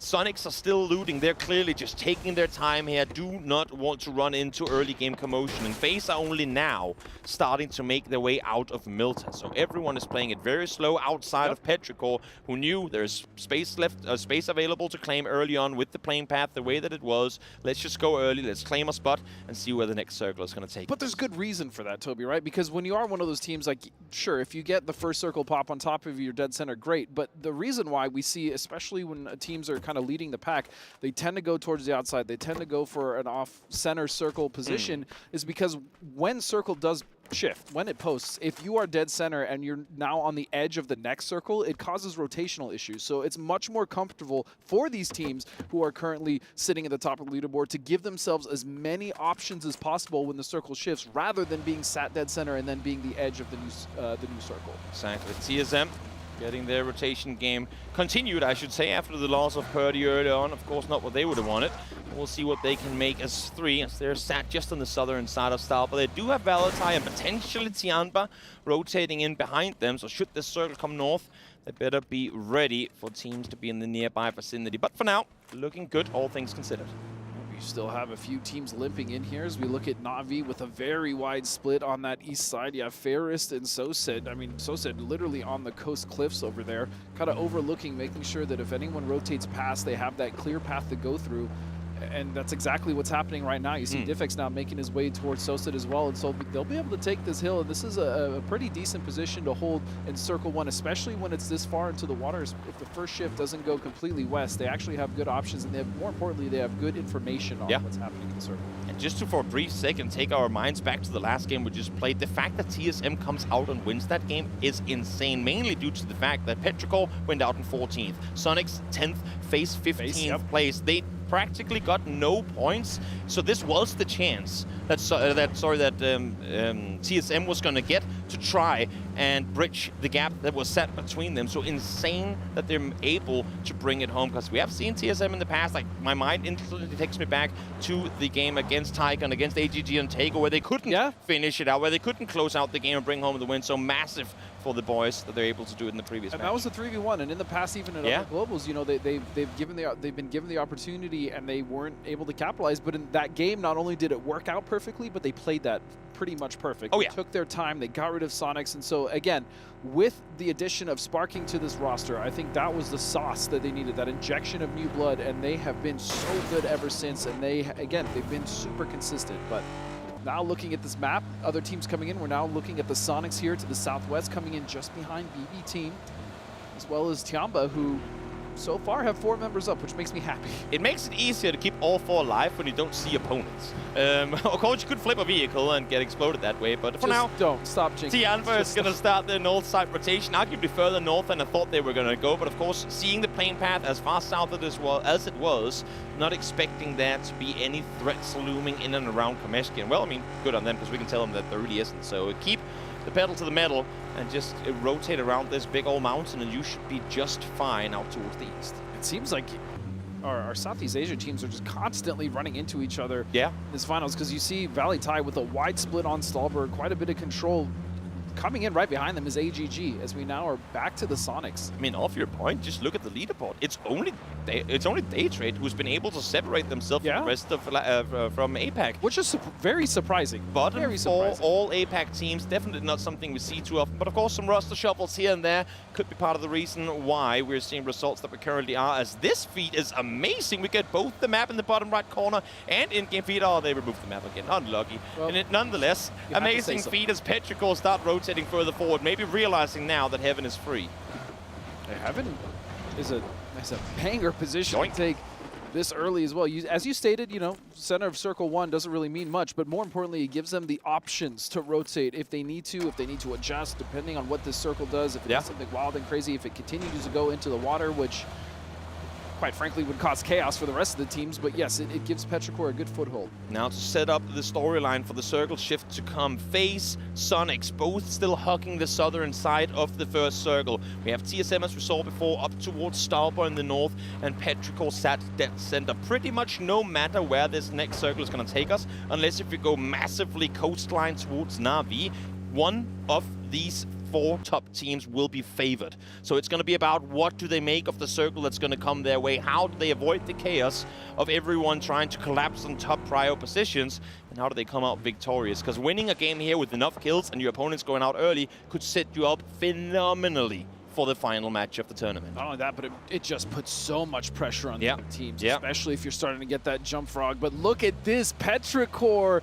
rewarded heavily for that position that many teams have the option to take Heaven. Rewarded heavenly? You might even argue. I'm not sure, but nonetheless, see here, Sonics. Wordsmith. Sonics are gonna start rotating the win on the west. They might get what we call liquid compound just east of where Ducey is currently positioned, and FaZe are opting to wrap west around Prison as well. We all know it, of course, anything south of Prison here is open fields. So either you have a compound or you are not really here at all. I mean, you find somewhere else to play from. TSM obviously realizing this too. They're gonna go down south, and you know what? A phase 2 commit to this tip could be very, very dangerous early on. Especially because if other teams see that within proximity, I mean, as you said, it's a dip. They just get bombarded with utility left and right, but they'll opt to take it early, and if they can somehow hold this, Toby, that would be a big game opportunity for TSM. Main issue, of course, with the split that they currently have, they came in from the far north, so have had little to no chance to properly scout out what's happening in the surrounding area. They should be able to stay put for a while, unless if an APAC team opts to pull up on them or something. But now, in the meantime, Deal, once again, I mean, the engager on the side of Danawa. I thought Anonix would be the spearhead of the operation here, but it's really been Deal to find the first knocks in their fights. Deal's been fantastic for them. Even going back to the first day on Erangel, if we remember that Stallberg fight that took place where he was clutching so hard as the last member alive, he really has been the spearhead, but more importantly, he's been kind of the support, but the rock also for that team. So he's he's been everything. He's like the Swiss Army knife for for Danawa. I mean, it's wonderful stuff. I mean, what a pickup, right? Yeah. What a pickup for a team that many people thought was going to be completely torn to pieces with how the roster was literally torn apart. Here they come, still in, I'd say the race, but depends on, of course, how well of a game they can get here. Not only that, but also how quickly the teams currently sat in the top end up going out. And, you know, we've been talking a lot about the top because, yes, it's generally the most important thing, but even the small placements between 5th, 6th, 7th, 8th, 9th, the implications of the not only the PGCs, but the money, there's still prize pool is so much to play for, even if they're not fighting for the top 2 spots. Definitely, and that's what I love about the game. Yes, we of course focus on the winner of the tournament, but there's always so much to fight for. There is a PGC at the end of the year that all these teams are hoping to qualify for. So now most of the teams here, Toby, have set up into this circle. You see KDF going for a split in Yasnaya as well as the north side of it. Sonics, meanwhile, actually comfortable on the kind of off-center here just below BB team, and they're going to find themselves with a lot of angles actually towards day trade, but as well as FaZe trying to come in the south. It's always a little worrying to me when they somehow manage to untangle the knot that is Eastern Circle. A lot of teams rotating in a tricky phase 2, but they've managed to solve it here. The only issue is now that they're all set tight in each of their compounds, that next shift has got full commit written all over it. If this circle, pretty much regardless of where this next circle takes us, we're going to see 3, 4, maybe even 5 teams forced to full commit into compound breaches that I don't think they would want to have to do. But again, in this area of the map, either you got a compound or you're doomed. Which is why we saw TSM. I mean, that's a symptom of why TSM took that spot so early. They know it's not that they don't know that that's a dangerous position to play in Circle 2. It's just that they really didn't have any option. They're essentially going for a game-winning play if they can hold that long enough. Yep, FaZe starting their rotation early on, not expecting the circle to hard shift southwest, but you know what? They might just want to maybe not U-turn, but stick around, and that's exactly what they're doing. Boys, turn around, we got the circle. Let's stay right where we are. So Cerberus have noticed that. They're taking shots, but moving over now to Tiamba and Na'Vi entangled in a fight here. This is just on the east side of Mansion, and Diffix will find the first knock on a Pow Pow. Massive fight for 2 mid-pack teams here, hoping to rock their way up the leaderboard. Na'Vi's Fairest is up on the roof already, trying to take the fight to CC. Nice nade lopped on in as he jumps around the corner. Now all Na'Vi's players back on the ground floor. Hagatori able to find 7-7 early on. And just 2 members left now of Tiamba as they try to snake around and get around the side of Na'Vi, but there's a 3rd team coming in, and that's the Expendables, Toby, trying to get as many points as possible. If you don't know what an Apex team is going to do, always believe that they might pull up on you, and at the worst possible time, Lin Shu, solo player left alive on the side of Tiamba as he gets back inside the building. Did Hagatori hear this? I'm not sure. That nade is going to explode. It's going to flush CC outside the window. But for now, Na'Vi is able to stay afloat. Yeah, but again, the Expendables starting to close that vice. Blue's own grenades are in, and Na'Vi's Hagatori, Diffix as well, will finish that one, but the Expendables Clories will finish Na'Vi in such a rapid succession. Perfect cleanup by Expendables here. 2 kills rewarded, no casualties taken. Of course, this is on the very, very edge of the circle, but go west side of Mansion now. You can scout forward. You should be fine. A team that I don't necessarily think is going to be fine is TSM. They went from one dip to another, and this dip, I mean, there are so many teams that are going to have eyes in this direction. TSM currently shooting at them. Expendables might get to see them in a second as well, and if everything goes wrong, Quantum Freaks might just pull up on them. Yeah, Cerberus, though, just putting the screws onto TSM. As you said, they have the most open angles on that, and then just above them is Falcons, although they're not going to be able to push over that ridge. Sonic should be able to see that, but Sonic's actually slipping into a great position in the circle during the rotational madness. Definitely have. They took the compound that we talked about earlier. Many people, at least on the EMEA side of things, like to refer to it as the liquid compound. We'll see if they can maintain control as now Anonix and Loki, hand in hand, peeks on through, takes out 2 from 17 Gaming. Just 1 player left on his foot, and that is going to be little, goes down and out. Solid shots coming through from Anonix to take out 17 Gaming in 14th place. And Danawa fighting their way up the leaderboard. A win here could put them at least in shooting distance of the top 3. Yeah. Definitely. Especially depending on how Petrichor and TSM do, as well as the Sonics. But Sonics are poised to have quite a strong game here in that position as Falcons are getting bordered, and I have to imagine this is from Tig. Who else? I mean, no, these shots are coming from the other side. Either it's Expendables or it's Petrichor. It's Ming. Yep, it's Ming from up high in heaven. You already have the high ground position. Let's see now, though, with this next shift. I feel like no matter where we go, one of the top teams are going to be favored. So who's going to get it? Who's going to get the blessing? FaZe in. Sonics in. Petrichor has to make a move. TSM also in. Yeah. So yeah, Petrichor, I mean, you could tell they wanted to get rid of Falcons just in case they needed to make that rotation to the west, but unfortunately the mortar's missing, not really even getting any damage. So Falcons will survive for now, but they don't have vehicles either, so they are stuck here regardless. Now TSM is in, but this might actually just be a curse in disguise. Issue being 4 Expendables, 4 Petrichor. I'm looking at their options coming out of the east side of this circle. Not great. I don't see a lot of other places they go from here than towards TSM. So yes, you could be lucky, survive, get 8 kills of a double pull-up, but there's also a world in which you take a ton of casualties and maybe even go down and out as the chaos unfolds around you. Yeah, plus the likeliness of Cerberus coming in and realizing that there's a massive fight in that dip. I mean, it's not great for TSM, but again, they had to move, and this is the position that they ended up in. Yep, definitely Petrichor trying now to fend off against Expendables, force them to maybe think better of it. I don't think they're eager to take this fight against them, especially seeing as the circle went further east. They're defaulting back to the buildings. They're trying to go Expendables. Are you sure you want to do this? How about you just rotate ahead of us, set up a third-party opportunity for us that we can pull up on in 10 seconds' time? After you. After you, my good sir. Please. Yeah, holding the door for their opponents to go in and die first, I think is what Petrichor wants to have happen, but clearly not the way that Expendables are wanting to play it out. No, and you can see that 2 members of the Expendables are trying to set up on the other side, the eastern side of this, and now here comes Danawa. This is starting to spell trouble for Petrichor, Toby. Where are they going on this? They're seeing these fights in front of them. They're seeing people in cars, people shooting. There are 4 guys chilling in a vehicle on the slowest pull-up I have seen in a very, very long time.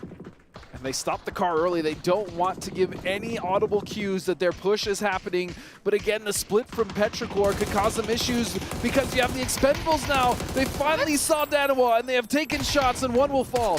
1 down, 2 down. Deal try to peek on over, do some damage in return, but now Petrichor is aware of the push as well. Summer realizing this has to fall back, knowing full well there's 2 teams on the nearby vicinity. He's also, Summer with such a nice nade onto Loki. Should be just 1 member left. It's Deal. It's always Deal, Toby, that has to pick up the pieces here, but I'm not quite sure he can do it this time. Now Blue is on them as well. This is just collateral damage as finally Petrichor able to shut this down, but so many casualties have come their way. Ming, solo player on his feet right now. No, sorry, Chewy is here as well as he's trying to somehow get some space for them to move forward, move into this next circle, but it's looking incredibly difficult with 7-7-7 alongside the remaining Expendables players having set up in front of them. And meanwhile, while all this is happening, Cerberus has flexed out, and they're now starting to push towards TSM's position. And the implications of this fight could be huge as we see a member of Luke actually falling to Sololzi. We said it earlier, it's a difficult position to try and defend, and it's not any easier with a push coming through from all sides possible. Kills coming through all over the kill feed right now. Ming trying to stay afloat, trying to get some more points for his team. He knows that they're still in first place, but they want to maintain that spot as TSM is eliminated. Barely any points, if any at all, for our current second place team. And if you blink, you will miss it as TSM just got wiped off of the face of Erangel. Cerberus with a great push. They realized that opportunity was there, and they took it so quickly. Petrichor down to just 1. Ming is still miles out of the circle, having to try and heal while also rotating forward, and Expendables know they're 1 player short. Falcons able to reset, 15 seconds to go in the circle as Sonics alongside FaZe are still sat in very comfortable positions, both of them. Yeah, Sonics is just... You know what, if thanking their lucky stars right now that they've been very fortunate with Circle today. I mean, You know what? Everyone's going to get those games. And again, we've been talking about it all tournament long. Everyone's going to get the games where the circles go your way. Sometimes you get them in the first couple of games. Sometimes you get them in the mid. Sometimes you get them in the last. Nonetheless, you still have to turn them into points. Exactly. They still have to make them into points. And that's the thing. You can count on the Sonics to do that. When they're given circle, most of the time, they will capitalize. But you do see AGG currently on the ridge just behind that compound on the north side, starting to kind of take control. As long as they get rid of the Falcons as well, they could be a headache for the Sonics. And the thing is, in a world where Sonics get pulled up on now they die, that's a 1-point game. So yes, there's that sender, but there's still plenty of players alive that can upset a potential good game for the SQ boys. Snagus It's going to be down and out. Flood solo player left alive for Falcons. This is going to be a tricky push forward, as all Gamers Global know exactly where he's positioned. Yeah, and as you can see, Sapao, I mean, he is dialed into that position. Yeah. He knows exactly where a point is, and the point he will try to get, as we see now Cerberus starting to make their way towards the Expendables, and realistically, the Expendables is just one member, and he will go down. So again, Cerberus starting to come alive a little bit. I was going to say better late than never, but I mean, with 1.5 game left to play, that race up to the top might be too tough for them. There is, of course, still a top 8 somewhat within reach, depending on how this match pans out. And now, though, for FaZe, yet another team with 0 points so far, been blessed with the Western shifts here. Sitting, hearing, watching for Cerberus over on the other side of that hill. But also the Freaks sitting on the west side, just comfortably waiting for the shift. I mean, they haven't had to deal with too much. They, I mean, do have 4 kills, though, and so since that initial fight, they've actually been comfortable just kind of taking their time on the ridges and this downward slope. And again, I mean, yes, exactly. Bring Quantum Freaks into the race as well, and look at where we positioned, lined up. West, north, south. You can favor one of them or go east and favor potentially none. Where, oh, where are you going to go? PUBG deities, who do you favor in this circle? It's going to go west. It's going to have Quantum Freaks in, Sonics in as well. And you know what? I'm actually kind of excited to go here as Petrichor do fall out. Mainly because it's an area that has had a kind of a shadow rework that most people maybe don't know about. More ridges have been added to the big valley down below. It's way more playable than it used to be back in the day. It used to just be a downward slope. Pancake. Yep, it was straight flat, but now a lot of room to work with here. And FaZe even have it into the circle, so they're not necessarily completely cut out. So this should set up for a very exciting endgame. And this fight could be very decisive of who comes out victorious. Of all Gamers Global, you can see they're eyeing this compound. Sonics, H-Win has a Panzerfaust ready and waiting for any push that might come through. Now smokes deployed. Why throw them on yourself when you can block off the windows, block off the vision for Sonics as you rock up on the compound? We've seen AGG, and specifically SEA, does this a lot to each other, and so this is a common practice, and it's so effective, especially in a compound like this, especially when you don't have that many angles to work with in the first place. It's only one, and so here comes the car. Zest now getting ready for the pull-up, Toby. Nades in hands of all of the players of Sonics. They want to take them out before they even get inside the buildings. Zest is the only player current on this run, but now let's listen into the Sonics. He's not close left on the doorway, boys. We have a B0, I'm only to flush. One drove back, he didn't hit. He got knocked out. Yeah. Chill out. The rest aren't on us, I don't think. Max one. I saw one drive and hit us and he left. Good counts. Team close southeast dip. Pero's taking our other dip. Boys, come pick my window here, boys. Watch out, Tig, I'm gonna pan. We got recrash. I flush one, I'm running back. Tig, can you watch my vault on yellow window? Watch my right vault. Yeah. Wait, they're crashing left. I got front door. They're crash left, yeah. On my window, close. You can pick, yep. One more on the Shrimsy side. Is that last? He's putting on blue. He's on Shrimsy side. Did you molly me, Shrimp? Yeah, I did. I mollied off your window. Okay, he's on blue. I'm gonna flash it. Is he on the wall outside? I think he's prone on the dasting on blue ping on the wall. I'm getting shot in the back. Yeah. Take your time. Do we have any lethal? No lethal. I'm gonna 1 HP. I'm gonna peek here, Tig. He's close. Super close. On me! Pero push! He's close. I'm coming back. Nade on 1 HP. It's Serb. Pero push. Be crawler top. We can kill this guy on me if you want. Boys, I think my boom's about to get small by Serb. Yeah, there's 2 on my wall. They're crouch walking.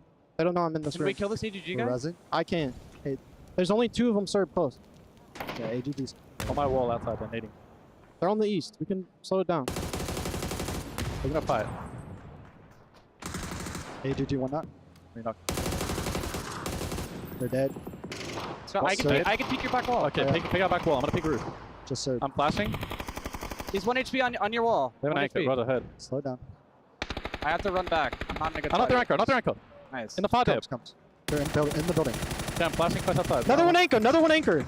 Okay. One setting. Last anchor, green. 100%, 1 HP. I have one knock over there. Can we use it? Okay, it's 1 HP. I don't have any util.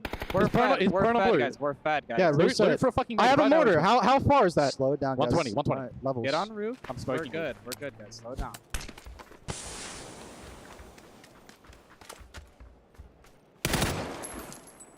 They said it themselves, good comms. Their ability to stay cool through a double pull-up, able to have clear comms throughout all of the chaos we just saw there is incredibly impressive. And for FaZe, the full speed pull-up onto Freaks to take that southern side position. No casualties too. What a turnaround we just saw here. Sonic's able to keep all 4 alive and now are set in first place. But you heard them say it as well. It's okay, boys, calm down, we're fed. And sure enough, they were fed in that compound. The thing I was most impressed about by that is Kickstart. The way he was able to track every member. He said, it's okay, don't worry. I only saw 2. Only 2 made it to our wall. They're knocked.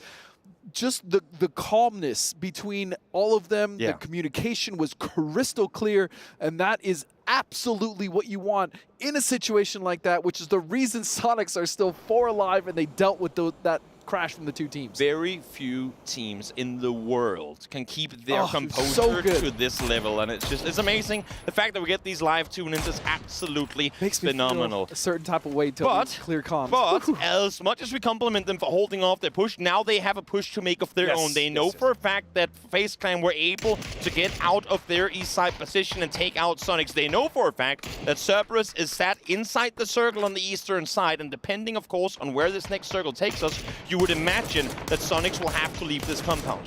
Yeah, I mean, not necessarily right now, but yes, they will have to move. I mean, even if this gives them a little bit of a shift, FaZe have completely taken control of this circle, and there's still 2 members of Cerberus up. Don't forget, the other 2 did die in that crash, trying to get rid of Sonics, trying to get rid of AGG. But now, really, the onus is on everyone else but FaZe. FaZe has to try and somehow force these 2 teams into each other. It would be the only way for them to properly third party. They're not in favor numbers-wise. They have better util, but how do they make use of it? Look at how split they are. If one player gets knocked here, whether it be Jeems, Vex, or Correxy, there should be no way for their teammates to get them back on their feet. So you cannot get taken down as we see Jeems jumps for info, but it's instantly shut up by Sonics. So Jeems, I mean, they are down just 1 player, so I'm gonna play devil's advocate here. If you're Jeems, do you help Cerberus?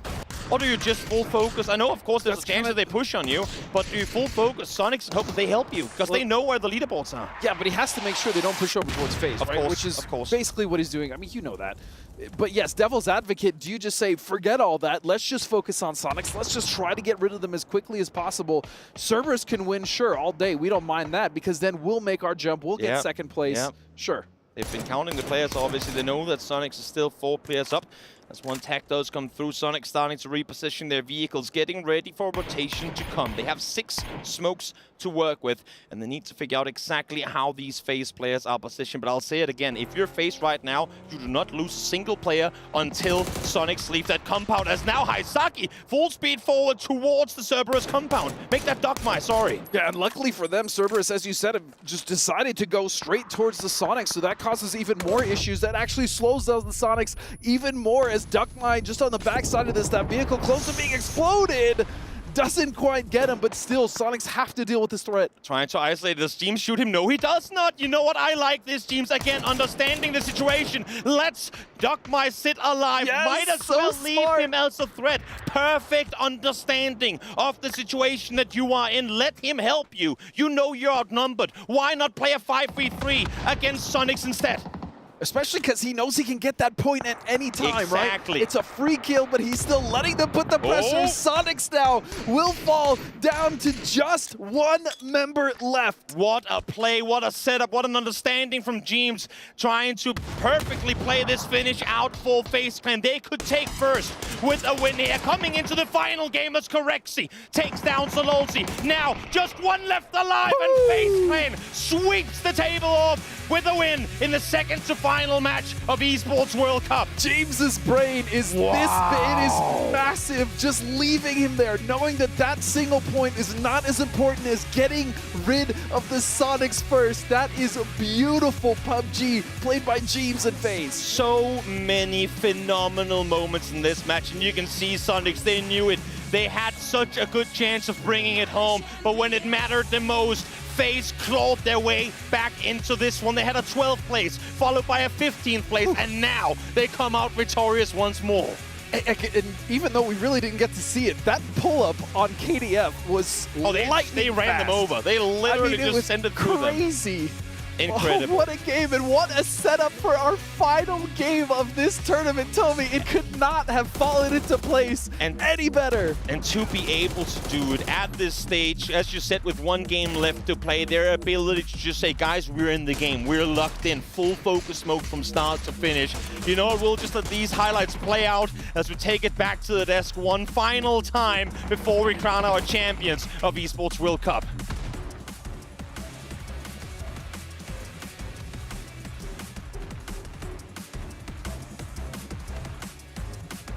Well, well, well, who would have called it? FaZe now takes #1 spot. We are bouncing everywhere here in these final games, and they have put themselves in a pole position to try and close out the Esports World Cup after what was not only technically great play, but also smart, strategical play. Coming into these final scenarios, delaying their attack upon some of the aggressors towards Sonics, Martin. Very, very smart indeed. Maximizing points and maximizing pressure. They're already a player down, but also they saw the opportunity when multiple teams crashed into Sonic's compound. They had to fight Freaks. They did the drive-by. They got the job done. And now they have set themselves up for success here. 99 points, 1 point ahead of Sonics here, Toughies. Matt, 99, 98, 96, and then TSM's not even out of it. They're at 91. They're only 8 points off of first, and KDF, the Freaks, still one banger of a match, and the others have a bad one, and they're up in the top. And that, it's just crazy to see it this. Normally at this point, we're trying to sell you a story that maybe it's two teams in the race. I don't have to sell you anything because these guys are playing so excitingly. Let's take a look back at some of the highlights from this game as well. There were plenty of battles going down in these fields, plenty of chances to strike out at some of these teams. It all came down towards Alamo, though, as all of these teams are scrambling through these fields. Technically, it's a very open area on Erangel here, Martin, and it was an absolute killing field, as you can see in that kill field. What a silly scenario. It's just 12 guys dead within a few seconds. You can't catch all of it. And that was the Donovo Expendables fight. They fought, Petrichor got caught up in it, and that's where they ended up getting wiped out. And then we move to what is this crazy showdown here at Noob.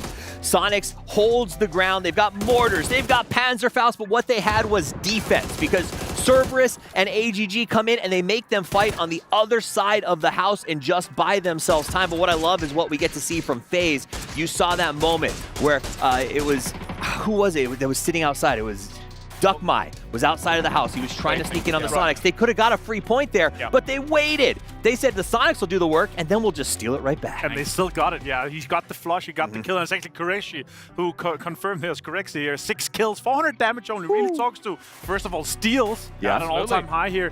An effective stealing that is really good to see here for these guys. Not a lot of damage going his way. Barney asked James in the interview before this tournament even started who would be able to win out situations like a 1v4. He did. James said Korexi when they was asked that, and hey, he looked great in this one. We're going to go to a break, ladies and gentlemen. Join us right after this because it is the final game for the Esports World Cup for PUBG to crown our champion. See you soon.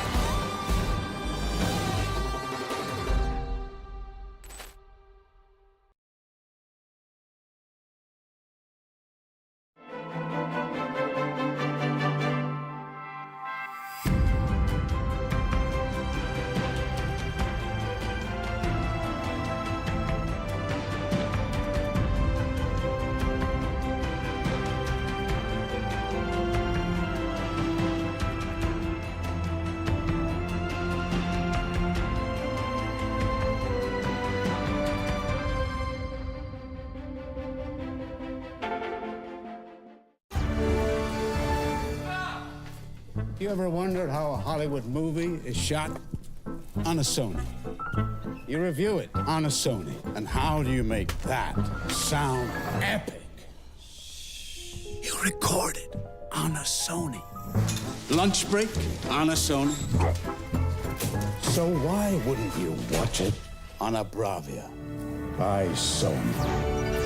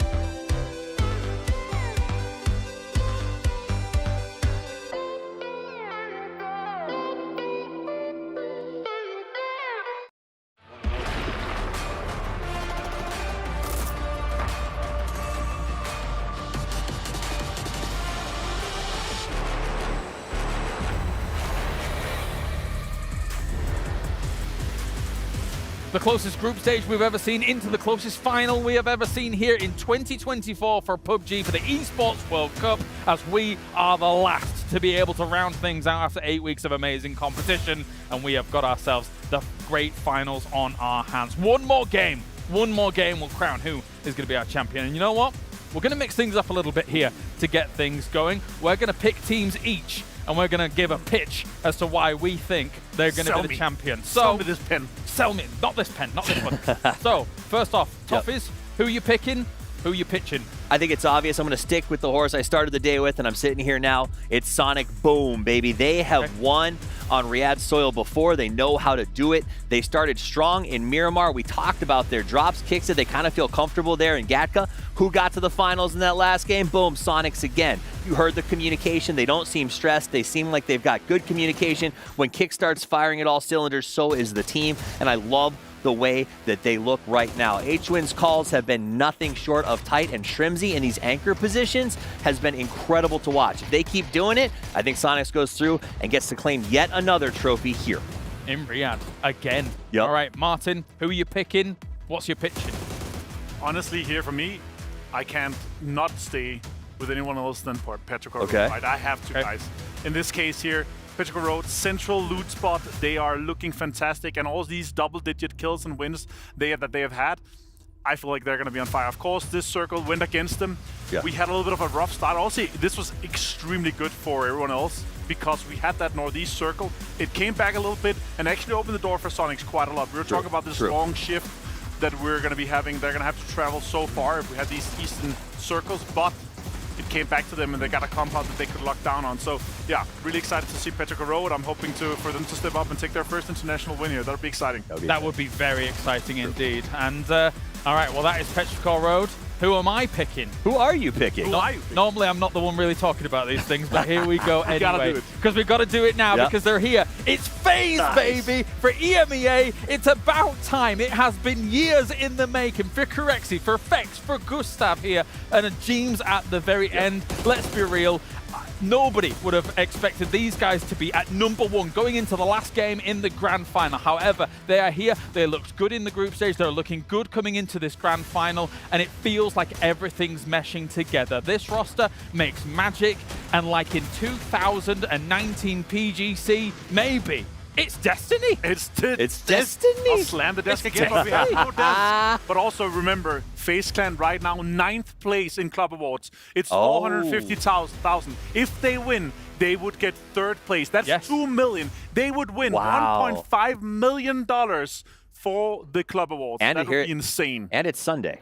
And it's Sunday. It's Sunday as well. but can they hold their nerve? Because down into this last game, a team that has been rising. Why am I still making the elevator pitch? Have I convinced you yet? Have I done enough? I bought in.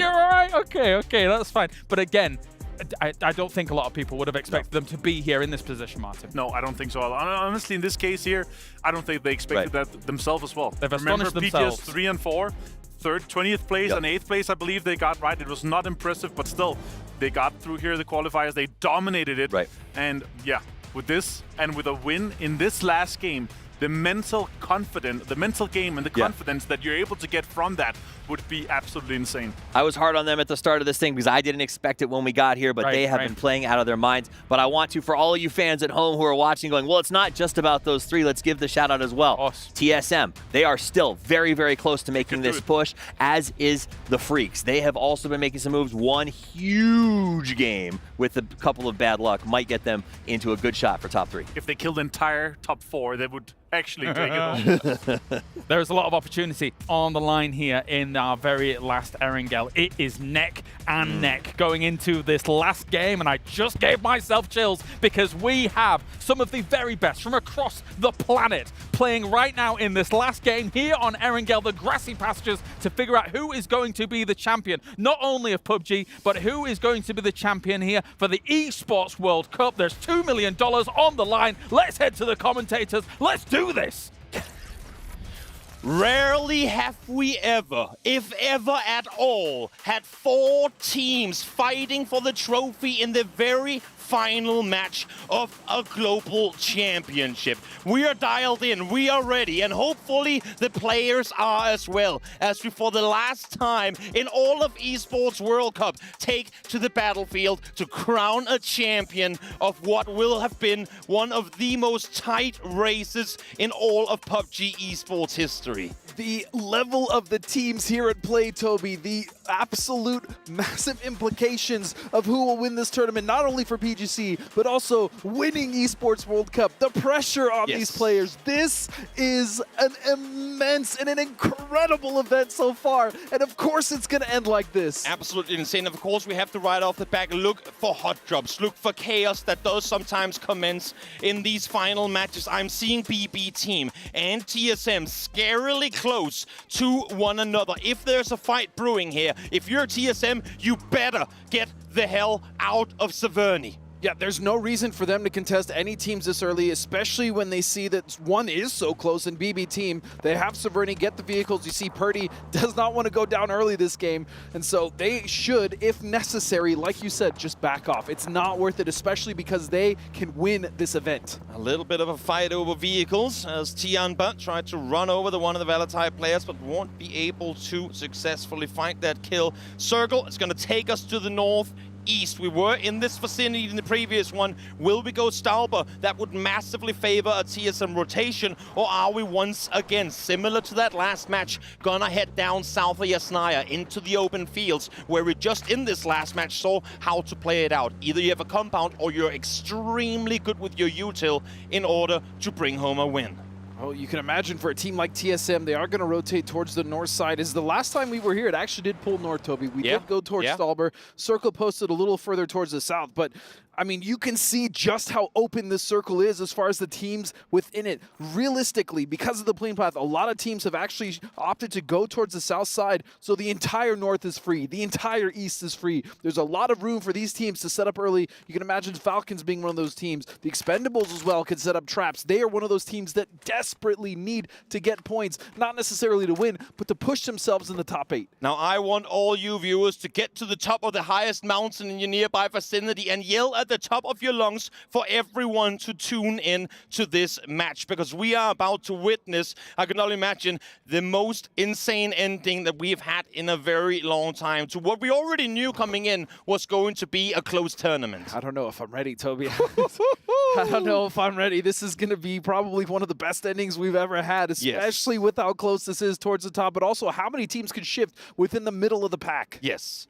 Now, last game, Purdy, at this point, was already down and out. We need to see these top teams, these 4 teams, maybe 4.5, 5 if Quantum Freaks pulls off a game of their lifetime, not make mistakes early. Do not make mistakes early. FaZe will have a somewhat difficult rotation to make. I'm expecting to see them play it very slow, allow for Cerberus, allow for Na'Vi to wrap in front of them and just come in playing behind. Sonics, though, different discussion on their part. They are the furthest away team on that southwestern side from this circle. How do they path in? Do they go north around, backfill the likes of TSM, Valentine, and Tianba, or do they try to creep south around? I feel like no matter where they go, there is the scary potential of of gatekeeps, of ambushes going against them. We've seen all these three teams struggle in tournaments past to keep all four players alive through early to mid-game.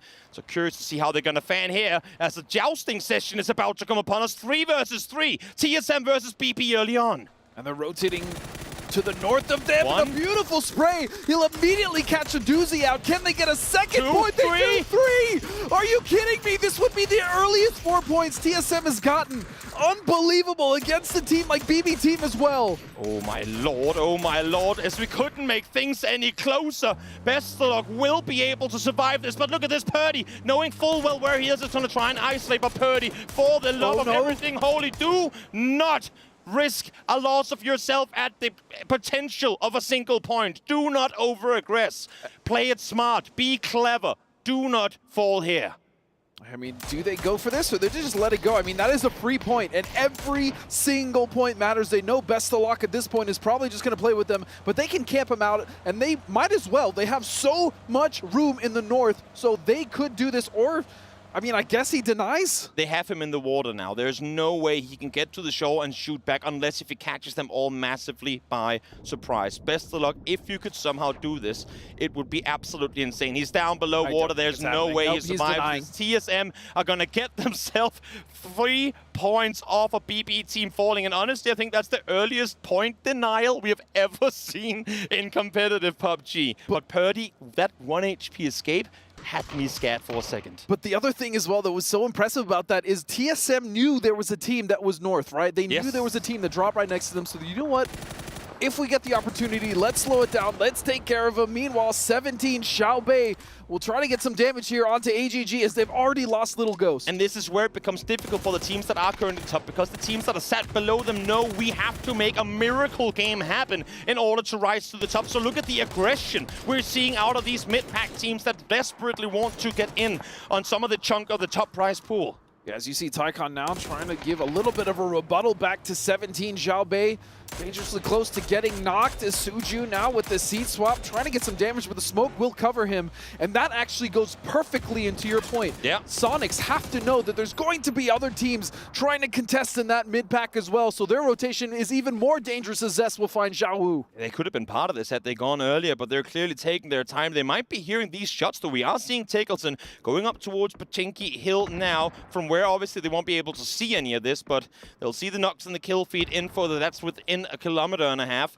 And then obviously if they can hear the shots, if they can kind of put 2 and 2 together, there might be third-party points for them to go for. But with where they're sat currently, do you risk it? Do you potentially get yourself tangled in a third-party fight on the edge of the first circle? It could just be too dangerous. Yeah, sure, you get the points as you're saying, Toby, but you lose vital position in that circle, especially when it shifts, because you have that problematic Yas Lake in the center of the circle that causes wonky shifts, especially once we get to phase 4. So I think for Sonics, they just let those points go by the wayside. I was going to say there's more to play for. Xiaobei, of course, not a whole lot more than this to play for. They're sat here, they're tucked in, ready and waiting for the fight to come. Xiaobei forced to prone down, get healed on up if he could, but no, it's not going to be time forward. Sapao peeks on over, able to take him down as AG Global, again, trying to climb this mid-pack leaderboard. They're at 48 points currently. Na'Vi within reach. Danuma with a good game here, potentially within reach as well, unless if Sushu has something to say about it. I was going to say, AGG only 9 points behind 8th place, and again, every placement matters! And a fly car! Suju will find Sapao. Oh, last bullet in the chamber, not gonna matter. Cest finds him.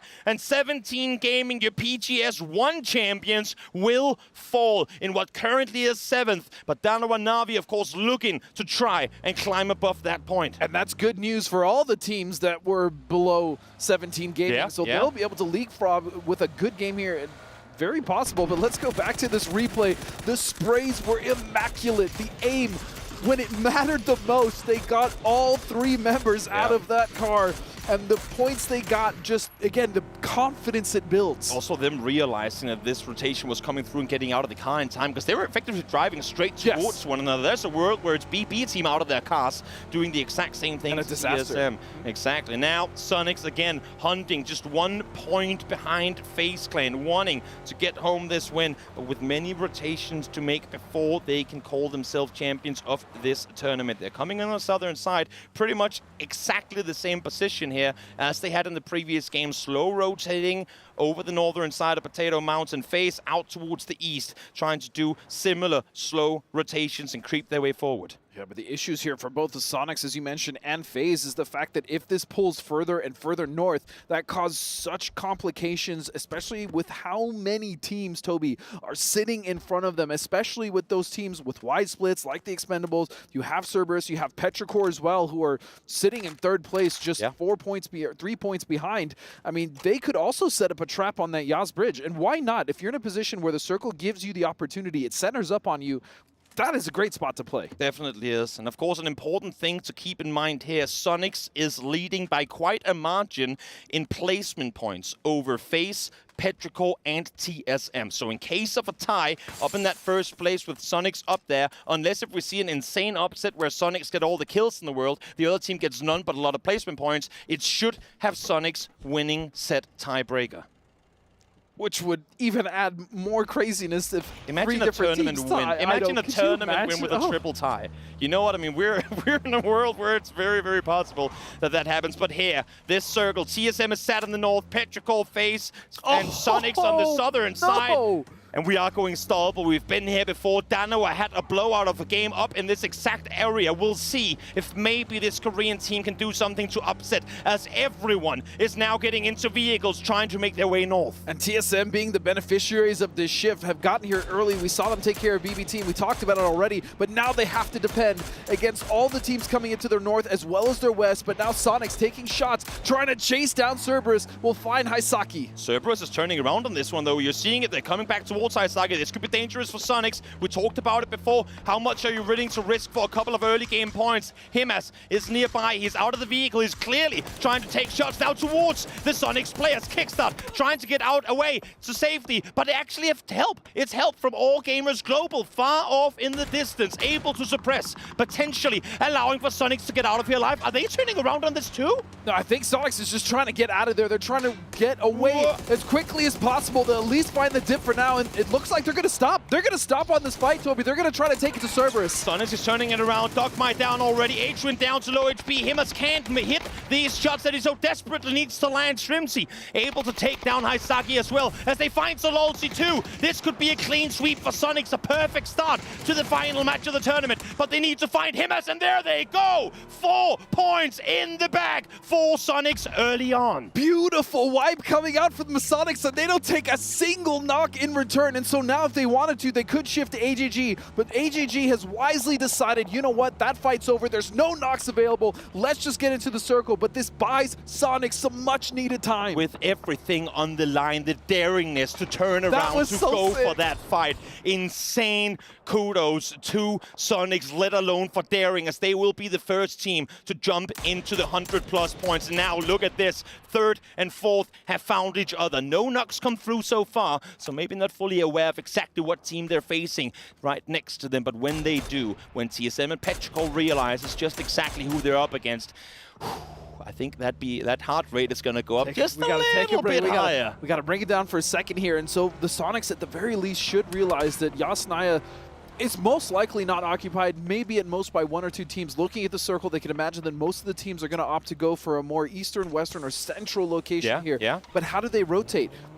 What is their decision? Do they take that risk of Yasnaya? Well, sure, we have the bird's eye view. We know it's completely empty, but is that even a risk that they want to take after getting in such a high-octane fight so early? Look at the competitive level of PUBG that we're in. PGS 1 champions, they're down and out. PGS 4 champions are down and out. The PGS 3 champions didn't even make the finals here. It's a whole new set of champions waiting to be crowned as this game continues forward. Relo down to 2 bullets, might want to loot just a little bit more as we now hop over to Day Trade, a team who might not in this position be able to get a win, but could definitely stir some trouble further up. But it's 7-7 to find the first knock onto Norins.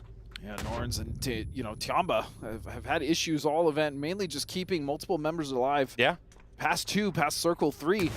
Finally, they have a chance here to get a good amount of points. Flash, though, making it much more difficult, but they will recover at least with 3 kills and an opportunity to still climb up into 8th place. Tough break for Day Trade here for sure, but I think overall a tournament they can be very proud of. Oh, look at this shit. People here not expecting Day Trade to come out with flying colors, but they were clearly miles above the best team in all of Apex, something they, to me, can be very, very proud of. As you said, Circle shifts towards the west face now, starting their rotation. They are the team the furthest from the circle. The team following them is Sonics. In the meantime, TSM, Petrichor are both sat dead center. Petrichor know that they have a big opportunity. Same with TSM. The pressure on these teams to just hold on to that position, make sure that they defend from anyone trying to crash in. Fortunately for them, the terrain actually does favor them, and so they won't have anyone necessarily driving up quick. But now, looking at FaZe, this is such a smart rotation for them, going all the way to the north, avoid everything happening on the east and the west. If our eyes go to Sonics for a second, though, here as TSM is trying to figure out what's happening for Sonics, how do you approach? How do you approach this mountain, knowing there are teams set right in front of you? Freaks are over on the western side, Danawa towards the east. It's a Korean wall they're effectively running into. If they can get over the Asnaya wall first, of course, being just a small fence line. We'll see here if Sonics can somehow, we can laugh a little bit. We try to be serious throughout all of it, but let's get some laughs out of the way now, because we know chaos is only gonna unfold from here on out. But as you said, KDF, holding that 2-2 split, Noling as well as to the east side on that hilltop, that is such a strong position, especially if a team is coming in the south.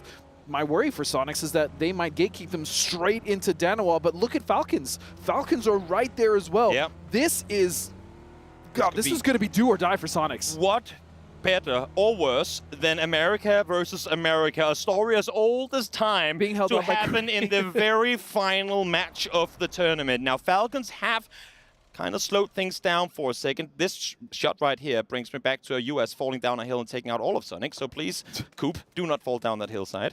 But for Falcons right now, set right below Danawa, if they engage in this, if Sonics hear shots, they might just wrap east on foot. But then the question becomes, how does Freaks respond to this? Is there any fight in which they want to engage? Because they see Day Trade out. They see 17 out. They know they have a 20+ point buffer to the teams below them. And now the first shots are going to be fired. And it's actually H-Win all the way down south, finding Flood in a solid off angle. 5th point for Sonics already, and we are only in phase 3. Yeah, and Huyn with a great position there on the south side, letting his team go ahead, holding the back line, making sure that they don't get backfilled. We'll just kind of find Flood just out in that open area, trying to figure out what's even going on the south side, right? And they were also having to contest with Danawa. Now, I think the saving grace here for Sonics is if they can maybe knock Guman and then realize that they do have a little bit of a pocket to rotate, but they would be going straight into AGG. This next circle could be a tournament-winning shift, depending on where it takes us as Falcons try to make their way on forward. Navi, they're ready and waiting. It hard shift south.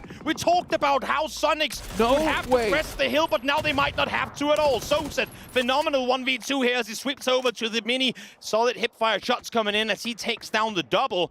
Now, for Na'Vi, they have a rotation to make, FaZe have a rotation to make, and Sonics has just received the hard shifts of hard shifts to potentially win them this tournament. If this went further north, I would have lost quite a bit of hope for Sonics, not because they don't have the skill, but the amount of teams they would have had to traverse through.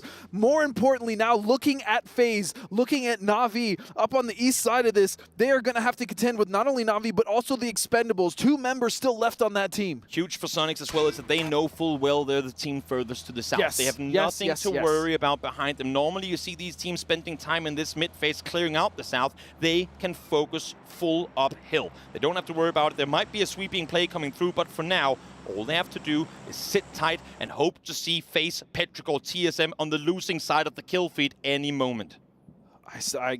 I'm still trying to wrap my head around how this has played out and how perfect that circle was, not only for Sonics, but Petrichor as well. He's trying to stay alive here as they find one, find two, fighting on multiple fronts now. Chlory's down, Hakatori down as they try to venture further forward. So far, no casualties on their side, but Tanru priming an 8, lopping it up forward. Not gonna find much as I say that. Perfect throw. Gustav, first one to fall. And the Expendables, Tanvu could ruin this tournament here for FaZe with multiple members down now and one just straight up being flushed. FaZe down to 3. Yep. Gustav down early on, not what you want to have happen. Gustav has played a phenomenal part in this FaZe climb to 100+ points as well.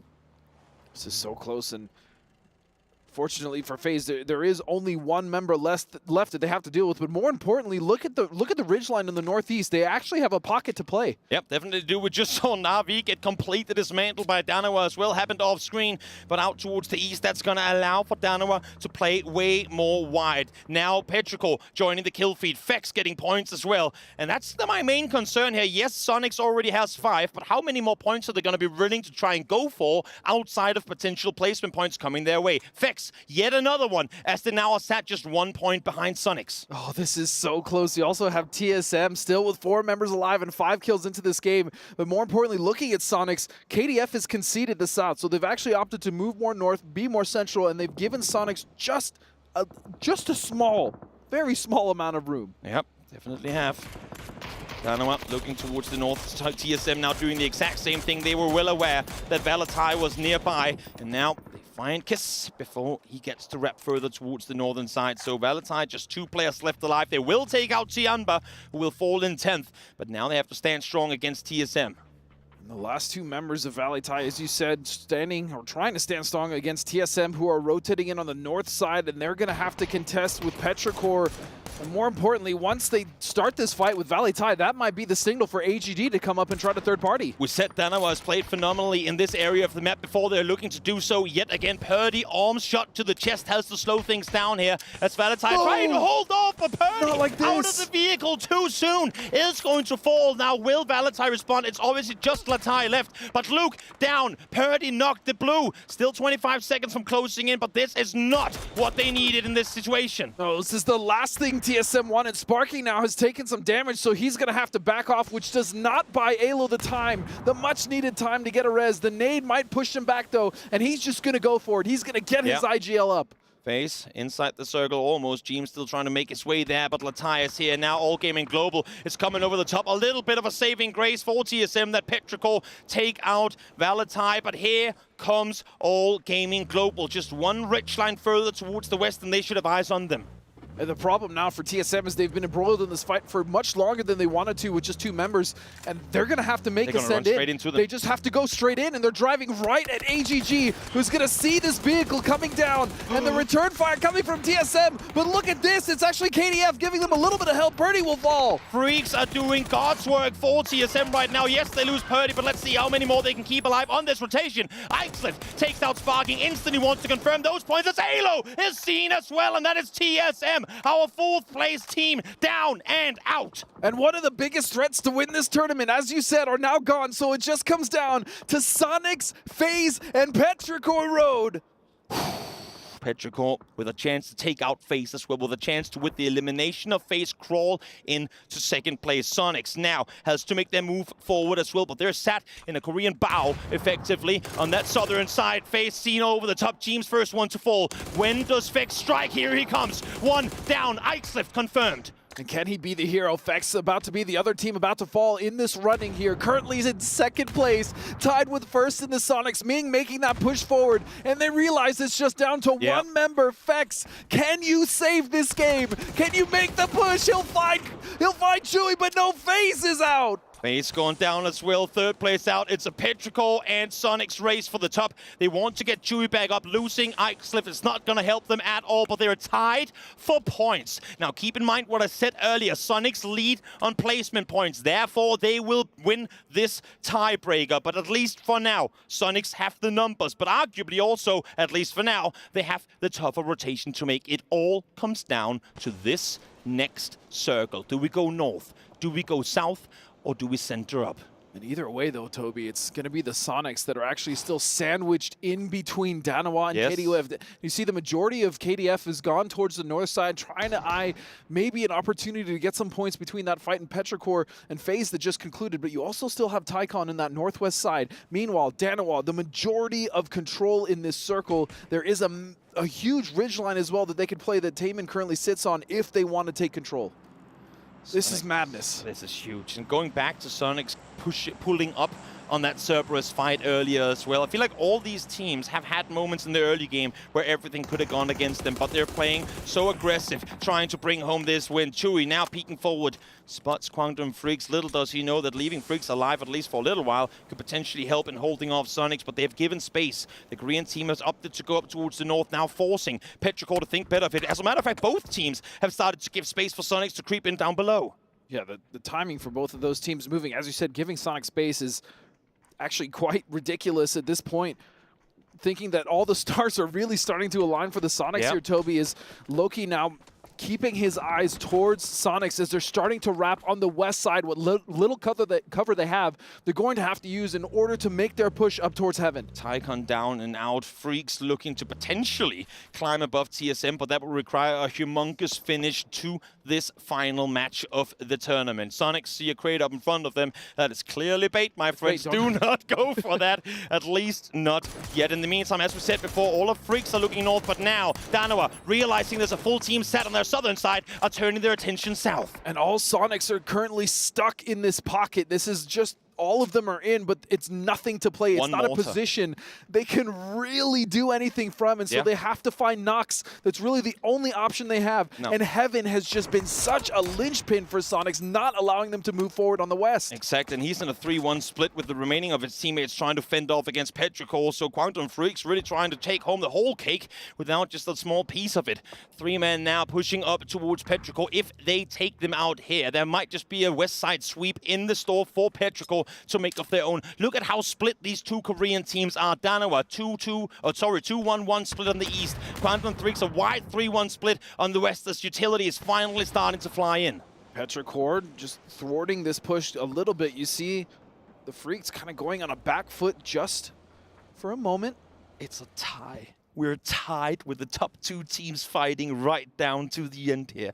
Never has a tournament been this close, and Petrichor inside the circle, but only just exactly. The last 2 circles has favored Sonics and allowed for them to stay on the southern side, but look at the angle that Taemin now has over the top. He's a solo player, so I'm not sure if he's going to take the shot, but at least he's going to feed the info across to his teammates that they have Petrichor set right on this side as the circle send us up, favoring neither Sonics or Petrichor. And you can see KDF was posturing. They were actually re-aggressing on this fight between the Petrichor road, which makes me wonder, are they actually just going to push it? Are they going to force this because they know that they need to get in the circle? And the last thing they want to deal with is another team on the north side. Yeah.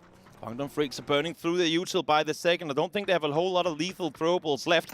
As now you see here, shots are starting to be fired on the southern side. Freaks are being massively suppressed by Deal and Iononix. A placement point alone, a team eliminated of one of the 2, and Petrichor could beat Sonics and the other way around as well, as one of them outlive the other with the way that the standings are currently set. And you can see Sonics are not trying to move just yet, even though their backs are against the blue. They're just waiting for the last possible moment to move to see if they have any sort of advantage, and you can see the smoke wall is starting to form, which will give them a little push forward. Important knock coming through from Summer. They're trying to figure out, do we go west, do we go east, how to re-approach this next shift. The circle has swung towards the east, but they want to wait for Freaks to try and make a move down the hillside first. Petrichor Road jumped up by that 1 point, so they are currently sitting in first place. Sonics now moving with that smoke wall, and they've actually been given room. They have room in the southwest, and they will find a spot to play. It is quite open, though. They're not inside the circle just yet either. They have to crest around the eastern side of that ridgeline from where they would be visible to Danawa.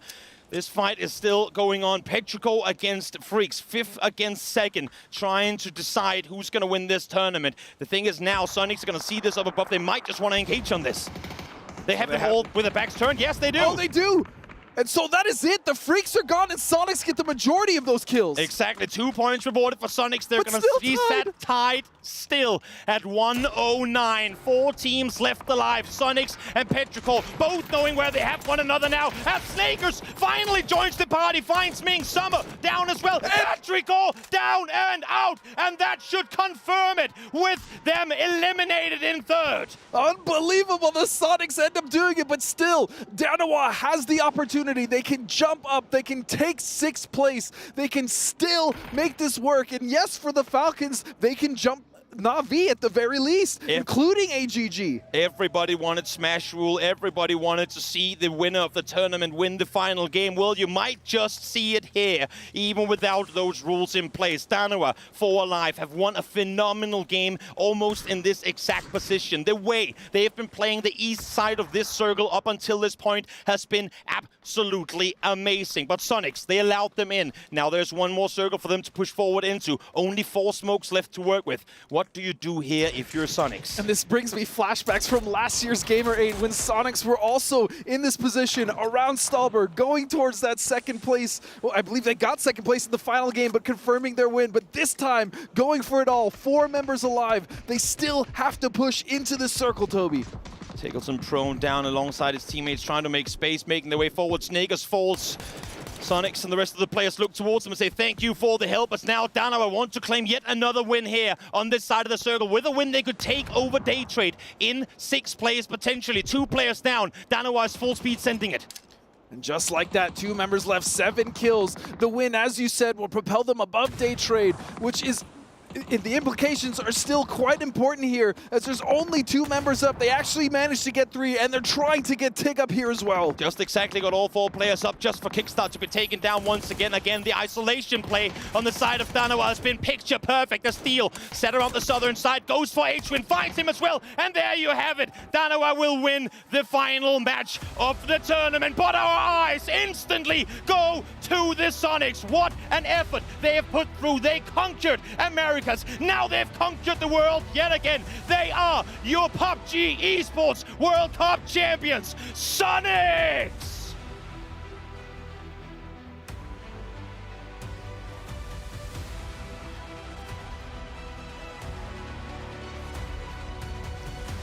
I'm just at a loss for words. The defending Riyadh champions, Insane. PGS2 Esports World Cup, the Sonics, they started this event. It was rough. It wasn't going the way they wanted. They made sure to qualify, and then coming into the last game of the day, they start off hot with 2 wins, and the consistency is just incredible. I could not be happier for the boys. They lost the last match to FaZe. FaZe overtook them for first. It's been a constant race for that first place all the way down to the final matches of the game, but they sealed the deal. They took out Petrichor. They claimed the victory of the tournament. Now let's hop to the stage and let them celebrate our champions. Ladies and gentlemen, after 5 days of competition, we have finally found our champions.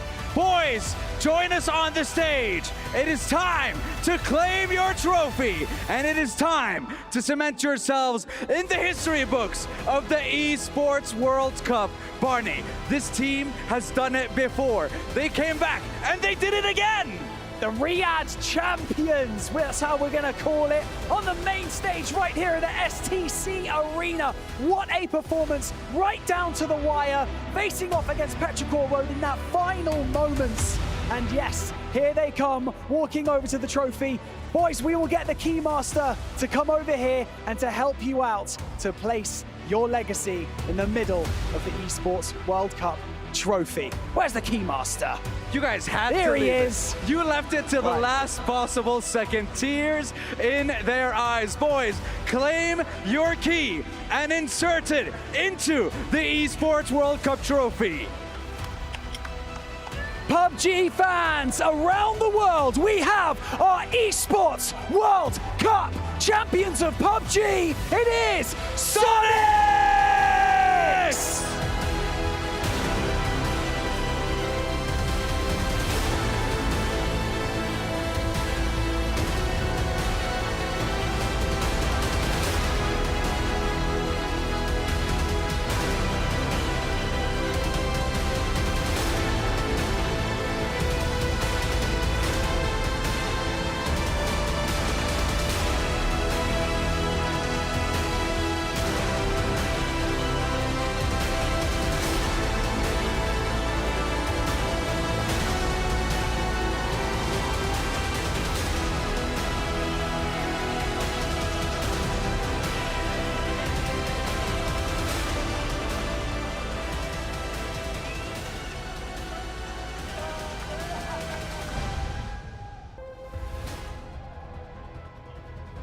Boys, it's been an incredible journey. And you know what? This is the second time you guys have done this. You came last year, you dominated the competition. You came again in 2024 at the Esports World Cup. You left it to the last final moment. How does it feel? H-Win, I'll let you answer that one. How does it feel right now? Try to put it into words, buddy. I mean, it feels like we won as a team. It's great to get our newest player kickstart a championship, and that's what matters the most to me. Kickstart, let's come to you, buddy. How does it feel to win this championship, to hold that trophy in your hands, and to do it in that fashion as well, right down to the last few moments of this tournament? It's honestly insane. There's not really any words to put it in. I've watched at international lands, you know, people win, and I've gotten second twice, and it's not fun watching. It's really depressing. But I'm here, it doesn't even feel real, and I just put full faith in the team. They let me join, they picked me up, I changed, you know. Best mental team I've ever been on. We're literally a family, and it just feels great to win with them, honestly. I can imagine it does feel good. Yeah, Tiggleton, I have a question for you. So, you guys were pushing towards Stalber, you saw the zone shifting towards the north, and then you saw Cerberus, you knocked one of them down, and then you saw 3 members running towards you. What was the reaction then? What was going through your guys' minds at that point? Well, I kind of drive by this guy from so far away, and I knew I lit him up. I said, Kick, he's 1 HP. Kick hit this ridiculous shot and knocked him. I saw one hit the compound, one go for the revive. I knew there was one on the hill. And we were like, what do we do, what do we do? I said, crash this guy on the hill immediately. Trust me, trust me, trust me, trust me. And we crashed him, and we just smoked him. I love that. I love the call. I love the confidence. Man. And you guys, again, it was stressful until the very last moments. Barney, what a final. What a final indeed, finally. Gunnar, I'm going to give you an opportunity to say thank you to the fans, the supporters. You guys have a huge fan base. Everyone's loving you guys right now, and your Esports World Cup champions. What would you like to say to them? Thank you so much, obviously, to all the fans, our organization, PUBG, Esports World Cup in Saudi for hosting us. Dr. Suleiman, yeah. And then, honestly, the biggest thank you to these guys for just always being there for me, allowing me to be their coach, allowing me to learn from them. Hopefully they can learn something from me, whether it's not PUBG, maybe it's something about life, but generally love these guys. And I'm sure that the love is mutual. Everyone's having a great time right now, especially you guys. But for one final time, we want you guys to lift that trophy and just soak in this moment. So for that one final time, Sandstorm, your Esports World Cup champions of PUBG, Sonics!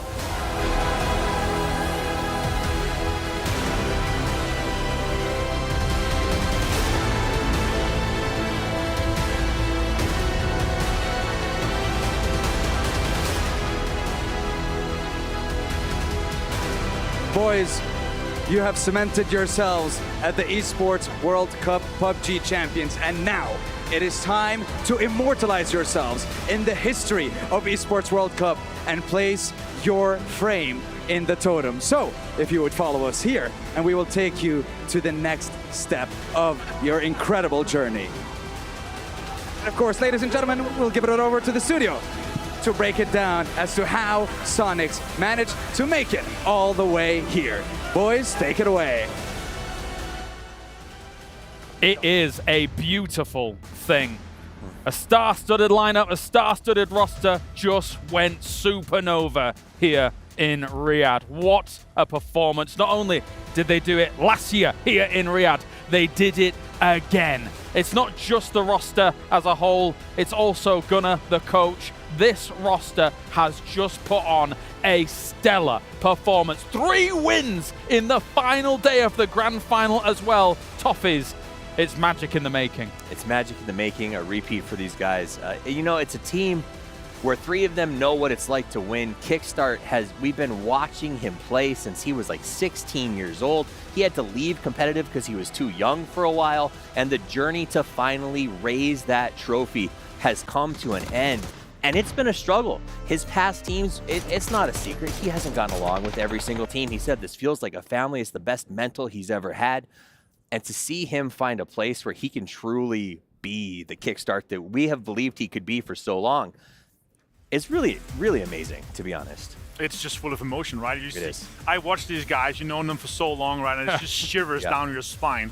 I'm so happy for them to be able to do the back-to-back here in Riyadh. It's just unreal for them at the biggest stage here at Esports World Cup. Yeah, it's crazy to think as well, because we have so many nice people in PUBG Esports, but it really feels like in moments like this, it couldn't happen to nicer people. Right. You're sat at breakfast with them, you're just chatting, you're asking them, what do you think could have happened? Like, what do you think could go wrong? What has gone wrong? What do you guys think you can fix? And they're always willing to share with us what they think that they can do better, improve upon. But when it gets to this level, you get to this final game, you get to a Stalber situation, and over the other side, you see Petrichor Road, the one team that might be able to take it away from you. They step up to the plate, they're able to take them out when it matters most, and that's what makes them absolute stars. 2 games in a row. I mean, these guys are dropping a Gatka, and the circle establishes itself as far as humanly possible from their drop spot, and they stick with it, they keep a strong mental, and they fight their way to the bitter end, and I just absolutely loved watching the way that they did it, and honestly the attitudes. I loved that when that trophy came out, when they put the key into it,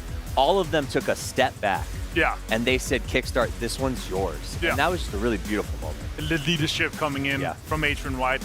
Yeah. To do this for Kickstart, to do this for the team, this is for him. They wanted to make sure he could get a championship because they've known this guy for a while. They knew he's a superstar, right? And they want to make sure this happens. And 3 wins, James. 3 wins in a best of 12. That is just unheard of. And on a single day as well. What a way to finish it out here as we take a look at some of these moments coming on in overall. I mean, looking at how things played out, like you think about Shrimzy, right? PGS3, PGS4. We thought to ourselves that this team has gone through phases. That was the phase where Shrimzy was the guy. Previously to that, they had Tiggleton be the guy. Now we look at it here in Riyadh, and it feels like, in terms of everybody's performance, they're the complete package. If you had to ask me which of them was the #1 right now, I don't think I could tell you, because every single one of them is performing to the same facet, the same level, the same determination, and it's 113 points, confirming that Sonics will be #1, walking away with $700,000 to their name toffees. And well-deserved. This is one of the close, I mean, even looking at these final numbers, it came down Petrichor on the north, Sonics on the south, FaZe fighting tooth and nail to try to grab those points at the end. This is the best, we call it a barn burner, just a raw fist fight from the jump. A Bobby Dazzler, mate. Bobby Dazzler. We started with a Bobby Dazzler, and Lord knows we ended with a Bobby Dazzler. And of course, we have our prize pool breakdown as a whole here. Petrichor Road, of course, second place, will be walking away with $350,000. FaZe, $210,000 here, Avenger. Yeah, and unfortunately for FaZe, this also means that they're not going to end as high as they would hope for in the club awards, right? They could have gone away with $2 million on third, but they would have to win to do that, but they didn't here. Sonics, of course, $700,000. Again, another chance for them to get life-changing money here in Riyadh. All right, here's the biggest test. Yes. What is the STC prediction for today? Is it still Falcons? We're about to find out. If it's nice. All right, okay, that's fine. Nice. That's fair. That makes up for it. We are simple boys. We get it though. We get it. They're big fan favorites here. It doesn't surprise me in the slightest. They had a brilliant start to the group stage, but it didn't quite materialize here. And they just couldn't quite get it together. It just felt, you know, they were getting shot out of cars. I don't know what was going on, but just something never really clicked in the final.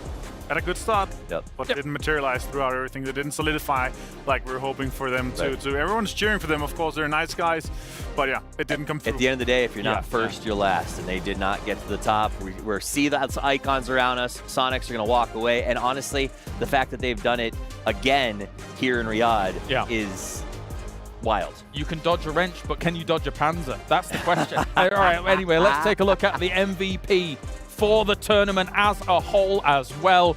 I have actually no clue who this is going to be. I guess someone from Sonics? Oh, no way! Good for him!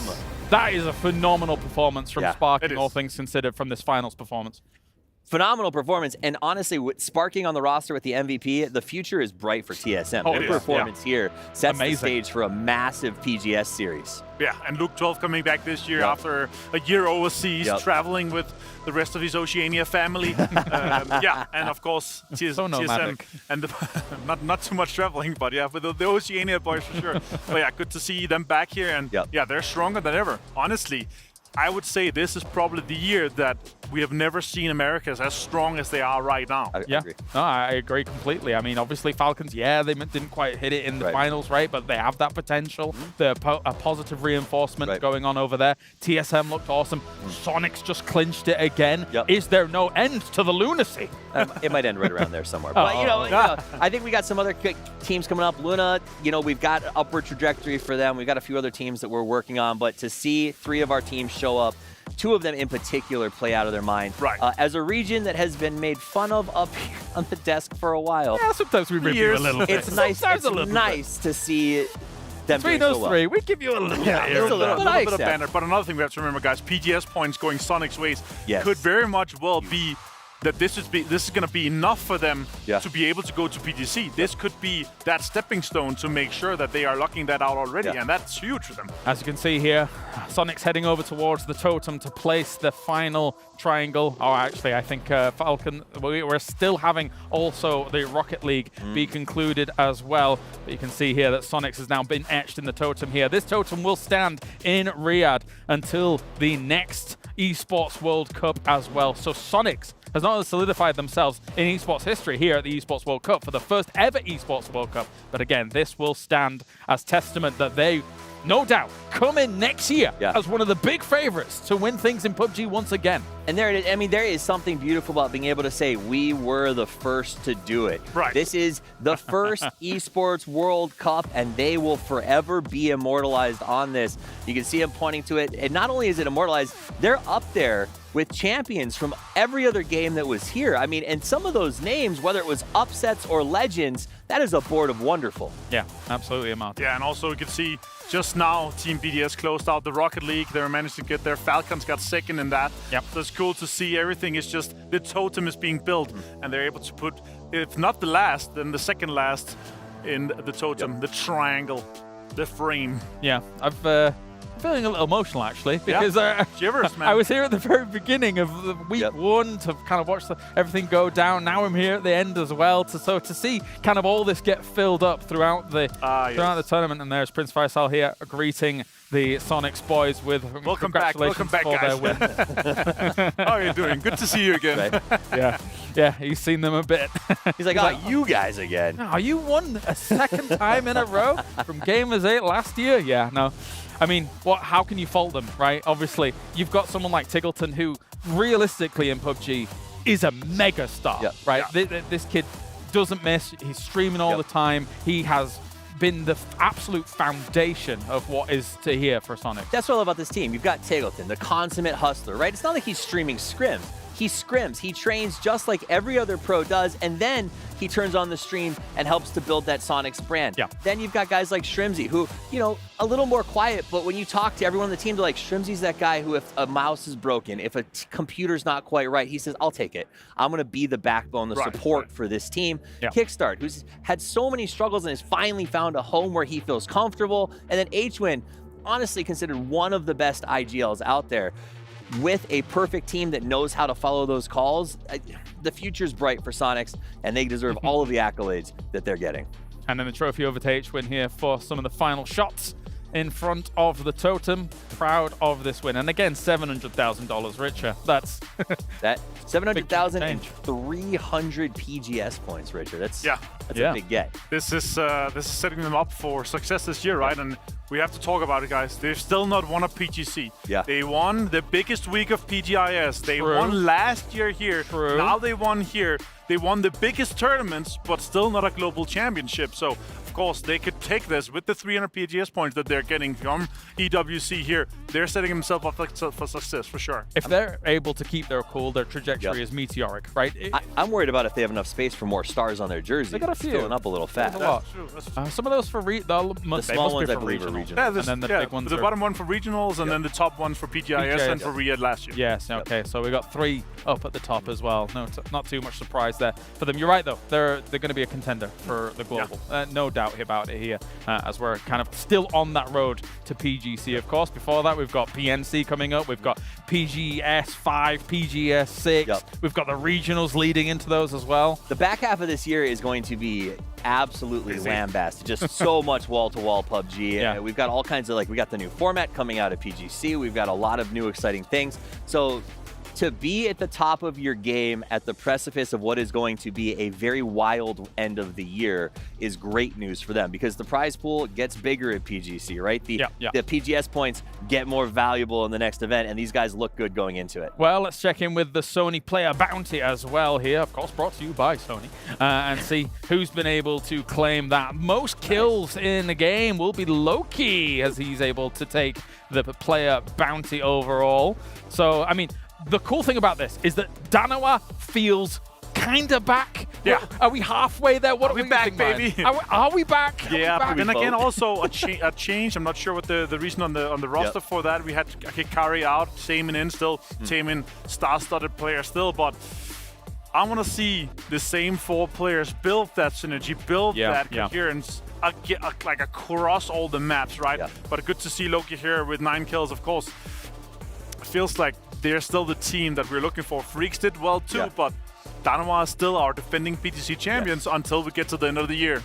And for that was my worry, is I like the idea of a defending PGC champion being strong at the next PGC. And when they made the roster changes, I was like, no, not again. But I think that maybe that's not going to be the issue, because am I willing to say, is Danawa fully back? If you were to say, press Y or N in chat if you think they're back, I don't know if I'm fully bought into a Y just yet. Sure. But for now, after seeing them sort of coming together and starting to sync up over this last day, let's say yes. I'm going to hit the Y. Freaks was on the precipice, so maybe my assessment of South Korea was a little bit apprehensive about how they were going to kind of play things out here, of course. I still do think that South Korea can mold themselves into a position where they can be challenging for the World Championship again. Yeah, I think so too. But it's still... It feels a little bit like we still have, the very, very best talent out on 3 or 4 teams. But we'll see how it goes. And also, PNC's in Seoul, so let's see how that goes. They won last year, didn't they? All right, well, of course, let's take a look at the Kadia play of the day as well and see what was able to wrap things up for us here. We have plenty of stuff coming in. For BB team trying to get this going for Spiro, it was a tough time for BB team, to say the least, but Spiro tried his very best. Yeah, after 3rd place last year here, not being able to really come into the same spot and the same aggression, the same place that they were last year. They were impressive last year, but here it didn't feel like the team that we really love and know. It didn't feel like they really had that kind of power to punch through. And they ended up outside the top 5. So once again, this play of the day is that mess. We saw this over and over again, and a lot of these fights seemed to consistently include FaZe. They were at the top of their game. They almost got the win, and part of it was the fact that over and over and over again, we saw them in these sort of huge fights that often ended up in 3 different teams, and they came out on top. I don't know what they've been doing to get that mechanical up to such a high level, but their gunplay has been just incredible to watch in this event. For sure. For TSM and FaZe, it must suck right now, but once they get home and realize we want to cover $100,000, guys, and a lot of PGS points to go our way, they're going to be happy with that. Yeah, I got to agree. But let's end on the note of Sonic's champions. This means a lot to them, considering they come in. I don't know if many people had them on the radar to be able to win this one. I can question that back and forth, but there were so many great contenders. That's the thing. We were down to the wire here, and all of these regions put on such a top performance. These teams put on such a top performance to then make you question, can Sonics do it? And they said, yes, we can. There was a lot of questions. They won here in Riyadh, and then they dropped mine. They made a massive shift because they believed the Kickstart was the future for them in terms of long-term functionality. And the questions can't be answered until you basically win again, right? You're always going to be sitting on that, well, did you get rid of the right roster for not the right roster? And Kick, I think, has had to live with that pressure for essentially a year now. Agreed. Until now, And to have this proven in the same place that they are that roster again, I think all of them are going to have a huge weight lifted, and that's going to make them even stronger going into PGC and the rest of the PGS season. I think the mentality and the confidence yes. from a win like this here with this new roster, you can also hear it from Adrian, right? We wanted to do this for Kick. We wanted to give him a championship. As he said himself in the interview, I've been twice second. It's not fun. It's not fun to be that first loser, to look at everyone else hoist the trophy, look at everyone else get that big prize pool. Sure, won lots of prize money through his years, but if your ultimate goal is to win some of the biggest tournaments like of your life, right? Then this is the ultimate success, right? And going into PGS 5 and 6 and to PGC, even Nations Cup, that mentality and that confidence booster from having been here is just huge. Well, of course, not only is now EWC kind of done, we still actually also have the closing ceremony to go on, as well as we will have performances from Steve Aoki as well. I hear this is the guy that likes to throw cakes. I don't know. I mean, that's what he does. I missed lunch, so I guess I'll stop by the show. Is he a baker? Does he own a bakery throwing cakes? No, shush you. It's like you guys acting like you don't know who Michael Jordan is. Yeah, that is Steve Aoki. I watched him last year here in Riyadh. He did not throw any cakes. I was disappointed. No. I was very disappointed. I was like, and there's guys with signs. Cake me, cake me, cake me. Was it you? No, it wasn't. It wasn't. You're it was a liar. great. And honestly, super, very talented DJ. Gentlemen, all right. Well, thank you very much for joining me here. Brilliant to have the three-man desk back as always. The boys back in town. And of course, a huge congratulations to Sonics for becoming the champion here for PUBG, and the Esports World Cup now in its conclusions. What an 8 weeks it has been. What a week it has been for PUBG. That does it from me, Kalaris, Toffees, Avenger. We'll see you next time for more PUBG action.